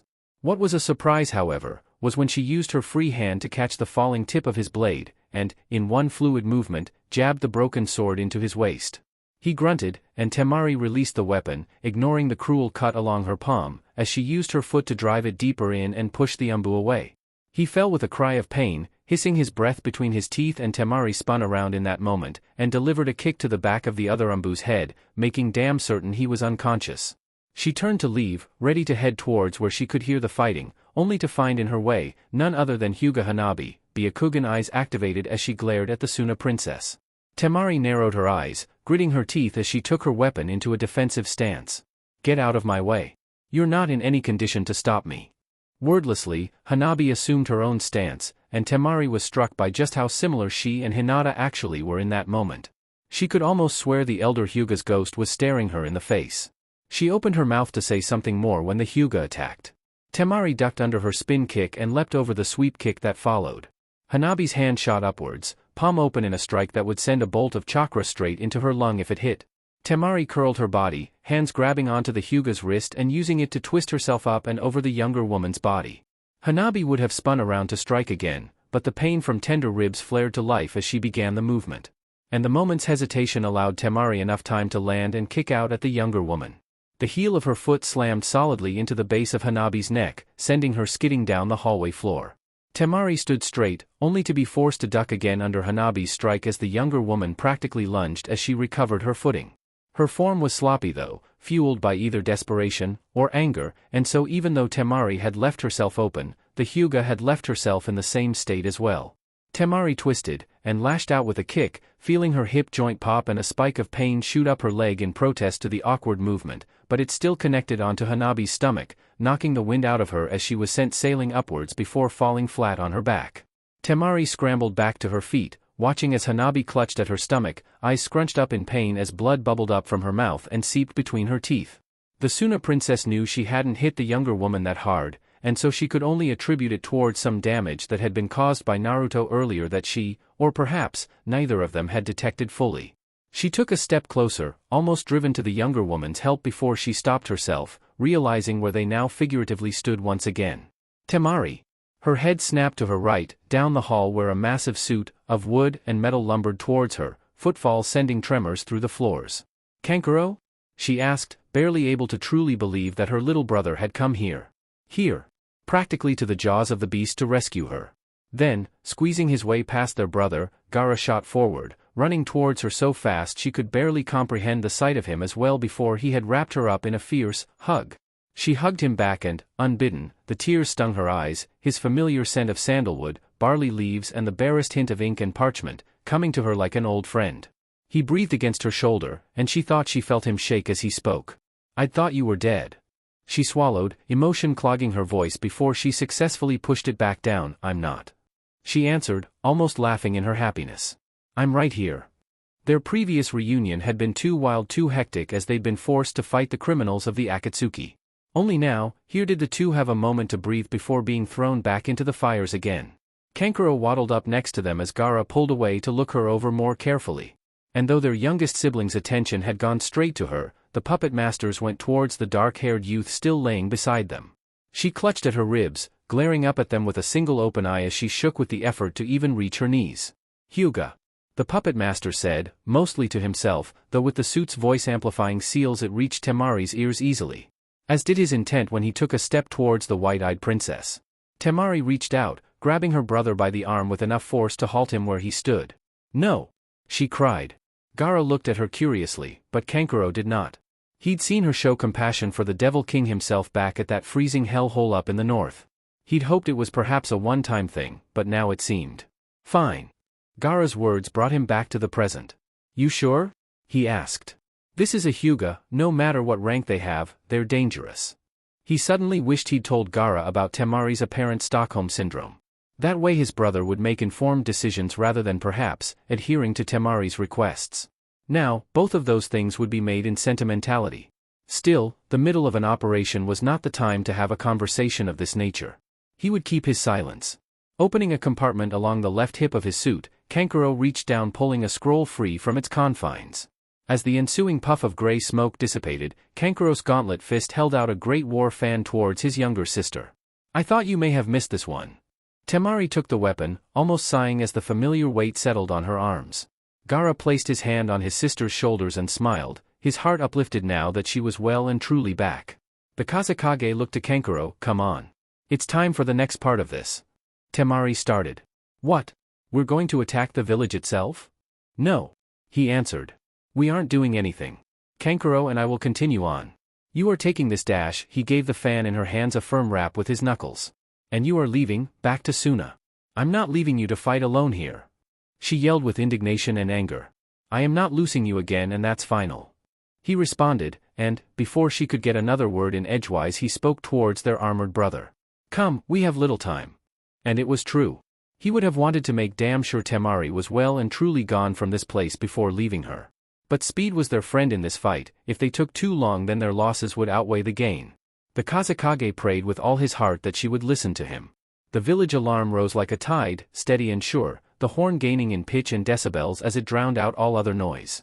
A second later he saw the previously calm village come alive with activity as ninjas moved to collect their orders and civilians rushed from their homes in panic to reach the shelters. What's going on? Suzume asked in alarm. For Umbu marched into the Hokage's office, bringing both occupants' attention towards them before settling on the captain as the man stepped forward. Hokage-sama. The village is under attack. Suzume gasped even as Naruto stepped forward. In what direction? How many? Multiple perimeter guard in sectors 8, 13, 5, 7, and your estate have raised alarms before falling silent. He paused, pressing two fingers over his right ear. I am now getting confirmed reports that enemy ninja have entered the village. By the scale of this, I'd say no less than 150 to 200 enemy nin. Your orders, sir. Scramble Umbu teams 1 through 7, along with teams 12 and 19. Deploy them to their respective areas. All Genin and Chunin are to be escorts for civilian evacuation, and Jounin are to join with the Umbu and are subject to their command. The Umbu captain bowed and turned to leave. Captain. He stopped. Sir? Naruto grabbed Suzume by her arm, pulling her forward before gently pushing her towards the captain. Take her to the shelter. She is to remain safe and unharmed. Escort her yourself. Do I make myself clear, Captain? Yes, Hokage-sama. Naruto watched as all of them left, closing the door behind them before he turned his eyes back to the village below. Already he can hear the sounds of battle beginning to sift through the coming night's air. Kunai blade sank into the sifting grains of his sand shield, falling to the floor moments later as gravity took its toll. With a wave of his hand, Gaara sent that same sand a moment later to crush his attacker. He felt the man thrash as he screamed, clutched in the sand's embrace. Gaara tightened his fist, silencing him with a grimace before leaping off to the next rooftop, where he could hear the whine of Kankuro servo motors as he fought whatever Konoha nin he'd found. He arrived in time to see his brother punch a Chunin through a wall, the sickening sound of crunching bones cracked through the air as the massive fist struck home. Kankuro looked up, torso pivoting to do so. Brother. Is this spot good enough? Gaara only needed to take a moment. No, we need to get closer. We need to get to at least 30 meters. His brother nodded, then turned sharply as nearly half a dozen Umbu appeared near them. Gaara felt himself tense for half a second before he realized their masks placed them as Suna ninja. Sir. One said, bowing. The northern assault teams have reported more resistance than expected. And the south team? As per your orders, your own assault team linked up with the southern team. They are securing the Hashirama Bridge and the southwestern gates firmly. At least we'll have a clear line of retreat. Kankuro commented. Commander. The Kazekage called. Take your team, and any others you find, link up with the northern assault teams, try to push through the enemy and rendezvous with myself at Operation Point Kenpaku. The squad commander nodded. As you wish, Kaze. No one saw it. 1 second the man was speaking, the next, his head fell from his shoulders and a man stood behind his corpse. The entire team pulled away, drawing their blades in defense. Gaara jerked in surprise after a second more. He hadn't recognized him without the armor. The Umbu moved to charge when his shout stopped them. No. They didn't turn away from their enemy, and he dared not turn his sight away for a second either. Kankuro. Head to the operation point. Set things up there for when I arrive. Umbu, my orders survive your commander. Head towards the northern teams. Brother. There was worry in Kankuro's voice, a plea for him to stay and fight. Do not question my orders. He barked, his worry now overriding his calm. Go and make sure everything is ready for when I arrive. Kankuro hesitated for a moment longer before turning and making his way down an alleyway, towards the west of the village. Taking their example from Suna's puppet master, the Umbu did the same, being certain to offer the Demon King a wide enough berth. As soon as they were gone, the Hokage spoke, looking up towards where Gaara stood on the tiled roof. Their death will come, in time. Yours, however, will find you swifter. Not today. What is your purpose here, I wonder? He questioned aloud, though it seemed more to himself than the Kazekage. Your sister? I have several. One of the last is to see you dead. A smirk spread slowly across Naruto's face. Not today. He echoed. The sand shield shot up between them, and Gaara jumped as he felt Naruto's fist slam into the wall of earth, leaping backwards he felt another strike against his defenses, this time joined with the unmistakable heat of one of the Devil King's fire jutsu. He parted the shell, allowing him a moment to see where the man was before sending a wave of sand forward, wheeling it into a sharp point to spear him with. His feet touched the ground before he leaps up again, dispelling the sand to have a clear view around him for a split second. There's the familiar tug at the back of his mind. But though the warning comes quickly, his reflexes are slower this time, and a foot smashes into his side, the crushing force of the blow, all but made nil, as it meets armor harder than any steel. The force of the hit and gravity pull him down, wood and tile shatter beneath him before he slams into the floor. He smiles. He hadn't even felt it. It worked. This is why he'd taken so long to prepare. Why he'd risked the entire operation by keeping the teams on the very outskirts of Konoha territory. He'd been gathering the strongest minerals, pulling them free of hundreds of feet deep beneath the earth and fusing it with the sand he had at his command. It was denser, stronger, and was right now working better than he'd expected. He opened his eyes, and rolled immediately away just before a fist smashed into the space where his head had been. He got to his feet, and blocked Naruto's kick, watching as the armor on his arms cracked before he pushed forward and attacked himself. As he delivered strike after strike, Gaara found himself smiling, getting the distinct impression that despite his aloofness, the Devil King was as surprised as he himself was by how little damage his attacks had done to the Kazekage. Pushing him away, Gaara knelt and brushed his fingers onto the wooden floor of the house. Sand tore its way up from the floorboards, wooden shrapnel flying everywhere before wrapping around his opponent. Sabaku Kyu! The sand tightened his hold, but there was no blood and Gaara almost snarled. It'd be too easy then, wouldn't it? The kick struck his left shoulder blade, and he rolled forward. Before he even reached his feet, his sand attacked for him, a pillar of shifting earth that smashed into Naruto's ribs, lifting him up and slamming him into the ceiling before throwing him back down. Gaara reached his feet in time to see the Hokage break his fall with a coffee table.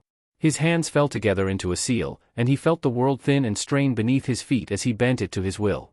Sand rose from between the floorboards around him like river water, gathering before it rushed forward with the speed and density of a freight train. Fire seething and wild swarmed over his vision, spreading, and he suddenly felt as though he were staring down the gaping maw of some hellspawn beast. The heat was so overwhelming it was turning the sand to glass before it could cover the scant feet between them. Tongues of fire coiled up the walls and reached to the ceiling, spreading and eating away at the wood all around them until they stood within the eye of a fiery storm. He ceased his attack and his arm came up to the left side of his face. The tug returns, pulling at his mind. This time, his reflexes are fast enough. More flames, it washes over his shield, but he doesn't wait this time. Slipping away, he uses this hellish place as cover. The smoke, the fire, aid him this time as he gets closer. He pulls a kunai, throwing it. He's not disappointed when the Hokage avoids it and turns his attention back to him. Only for a lance of sand to spear him through the back, emerging from the floor behind him. Blood spurts from the wound, and Gaara smiles as the Hokage grimaces. If it's in actual pain or mere irritation, the Kazekage can't tell. He's about to spread the sand, to send it in through the wound, but he hears something above. Wood breaks and splinters, flames surge through the breach, a rush of oxygen driving them higher as another Naruto falls in through the ceiling, a Rasengan glowing almost pale white in his hand. The Kazekage feels a moment of panic. Too close. Much too close. He calls his shield, grains of sand quickly forming a canopy. He expected pain. He didn't expect it to come from a wind chakra-laced kunai that cut through his armor and sank into his stomach. The one above had been a genjutsu. The sand of his armor flew off his body, wrapping around Naruto's hand and forearm within a heartbeat, and Gaara chose not to risk the speed of Naruto's reflexes by reaching for more. With a mental command, the appendage was crushed, and even the Demon King couldn't hold the pain in silence, shouting as he pulled away. Gaara went to move when the kunai, still lodged in his stomach, stole the strength in his leg. The Kazekage fell on one knee before pulling the weapon free. He cursed. If this kept up, then he wouldn't have enough chakra to finish the operation. Jiraiya's drink was interrupted at the sound of 24 frenzied villagers outside the bar, causing enough of a ruckus to cut through even his drunken haze. Pulling himself out of the stool, he marched out. He would have asked what was going on, but everyone was looking in one direction. Turning his eyes south, whatever buzz had settled on his mind because of the drink dissipated almost instantly at the sight of black clouds of smoke rising to the south. He took back to the air, pulling himself free of the burning wreckage. Black soot creased his face and clung to his singed clothes. The fire sputtered and mushroomed with the rush of air as Naruto followed, his more powerful leap closing the distance between them with alarming speed. Gaara thrust his arm forward, the sand rushing to obey, hurtling towards the tyrant. He could almost hear the groan in his thoughts when, instead of being thrown back down to the earth by the impact, Naruto ran along the surface of the sand up towards him, closing the remaining distance in the blink of an eye. The fist smashed into his face, shattering the armor and sending a lance of pain throbbing through the bones of his jaw and teeth. When he hit the dirt, the Kazekage spat out a wad of mucus blood. He'd felt that one.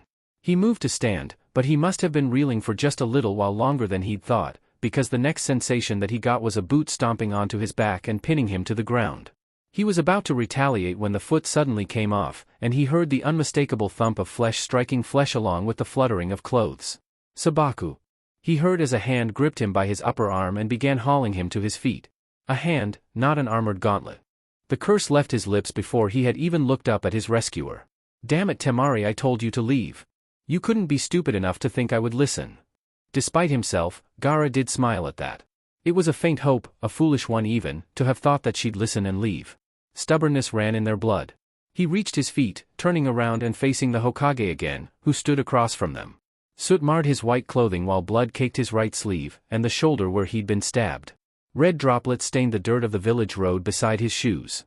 When Naruto rushed forward to attack, Gaara struck low. Temari swung that massive fan of hers high as spears of sand jutted from the ground. The Hokage jumped, momentum carrying him over the sand as he twisted backwards in mid-air, the fan's cast iron frame almost brushing against his face before he righted himself and landed between the two. With a shockwave of chakra, the two Suna ninja were bodily pushed aside, 4 to 5 steps. Gaara would have wondered at the surprisingly weak attack if he wasn't suddenly under attack again a second later. At the other side of the street, a second Naruto rushed towards Temari. Launching a punch the woman's way, he wasn't surprised when his fist struck the folded fan. Leaping over the woman to land at her back, he turned, only to realize her time in captivity had not dulled her battle sense overmuch. She'd pivoted on her heel, opening the fan in the same motion as she swung it at him in an upward swing. He vanished from her sight just as the weapon would have cut into him, appearing again just a few feet above her. She felt the wave of chakra over her head as she leapt back, seconds before the earth where she'd been standing rippled as though it had been hit by some massive blow. A wind breakthrough, she realized. A weak one. She wondered, with what she would only phantomly relate to worry, if he was really that injured. She hesitated for only a second before attacking again, a crescent of wind carving its way through the distance between them. With a wave of his own hand, the attack was dispelled with one of his as he fell back to the ground. She flared the fan fully open, taking to the sky in a gust of self-made wind. Naruto made no move to stop her ascent, watching her through glacial eyes as she swung her weapon with a battle cry. They'd be invisible to some others, dozens of small blades slicing through the very air, carried through the wind and guided by her will as they rushed towards him. He moved fast, jumping from one house to another, taller one, avoiding more of her attacks as he reached the roof of the tallest home. He leapt straight at her, heedless of the danger. There was a moment, a window in which Temari could almost see the future. One more swing, with all of her energy, power and chakra driven behind it, powering it. The war, the Devil King himself, ended in a single moment. She hesitated, her hands frozen, her grip on the fan hurting her fingers as time slowed before her. Then he was on her, arms wrapping around her body and holding her tightly. She struggled, both of them falling now back to the earth. "Stop." She obeyed. Freezing at the whisper of the voice that fell across her ear, a whisper nearly lost in the wind that rushed past them in their fall. "Stop." He repeated, and she could swear she heard a plea in his voice. "Don't fight me. You'll kill him if I don't." She protested. She pushed and pulled against him, almost ready to use another wind attack when he spoke again. "Temari." The plea was unmistakable now, and her chest felt as though someone was crushing it between their fingers as the sting of frustrated tears clawed at her eyes. As they fell, faster and faster, closer and closer to the ground, her sure grip on the battle fan faltered, then vanished entirely. Lances of sand skewered the Demon King onto their points, dark blood staining the grains as his lifeblood was drained from him. Then the construct dispelled in a cloud of smoke. A clone. His mind caught up with the fact, and fear and worry speared him through the chest. He spread his senses, waiting for another attack. But none was forthcoming. Oh no. His head swiveled to and fro, searching, and then rose to the sky as two figures descended. No. He rushed forward, losing sight of them as they fell below the line of roofs and ceilings. He ducked through the alleyways, jumping over trash and obstacles as he made his way closer. When he ran out into the middle of the road, he was sure they had fallen till he only found him standing there with his white cloak and bloody sleeve, blue eyes fixed on his green ones. And Gaara knew that somehow his sister was beyond his reach again now. His lips thinned and his features tightened, glaring back at the Devil King with the full hatred of a once peaceful man, and Naruto felt himself stand just a little straighter. Then the Kazekage turned and fled. Kankuro stomped across the square, pacing in agitation as the Umbu applied the last of the pre-made seals onto their designated locations. Worry twisted his gut for Gaara. He was anxious, and 1,000 scenarios passed through his mind's eye that portrayed the fates that his brother could have already met. Only hope and faith kept him there at this point. So when said brother landed at his side, dark cloak wrapped around his shoulders, he couldn't help but shout out his name, loud enough to catch the attention of the teams that were finishing their work. Kazekage-sama. Some of them yelled with him. Go go! The redhead yelled, gesturing southwards with his arms. To the escape point now. Gaara dash. The Umbu obeyed, knowing what was to come. Kankuro watched his brother, and his brother turned his eyes back onto him. Go on, Kankuro. Save as many as you can. They're under your command for now. The puppeteer nodded. You'd better be at the rendezvous point like we planned, Gaara. It'd be an awkward conversation when we get back home if you don't. But Gaara ignored him, his face set in a determined scowl, and Kankuro knew there was little time to contemplate it before he turned and left his brother a second time. Gaara stood in the center of the square, standing with his legs about a foot apart from each other, his hands rising to a seal as he focused his chakra. He felt the seal beneath his feet pulse as it came to life, hidden now beneath the dirt of the square. His lips curled back into a faint sneer as he opened his eyes, finding the Devil King making his way closer when he did. He shifted his stance, subtly leaving his left side open to attack, hoping the Demon King's strength would breed the overconfidence the Kazekage needed. He didn't disappoint. The redhead choked down a scream as a kunai blade cut through his side, ripping a bloody chunk from his body as he stumbled away. For a brief, terror-filled moment he'd sworn that he'd left himself too vulnerable. He'd almost seen that same kunai knife driving itself into his chest rather than his side before the Hokage's blade struck where it did. If this was due to luck or providence, he neither knew nor cared. Naruto moved to follow the Kazekage's stumbled retreat, when he felt his feet wrenched onto the ground. He looked down, finding sand encasing him up to his ankles and making its way higher. With beads of sweat formed by pain beading his brow, Gaara took up another stance, forcing himself to ignore his injured side as he looked to the sky, hands rising as though reaching to grab something. The sand around his feet rose higher, and even with his strength, Naruto was not making quick on his escape. The Hokage was ready to call onto the Kyuubi's chakra for the first time in this fight when he noticed where Gaara was looking. Raising his sight up the sheer cliff face of the Hokage monument, in whose shadow the two leaders now stood, Naruto felt his entire stomach fall into a pit as an ear-shattering crack ripped through the surface of the Nidame's face. The sound alone felt like a literal blow to the chest. Horror like he'd never known took hold of the Hokage as he snapped his eyes back towards Temari's brother. The teal-green eyes locked onto his own with a fury he'd never seen there before. And Gaara pulled his hands down as though heaving on some great weight. More cracks tore themselves across the surface of the entire mountain, and Naruto pulled of the demonic chakra in a rush, pulling himself free of chunks of glass as he reached towards the Kazekage in the futile hope of stopping this. In his haste and carelessness, he'd left himself open, and the sand that hit him over his torso knocked him onto his back and pinned him to the ground. More sand coiled around the Kazekage himself as he glared at the downed Demon King. First blood. Naruto heard the Godame say before the man was swallowed by his sand, vanishing from the village as 8 million tons of dirt and rock came crashing down over the Devil King and an entire western sector of the village. Kisame paused, his thoughts interrupted as he built their fire for the night. His eyes roved over the bushes and trees, up to the purple-colored sky and west towards where only the faintest hints of orange remained from the setting sun. That smelled like blood in the air. When Akina returned, she noted his rather strange, satisfied smile.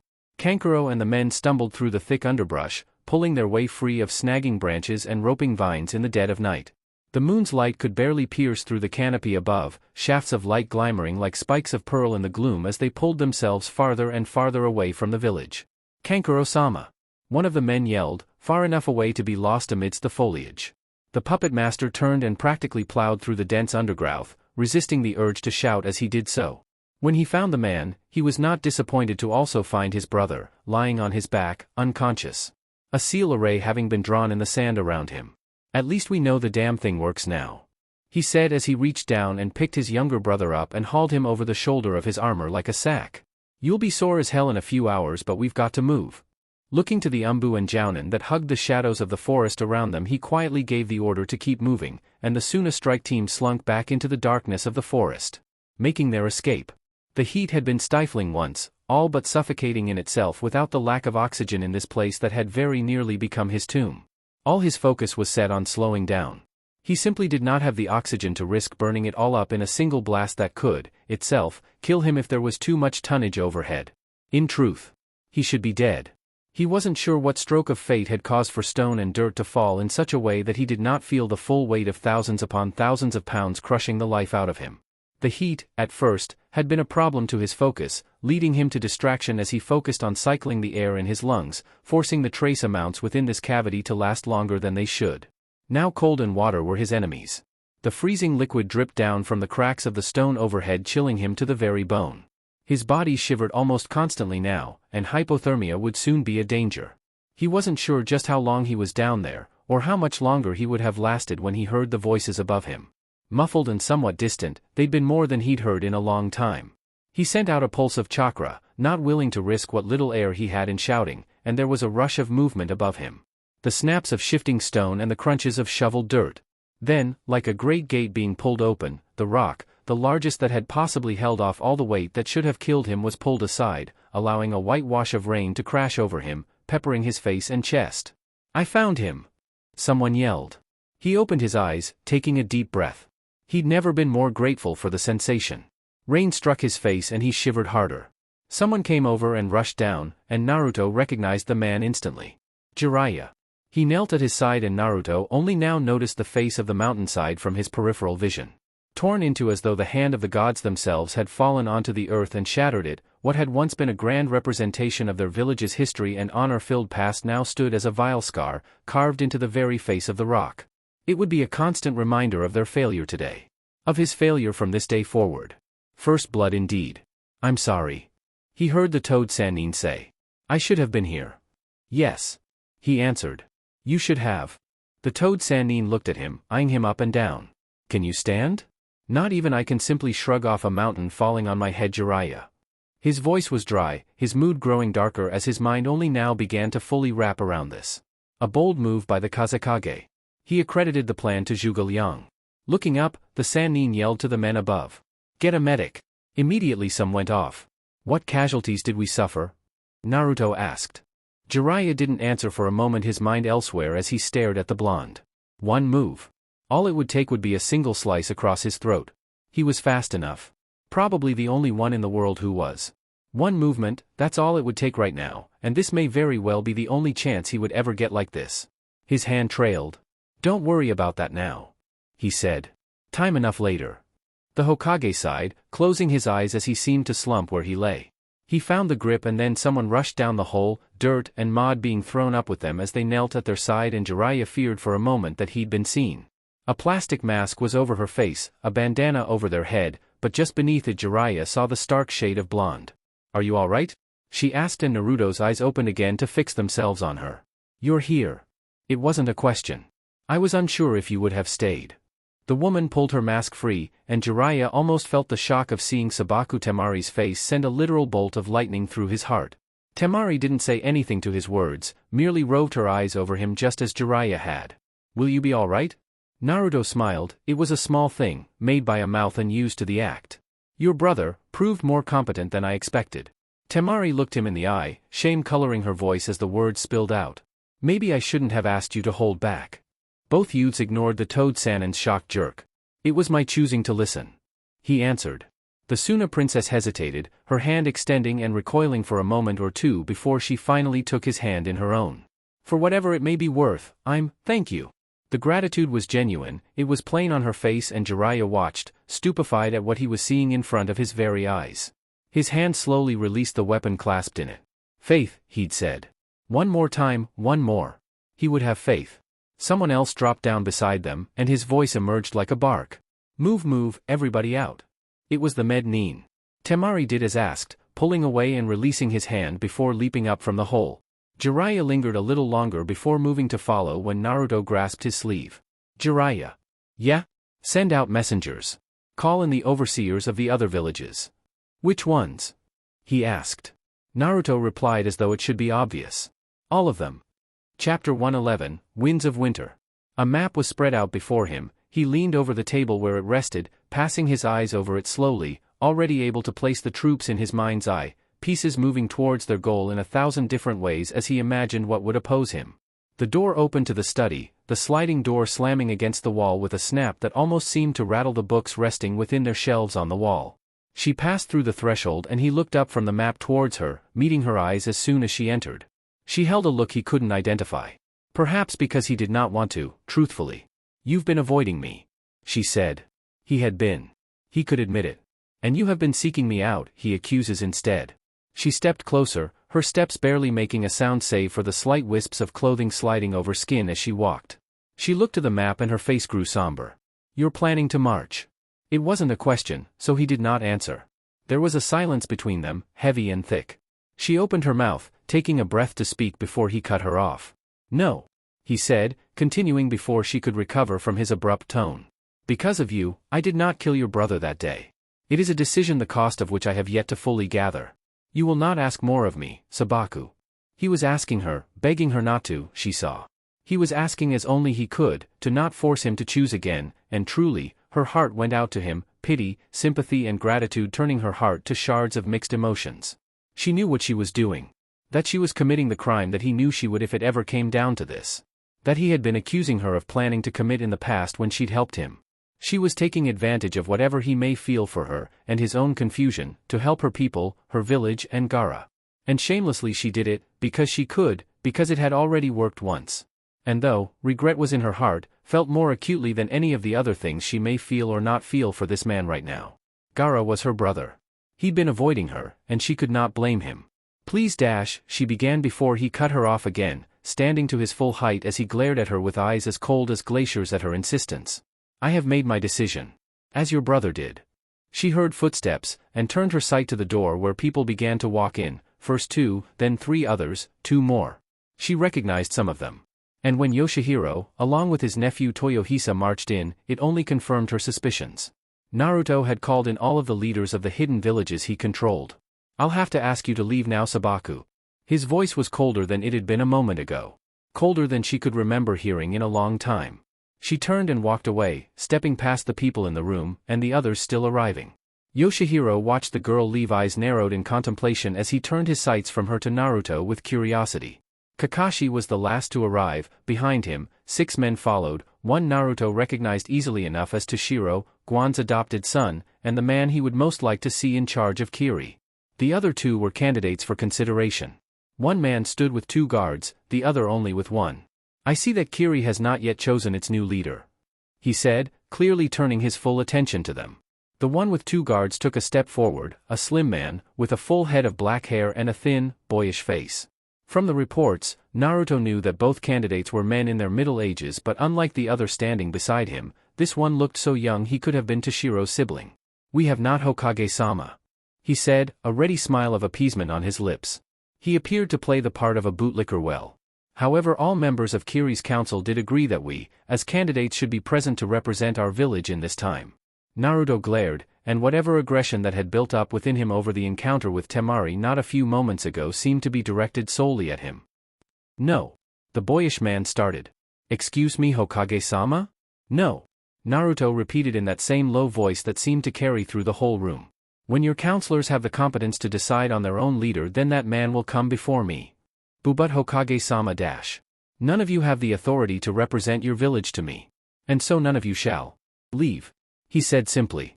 "Overseer Hataki shall remain, and he shall divulge what he wishes to whomever your village chooses. If they have the mind to choose before time has us wizened old men and the war long done with." The 3 candidates eyed one another, and from the 2 men he could see their distaste and their resentment of this. From Toshiro he could sense such as well, but tempered by mild understanding. None of the 3 had moved from their place, however.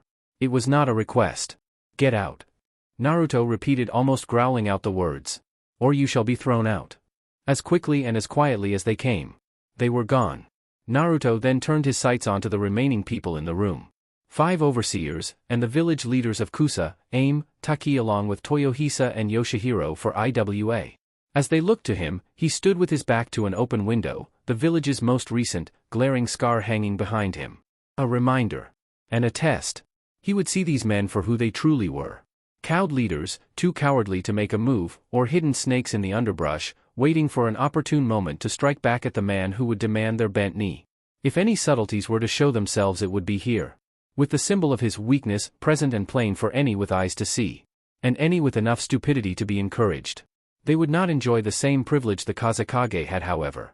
The overseers, Midorishi Enko of Kusa, Shino Aburame of Iwa, Hataki Kakashi of Kiri, Duramakai Sengo of AIM and Matsudaira Kichio of Taki. The 5 overseers had all delivered their preliminary reports ahead of their arrival. The news of the attack had certainly taken each of the leaders of their assigned villages by surprise, but none other than Kusa's had thus far shown any liking towards it. He would simply have to trust in his ability to keep eyes on 4 of these people at once. Though he was fairly certain Yoshihiro would not rebel given the seal he'd placed on his nephew, it would not be the first time a village leader had advanced his own ends by indulging in the murder of a family member, however. He pulled himself away from his desk, standing to his full height, the white robes of his office a mirror opposite to the black of the overseers. "Your orders are simple," he said. "I want every available ninja within each of your respective villages assembled and ready to march on Suna within 1 month's time." Each leader looked to others in the room, and even the overseers darted their eyes this way and that way before regaining their former discipline and keeping their gaze on him. The leader of Taki, a woman older than he by a decade or so, spoke. "Hokage-sama, it is late November." Light brown hair, narrow eyes. She was known as Shinko Naomi. She'd become the leader of Taki after Kenpachi's death and had served there since. Though they'd rarely spoken directly, from the beginning she had been one of the biggest advocates for peace between her village and Konoha. Something in itself that was more than a little suspicious. From the reports of the 20-odd overseers that had been assigned to the village in the last decade, she was a brilliant administrator but did not hold the full loyalty within her own lands. It was many an uprising that had come forward backed by rogue elements within Taki's ninja force. All had been put down until they'd been rooted out. Nothing had been traced back to her, but more than one of the overseers had commented on the suspicious nature of the fact that a leader could rise to power and yet be so blind to what elements within its own village could be up to. Naruto raised a single eyebrow at her question, deciding to provoke her, if only slightly. "Yes. Thank you for the update on the month. I required such." The woman bowed her head, almost meekly, and not for the first time Naruto wondered just how she was a village leader at all. Or if that meek exterior hid designs of dissent beneath it. Yoshihiro took it upon himself to clarify. "She means that winter is practically here. By the time we've mobilized the march it will be here. Gods above know that you don't fight in Suna during winter. Temperatures drop well below 0 in nightfall. Whatever parts of your army don't get heat stroke during the day will be fighting off frostbite at night. You'd have to be carrying equipment to deal with both ridiculous extremes. Not to mention that you're fighting a well-prepared enemy, in his home turf who knows you're coming and will be more than ready to fight you every step of the way." For a moment Naruto said nothing, keeping his eyes ahead of him before he finally addressed the statement. "I am more than aware of what will await us in Suna, Shimazu. My orders stand." Yoshihiro eyed him for a moment before he spoke up again. The other leaders allowing him to be the advocate against this.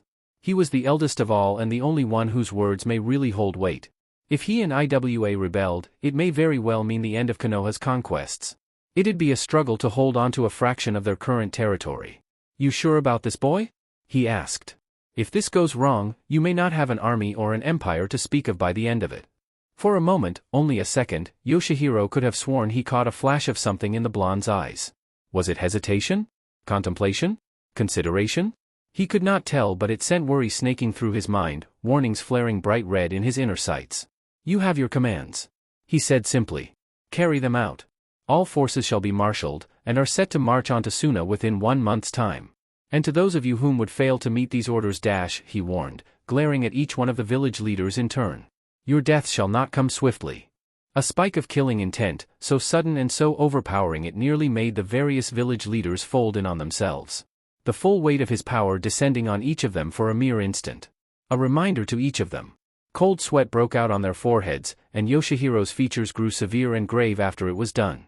Naruto gestured for the doorway, hoping his promise of retribution and the display would be enough to ensure them cowed into obedience. Leave. Soon it would all be over. Soon. But until then, for just a little while longer he needed their cooperation. He needed them to obey for just a little while longer. Just a little while longer. After that, they would not matter, neither would Suna. None of it would matter. The leaders filed out, and Naruto was left with the 5 others. Robed in black in mirror reflections to his white. The Black Hand. It was not a name he'd given to them, of course, no more than he'd taken on the name of the Devil King. It was one given to them by the commoners as they are wont to do. And in a sense it was true. These 5 people, cycled through in a period of 6 months, were his hands within each village. His hands, ears, eyes and nose. His senses. Even his voice if need be. He looked to them just as he had the village leaders before them. Make certain they do as they are told.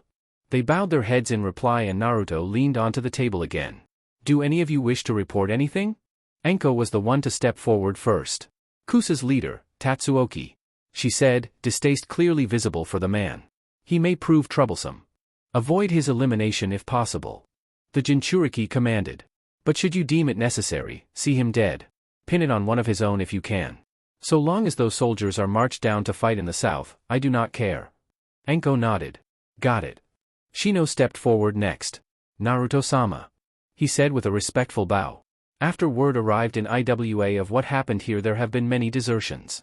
Several dozen ninja ranks ranging from Chunin to Jounin have fled. The estimated civilian numbers along the outlying villages of Tsushigakure's territory is triple that number. Naruto did not even bat an eyelash. It does not matter. Shino paused. Hokage-sama, we are fairly certain these deserters will be heading toward Suna. They most likely will. He answered with a faint movement that could barely be called a shrug. But it does not matter. He repeated. Shino, hidden behind his glasses, stared for a moment before offering a nod and stepping back into line. Permission to speak freely? Kakashi asked, catching everyone's attention. Speak, then. Yoshihiro is right, Naruto, the copycat said. If you attack Suna during winter, most of your army will be coming back as corpses. Win or lose. If the thought of bringing back dead disturbs you, Hataki. Naruto drawled in his slow monotone, finding his seat and taking it behind his desk. He laced his fingers in front of his mouth, staring the white-haired ninja down before he finished. Then leave them where they fall. The door creaked on rusty hinges, squeaking horribly as it was pushed wide open. Kiba raised his remaining arm, blocking the glare of the light that stung his eyes. You stupid piece of shit. An all-too-familiar voice hissed from the doorway.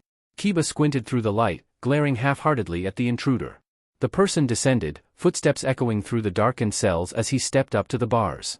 With his face, no longer veiled by the shadows cast by the light at his back, the Inuzuka could see the ire painted on his features. Ire, disgust, and pity. The last one made him growl somewhere in his throat. The shadow wielder glanced towards the door and with another squeaky groan it shut, bathing them in blackness for a moment before Shikamaru lit a small flame over his index and middle fingers. The most basic of fire techniques. Barely fit to start a campfire. Standing there, with nothing but a proverbial candle between them, the two friends did not break eye contact. Friends? Such a strange word. It made Shikamaru wonder. Were they still really friends? No one could reach Kiba since Hana's death. He is, or was, inconsolable, going from bar to bar drinking his liver into the ground. Every other day it seemed as if one of them had to go out and make sure the guy even got home, or didn't die from alcohol poisoning.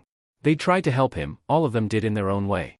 But what could they do for a man whom had lost his whole immediate family to this? To the war? To the Demon King? It made him wonder if they were ever really friends, or just two rats caught in the same sinking ship. They'd come so far, and yet, they hadn't really moved at all, had they? He ran a hand through his hair, sighing through his nostrils. Here they stand, a beaten broken shell of a man and another one that may very well join him soon enough. Mind telling me why you've become such a goddamn moron? The Inuzuka looked down, shame in his posture. I'm sorry? Sorry? Shikamaru spat. You attacked a woman. A civilian no less. I'm sorry, all right? Kiba shouted, getting defensive. She looked like that Hyuga bitch. Pale skin and dark hair? You gonna swing that fake claw arm of yours to half the women of the village? No? Then shut the fuck up.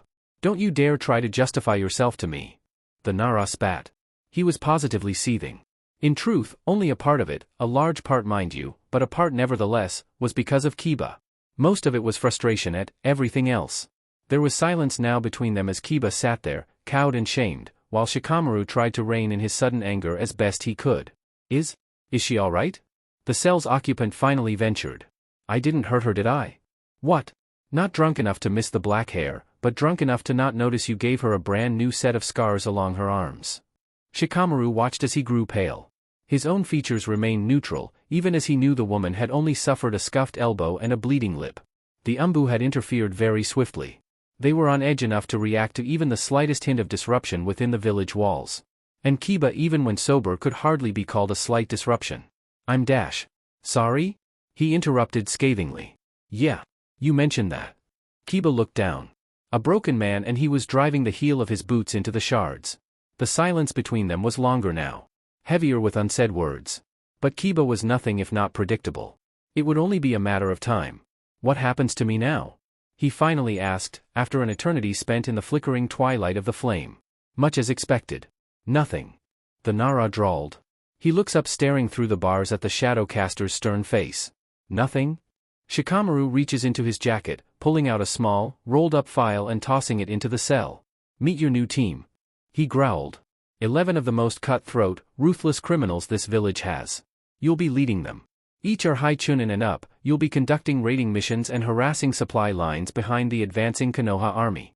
If you people want to throw yourselves and your lives to hell, you can do it in service to your village. Kiba looked like he was going to ask something else, but Shikamaru continued, stopping him. Tonight, a man is going to come into this room. He's going to put a seal on you. You're going to let him. Tomorrow night, 3 Umbu will come here and open your cell. You will follow them, are we clear? What's the seal do?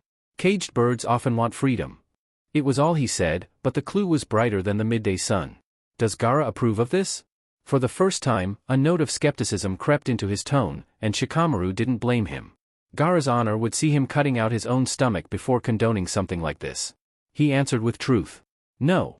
He doesn't know, and I'd like to keep it as such for as long as possible. It helps that he's currently unconscious at the moment. Kiba looked down at the file, opening it, and finding only pictures. Those 3 Umbu I mentioned. Shikamaru said, beginning to march away. Before they let you go. They're going to give you a sequence of seals. Memorize them, and I trust you to know when the situation is adequate to use them. You're trusting me with that? The prisoner asked as Shikamaru ascended the stairs and banged on the iron door. It opened, and Kiba squinted at the bright light. I never said it was a lot of trust. The Nara said before the door closed shut behind him. The vanilla sang in Chuji's mouth, taste buds exploding under his puffy cheeks. The large man felt as though he would cry tears of elation. Where have you been all my life? He cried dramatically.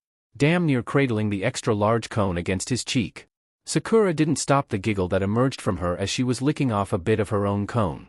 I swear, you're gonna marry a chef. Or your refrigerator. Chuji smiled back, and watching him take another bite, she found that she couldn't fault him really. Ice cream was a rare treat in Suna, even rarer now with half of the flavors cut off due to their sources being in Konoha-controlled territory. But winter was on the horizon now, so maybe they'd get to have a little more. Before things got bad. She followed Chuji's example. She however chose to take smaller licks and actually savor her cone rather than just swallow it. The treat had been expensive enough. She could have bought a small bento box for what it was worth. The Akimichi scion sat himself down on a bench and she settled herself beside him. They were in the main square, a bazaar with 100 people coming and going around them. Buying goods and selling them, carrying items and bags, or just walking somewhere else. Near the center of the village, the square was linked to almost every major road and byway that would lead to every corner of the village. The tower of the Kazekage was at the very end of it, for crying out loud, the keystone for the entire west side of the village, with the walls circling around to meet up at the far west side of the tower. In fact, now that she thought about it, whomever controlled this square basically controlled the village. They would be able to spill their troops anywhere, and attack at other forces and people that would, most likely, be cut off from each other. Organized fighting would descend to brawling in the middle of the streets, everything would be decided on man-to-man struggles, no effective counter-attack could be led. It would be. Chuji's fingers snapped in front of her face and she jerked back, blinking before looking up at him. What? You're getting that look again. He replied, scrunching up his face like a pouting child. That, thinking of different things that are about the upcoming fights look. He poked her, his thick, fat finger prodding at her shoulder. Today's for relaxing, remember. Ino and Shika were busy today, but I was gonna take at least one of you out to get your mind off of some of these things. He didn't mention Kiba. She tried not to notice too much. Smiling, her green eyes went a little soft. Sorry. I'll try to keep my mind to happier thoughts, okay? You need to be smiling. She pulled back her lips, showing off those pearly whites. If I promise to keep this face all day, will you be happy then? She asked, keeping the smile. Don't do it for me. He said. Do it for you. You 3 will be the ones with gray in your hair soon and worry lines crisscrossing all over those faces of yours. This time, she hit him in the shoulder. You take that back. The big man grinned. Truth hurts. I think I might cry myself to sleep. She said, then, after a moment, added another punch for good measure. Chuji laughed. The two sat, smiling together as they ate their respective desserts when suddenly, not 4 feet in front of them, children rushed past in a hurdle of screams and small little feet. One tripped, and with a fall that sounded almost as sickening as it looked, the boy's face struck the stone floor of the bazaar walkway. Sakura heard Chuji hiss as he rushed forward while other onlookers gasped. She followed a moment later, reacting after the shock as Chuji turned the boy over, who was now crying, to assess the damage.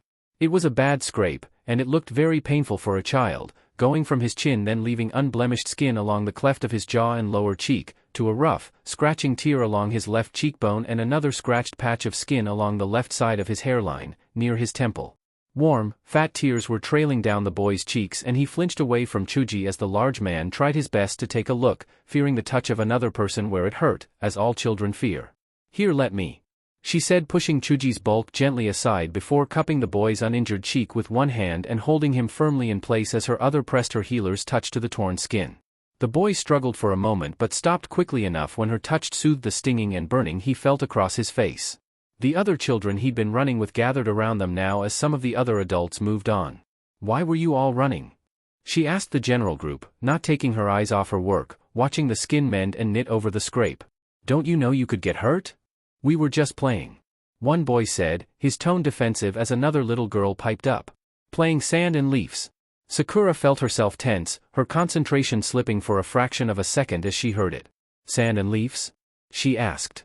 "Yeah, sand ninja and leaf ninja," the boy that spoke the first time said with a smile. "One group plays as sand ninja and the other group play as leaf ninja." Sakura felt her lips tighten, her fingers pulling away from the injured boy's now healed cheek as she turned her eyes to the stone floor to avoid looking at them. At these children wanting to play at war. As though war was some kind of game. She was angry with them for a moment, angry that they thought it was a game. It was irrational, she knew. They were children, no more than 7 or 8, maybe even younger. She'd been like them once upon a time. They just didn't know. But war was no game, real people were dying out there. Real friends she would never see again. It was Chuji's voice that broke her from her dark thoughts, his voice carrying all the easy nature she knew him for. "Why don't you guys play something else?" he asked. "What else would we play?" one of the kids asked as their friend stood up rubbing his still tender cheek. "Not anything with leaf ninja," the Akamichi said with a conspiratorial whisper. "Don't you all know that they're just pig-headed idiots?" "What about the Devil King?" one little girl asked. "Mama says that he's unbeatable, that he can't die." She could just imagine Chuji's affronted face with the tone of voice he put on for them. "Well, tell your mama that she's wrong. Kazekage Gaara beat him just the other day." "Told ya," another child piped up. "My dad said Kazekage-sama smashed a whole mountain on top of him." "No he didn't," another kid said. "Everyone knows the Kazekage controls sand, idiot, there aren't any mountains made of sand." "Well, Kazekage-sama beat him," Chuji interrupted loudly, and Sakura looked to him, his eyes were wide, and his jaw set in what she could see was mock seriousness, but could be mildly convincing to an 8-year-old. "Maybe. So there ain't no reason to be playing as no leaf ninja when sand ninja are that much better, right? How about you think of a different game to play?" The children looked at one another before the first kid spoke up again. "Nah, sands and leaves is fun, come on guys, let's get to the park." Then, following his lead, the group rushed to their designated location, with only the boy Sakura had healed stopping to offer a quick bow and a thanks before he ran right after them. Chuji sighed, theatrically. "Kids, huh?" When he stood he offered her a hand to do the same, which she accepted. "Maybe you should have scared them a little," she found herself commenting, as she stared after them. "Let them have their fun." The Akimichi said solemnly, "Too soon, they may just get their wish. And they'll be playing sand and leaves for real. Children shouldn't be afraid of the dark things in their own village." "Yes they should," she exclaimed without thought. Her mind traveled back to that place where she'd first seen him. Sakai. He'd marched out of that blazing inferno as though hell itself had spawned him in fire. Kiba's blood had been warm against her flesh, sticky and growing colder against her skin as his serpents emerged like Wyrms from the old stories, hissing and snarling. So many dead. He'd killed them all. That Sachikage and all of her friends had been nothing more than dust motes struggling against a storm. It scared her then. It scares her now. They'd thrown everything they had at him, all of their strength, all of their power. It was for nothing. She'd scoffed at all the claims of his invincibility. Of every pub drunk and story spinner and mother telling a cautionary tale to her children about him. At least, she had until that day. So many myths. Don't speak of him, for even stray thoughts will draw him close. A demon who's taken the skin of a man. He drains the life of those who battle him. A creature neither living nor dead. Even Chiyo-sama had spun poetic once to her about him. The creature that boy has become is nothing more than a husk. Do not call it a he, call it an it. For all it is a tool of killing. It is already dead, you see? It is only a question of how many more it will slay before it falls. And they went on and on and on and on. Despair when he comes, for he brings the end of your life. He fears nothing, for he is fear made flesh. One worth 1,000. Thousands of myths, thousands of legends that just heaped onto each other until the truth was so buried none could find it. Hell, fucking Shikamaru. Thrice damned Shikamaru who barely believed in freakin' gravity she'd overheard speaking to someone once before. He cares nothing for his people. Or the ones he's conquered. Or the ones he means to conquer. He will fight IWA, and Kumo, and once he is done with them he will fight us, and when we're gone, he will just keep fighting until there's nothing left. So many different fears they put over him and the mantle of Devil King that even she herself forgot. Even she, no. All of them. All the ones that come from Konoha, most had known his name but no one ever dared to even speak it. As though the very whisper of their breath, carrying his name would bring poison into them. Uzumaki Naruto. A man who cannot be killed. She felt hands on her shoulders and she looked up, finding Chuji standing in front of her, all soft smiles and sad eyes. He knew where her thoughts had taken her again. Hey, he said, squeezing a bit with chubby fingers that made her feel small. Don't worry. We're going to get through this. We are going to find a way. He reassured her. Just as many had done before and probably more would try in the future. But he was so sure, so convinced that she couldn't help but smile. Her feet carried her forward, and she soon enough found herself hugging her big friend like the fuzzy teddy he self-proclaimed to be. Promise me you won't ever change, Chuji. I promise. And she found herself smiling again like she promised she would. When the Kazekage woke, it was to warm blankets and sunlight streaming through his window, blisteringly hot as it was custom to do here in the desert. He sat up on his bed, dizzy and groggy from exhaustion-induced sleep. He groaned, one hand cradling his face as he swiveled his legs over the edge, noting that he'd been changed into sleep clothes as well. He sat, staring at the floorboards of his room for almost a full 2 minutes before he gathered the strength to pull himself to his feet and march out the door. He had to grip the railing as he walked down the stairs, and he felt so exhausted, he imagined that the bags under his eyes were as black as they'd been in his youth. When he reached the second-to-last step, Kankuro wheeled into view, pushing on his chair as he approached with a smirk. You look like hell, he said. With his brother there, in front of him, Gaara belatedly realized that there was no need to walk any further and so, without ceremony, sat his ass down on the third step. Kankuro shifted his position, wheeling himself so that his head was on the other side of the stair railings looking to Gaara through the shafts of wood. Long-distance reverse summoning seals take a lot more out of you than I'd thought. They're forbidden for a reason. The redhead muttered. Any less chakra and you would have been dead before we'd found you. And my body hasn't recovered either, it seems. He self-diagnosed, raising a hand that was visibly shaking. How long have I been out? A week. Kankuro answered flatly. On the plus side, that lunatic plan of yours was a roaring success. Gaara opened his eyes, looking to his brother a bit more attentively now, trying to force his mind to keep focus at least for a bit longer. As you know, we went in there with 138 men, 107 made it back out, 44 of which weren't injured at all. Only 3 were critically wounded and are being tended to at the hospital. Everything else was minor. We had like 10 casualties, maybe less. Gaara nodded, his eyelids again growing heavy. He was too tired. He couldn't even muster up the presence of mind to feel little more than a pang of sympathy for those that had died. And, what's the state of the village? Kankuro smiled. They're practically ecstatic. You should just hear all the stories circling round about you, brother. Haven't seen the men this hopeful since Aki. The puppeteer paused, scowling as he remembered just who she turned out to be. You're a hero now. Gaara nodded, looking at his brother's confident smile. One he hadn't really seen in a long time. He didn't have the heart to tell him that it was not a performance that may very well repeat itself if Naruto fought him here. For some reason, the Devil King had never called upon the power of his bijou. Not at least, until the very end, in a moment of desperation. He'd been holding back during that fight for some reason. But next time, the gloves he'd put on would come off. Gaara was stronger here in Suna, but would he be strong enough to fight the Devil King's full power? He doubted it. Still, looking at his brother, he did not have either the will or desire to tell him this. He'd burdened Kankuro enough recently, this one burden of doubt he would try? No. He must carry on his own. The Kazekage smiled. Next time I'll make sure to leave you some of the glory. He didn't hear his brother's response, merely saw his lips move before falling back asleep, his head thudding against the railings of the steps.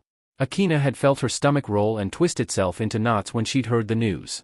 Dark clouds rolled over her head, shielding the world from the light of the sun as its dark stone-gray surface shifted overhead, rumbling with thunder and the promise of coming rain. It matched her mood well enough. There was no love lost between her brother and herself, and much left unsaid and undone between herself and Gaara, but to hear it said that the two had fought in some great battle without her there sent splinters of 1,000 emotions skewering through her chest. Anger was there, anger at them, at her absence. Yearning as well. She wished she could have been there, seen for her own eyes rather than hear it with ears that listened to half-mad tales that had no doubt grown more exaggerated and inaccurate by the telling. Most agreed on one thing however. Gaara had attacked Konoha and fought Naruto. Whether he was beaten back by the Devil King or Naruto himself was the one that was defeated was wholly unclear. But they had fought for certain. Hurt was felt as well, a pang straight through her heart as it was made now, more clearly than ever before that she was now more an outsider in this than she'd ever been. But it was worry that coiled through her heart more. Worry and fear that snaked its way round and squeezed. She worried for someone she knew to be a good man. And another she knew to be her blood. She stood on neither side now, and in some ways it was equal parts easier as it was harder. She walked through the village alone today. Kisame had gone off for some errand or other, allowing her the time to wander listlessly, lost in her own thoughts. As though a celestial bucket had just been flipped end over end, the clouds released a massive whitewash. Rain struck the village and slick sluice was washed down the tiles and dripping down to the dirt road, quickly turning the ground at her feet into too much pulpy wet sand that clung to her shoes.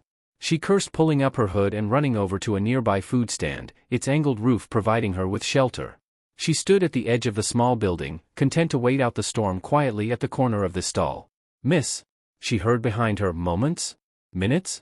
Later, finding an older man leaning over the counter. "You want to order something while you wait? Storm's not going anywhere." She shook her head, pulling the cloak tighter around herself as a gust of wind speckled rain onto her feet and into the shop. A ramen shop, she noted, watching as a girl in the back threw some noodles into a pot. "No money right now," she answered sullenly. It was true, Kisame had taken all their cash, saying he needed it for today. It was only the second time he'd done it in the 3 months she'd been traveling with him and the first time he'd bought supplies and equipment he knew they'd need. She hadn't refused him today when he asked. The older man eyed her for a second. "Tell you what. One on the house, huh? You give random people bowls of ramen on the house?" she asked with no small amount of suspicion. "Only those that look like they're having a bad day," he answered. "No offense, but you look like you've got problems," he said somewhat carefully with a small smile. "A bowl of ramen would do you some good. Take it from me." She thought for a moment, considering, then slowly inclined her head. "Thank you." The man smiled before looking to the girl in the kitchen. "One special." The girl nodded and, minutes later, a steaming bowl was placed in front of her, along with her chopsticks and napkins. She took the chopsticks, rubbing them between her hands for a second before she began to eat. She slurped up the first bite, chewing once or twice before swallowing. "It's good," she complimented. "Best in the business," the man said, smiling before returning back to whatever he was doing, concentration creasing his brow. She ate in silence, with only the man and her food as company. The minutes passing in rare, peaceful quiet for her until she was almost done. Then a familiar blue tank on legs marched in through the flaps of the store. "Here you are," the former Akatsuki said, smiling in that, "I know something interesting" way of his, and Akina saw the stand owner gape for a good second or two before he shut his mouth, shrugged, and went right back to what he'd been doing. She had to wonder just where the owner had lived or what he'd seen to just give Kisame a momentary stunned look, shrug and go on as if he'd seen stranger things.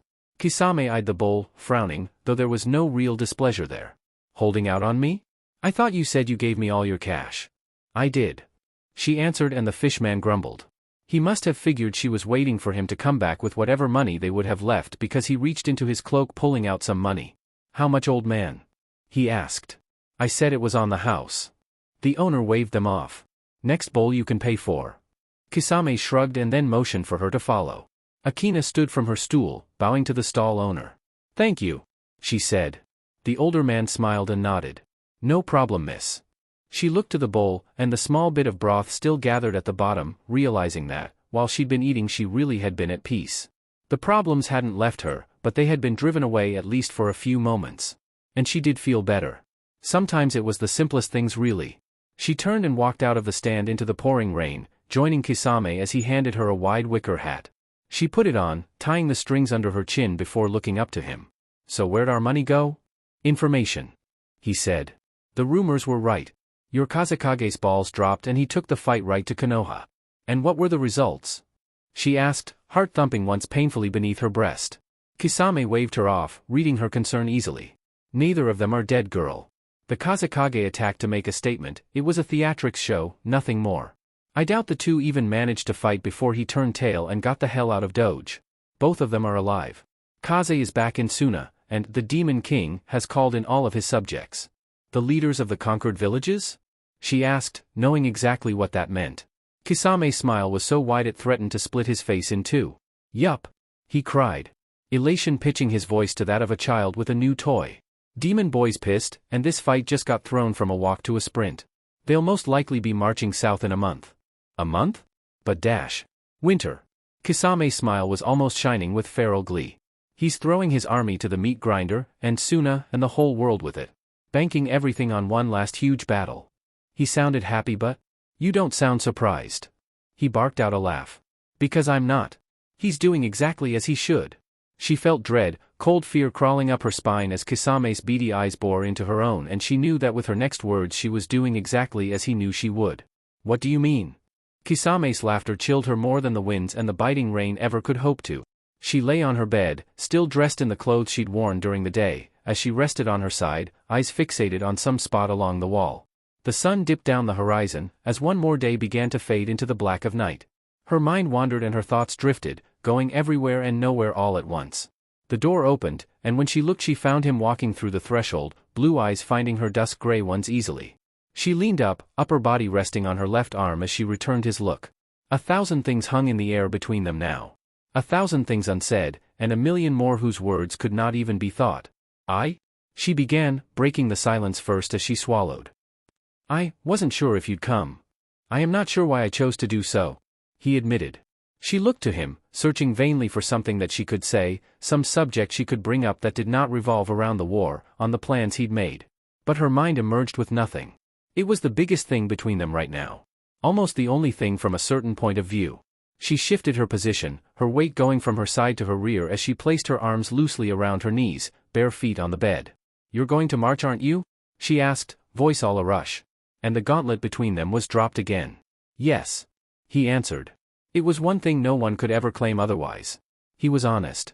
She had not yet decided if his truthfulness was a blessing or a fault. "When?" she prodded. "I cannot tell you." "Why not?" she almost shouted now, voice easily carrying a few feet outside her door. "I stayed, didn't I? I stayed when every goddamned opportunity was available to me to run while you were buried under that mountain." He met her indignant sight, as she demanded her answer, and after a moment spoke back. "He is your brother." The Demon King answered, and Temari felt her heart lurch at the truth behind those words and all they implied. She looked away. "Look at me." It was a request, not a demand. Most people couldn't tell the difference with him, but she could. She was not sure when that happened. Maybe that's why she obeyed. When she met his eyes again this time, she found something different in them, softer, and his voice carried that odd tone of his. All too rare and far between. "Tell me. Look at me and tell me that you would not try to spirit the information to him in some way, and I will answer your questions, whatever they may be." She felt her eyes go wide, and for a heart-stopping moment, she feared this was some kind of trick. Some test of some sort. But she shook herself. No. He wouldn't do that. He was nothing if not straightforward with her. He would tell her. All she had to do was lie to him. Maybe not even convincingly. The words died on her tongue and tasted like ash in her mouth. She choked on them. She looked down, clenching her eyes tightly shut as tears burned wetly down her cheeks. Tears of sorrow, regret, pain, and rage. "Damn you," she cursed. So softly, the words were almost lost in the space between them.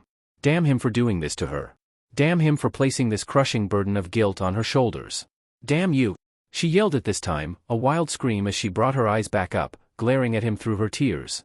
He stood there, nothing but a grim face to speak back at her, and she launched herself from the bed, hands and nails more likened to claws it seemed for a moment before he caught her, grabbing onto her upper arms and turning them both, slamming her back against the wall as she clawed at anything she could reach.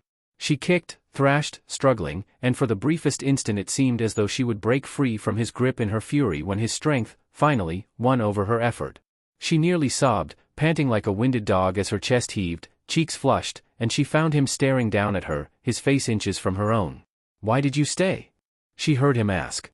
She tried one more time, a burst of strength allowing her to push herself almost a foot off the wall before he pushed her back, knocking the wind out of her. "Why did you stay?" he repeated, demanding the answer from her. "I don't know," she yelled right back. "I don't know why I stayed. I should have run, gone with my brother to Suna and left you and this goddamned place behind me." He looked at her, and she could almost swear he leaned in a little closer. "You do know," he said simply. She grit her teeth and surprised herself today just as she had that night as she leaned forward, slanting her mouth over his. The kiss was angry and harsh, almost as though she were arguing in an entirely different way. In a moment he pressed closer, his body against hers as he lifted her those precious few inches to have her at eye level. Her legs wrapped around his waist, holding him to her.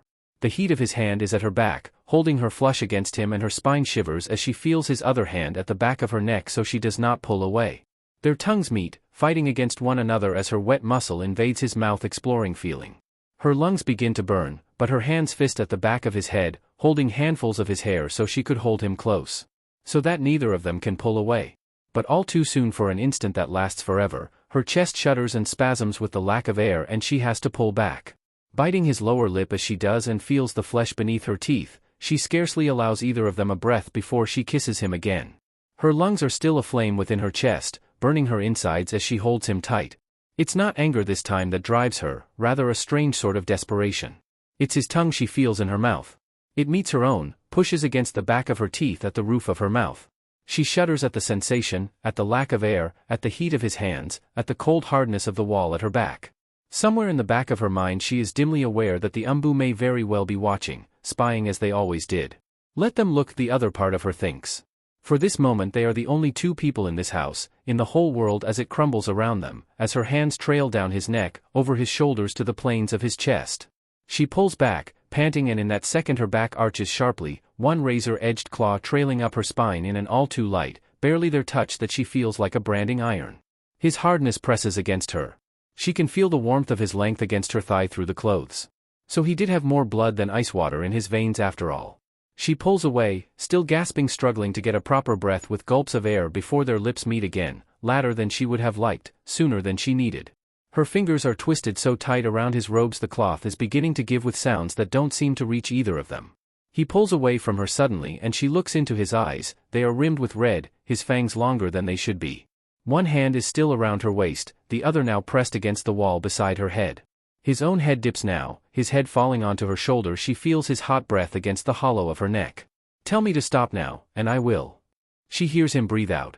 His voice is ragged, rough, far from the composed, measured tone he normally bore. 1,000 thoughts pass through her mind, all sides of her psyche warring with one another for a moment that seems to stretch on forever. Her eyes travel to the hand still pressed to the wall beside her head, where it trembles lightly beneath his white robe, clawed fingers carving gouges into the wood as he struggles to hold himself in check. He was asking her to tell him yes or no. He wanted her say. Normally, this would be a good thing, a welcome thing. But not here, not with him. Her mind was fogged and the haze of lust had not yet dissipated, but she knew this was important. That she couldn't say yes or no here. It had to be him, he needed this choice. She groaned, closing her eyes as she breathed into his hair. "Do what you want," she panted, the blood still pounding against her ears making it harder to think straight. She hoped that had been right. His calloused hands smoothed over the curvature of her ribs, his thumb raking the skin just beneath her breast. For a moment that caused a flutter in her stomach. She thought he would pull away, until she saw his eyes raking over her. Something stirring, waking, hungering beneath his gaze. Something had changed now. She could almost see it in his face, stripping him of his training, shredding his self-control.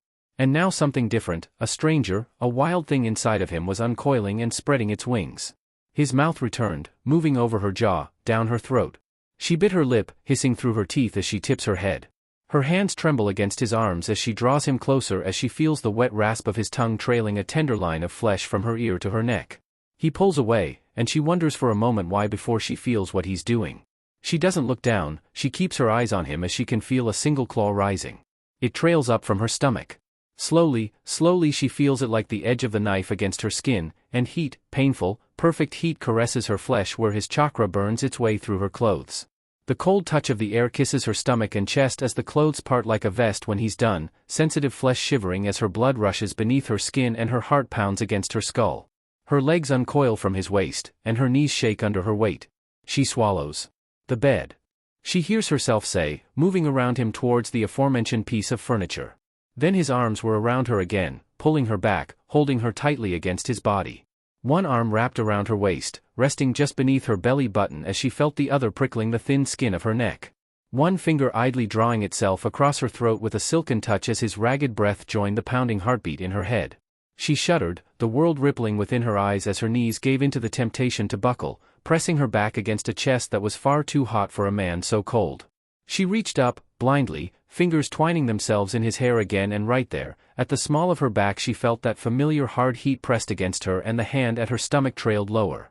She shook with shivers, almost unable to stand, and her fingers tightened in his hair while the other wrapped around his wrist.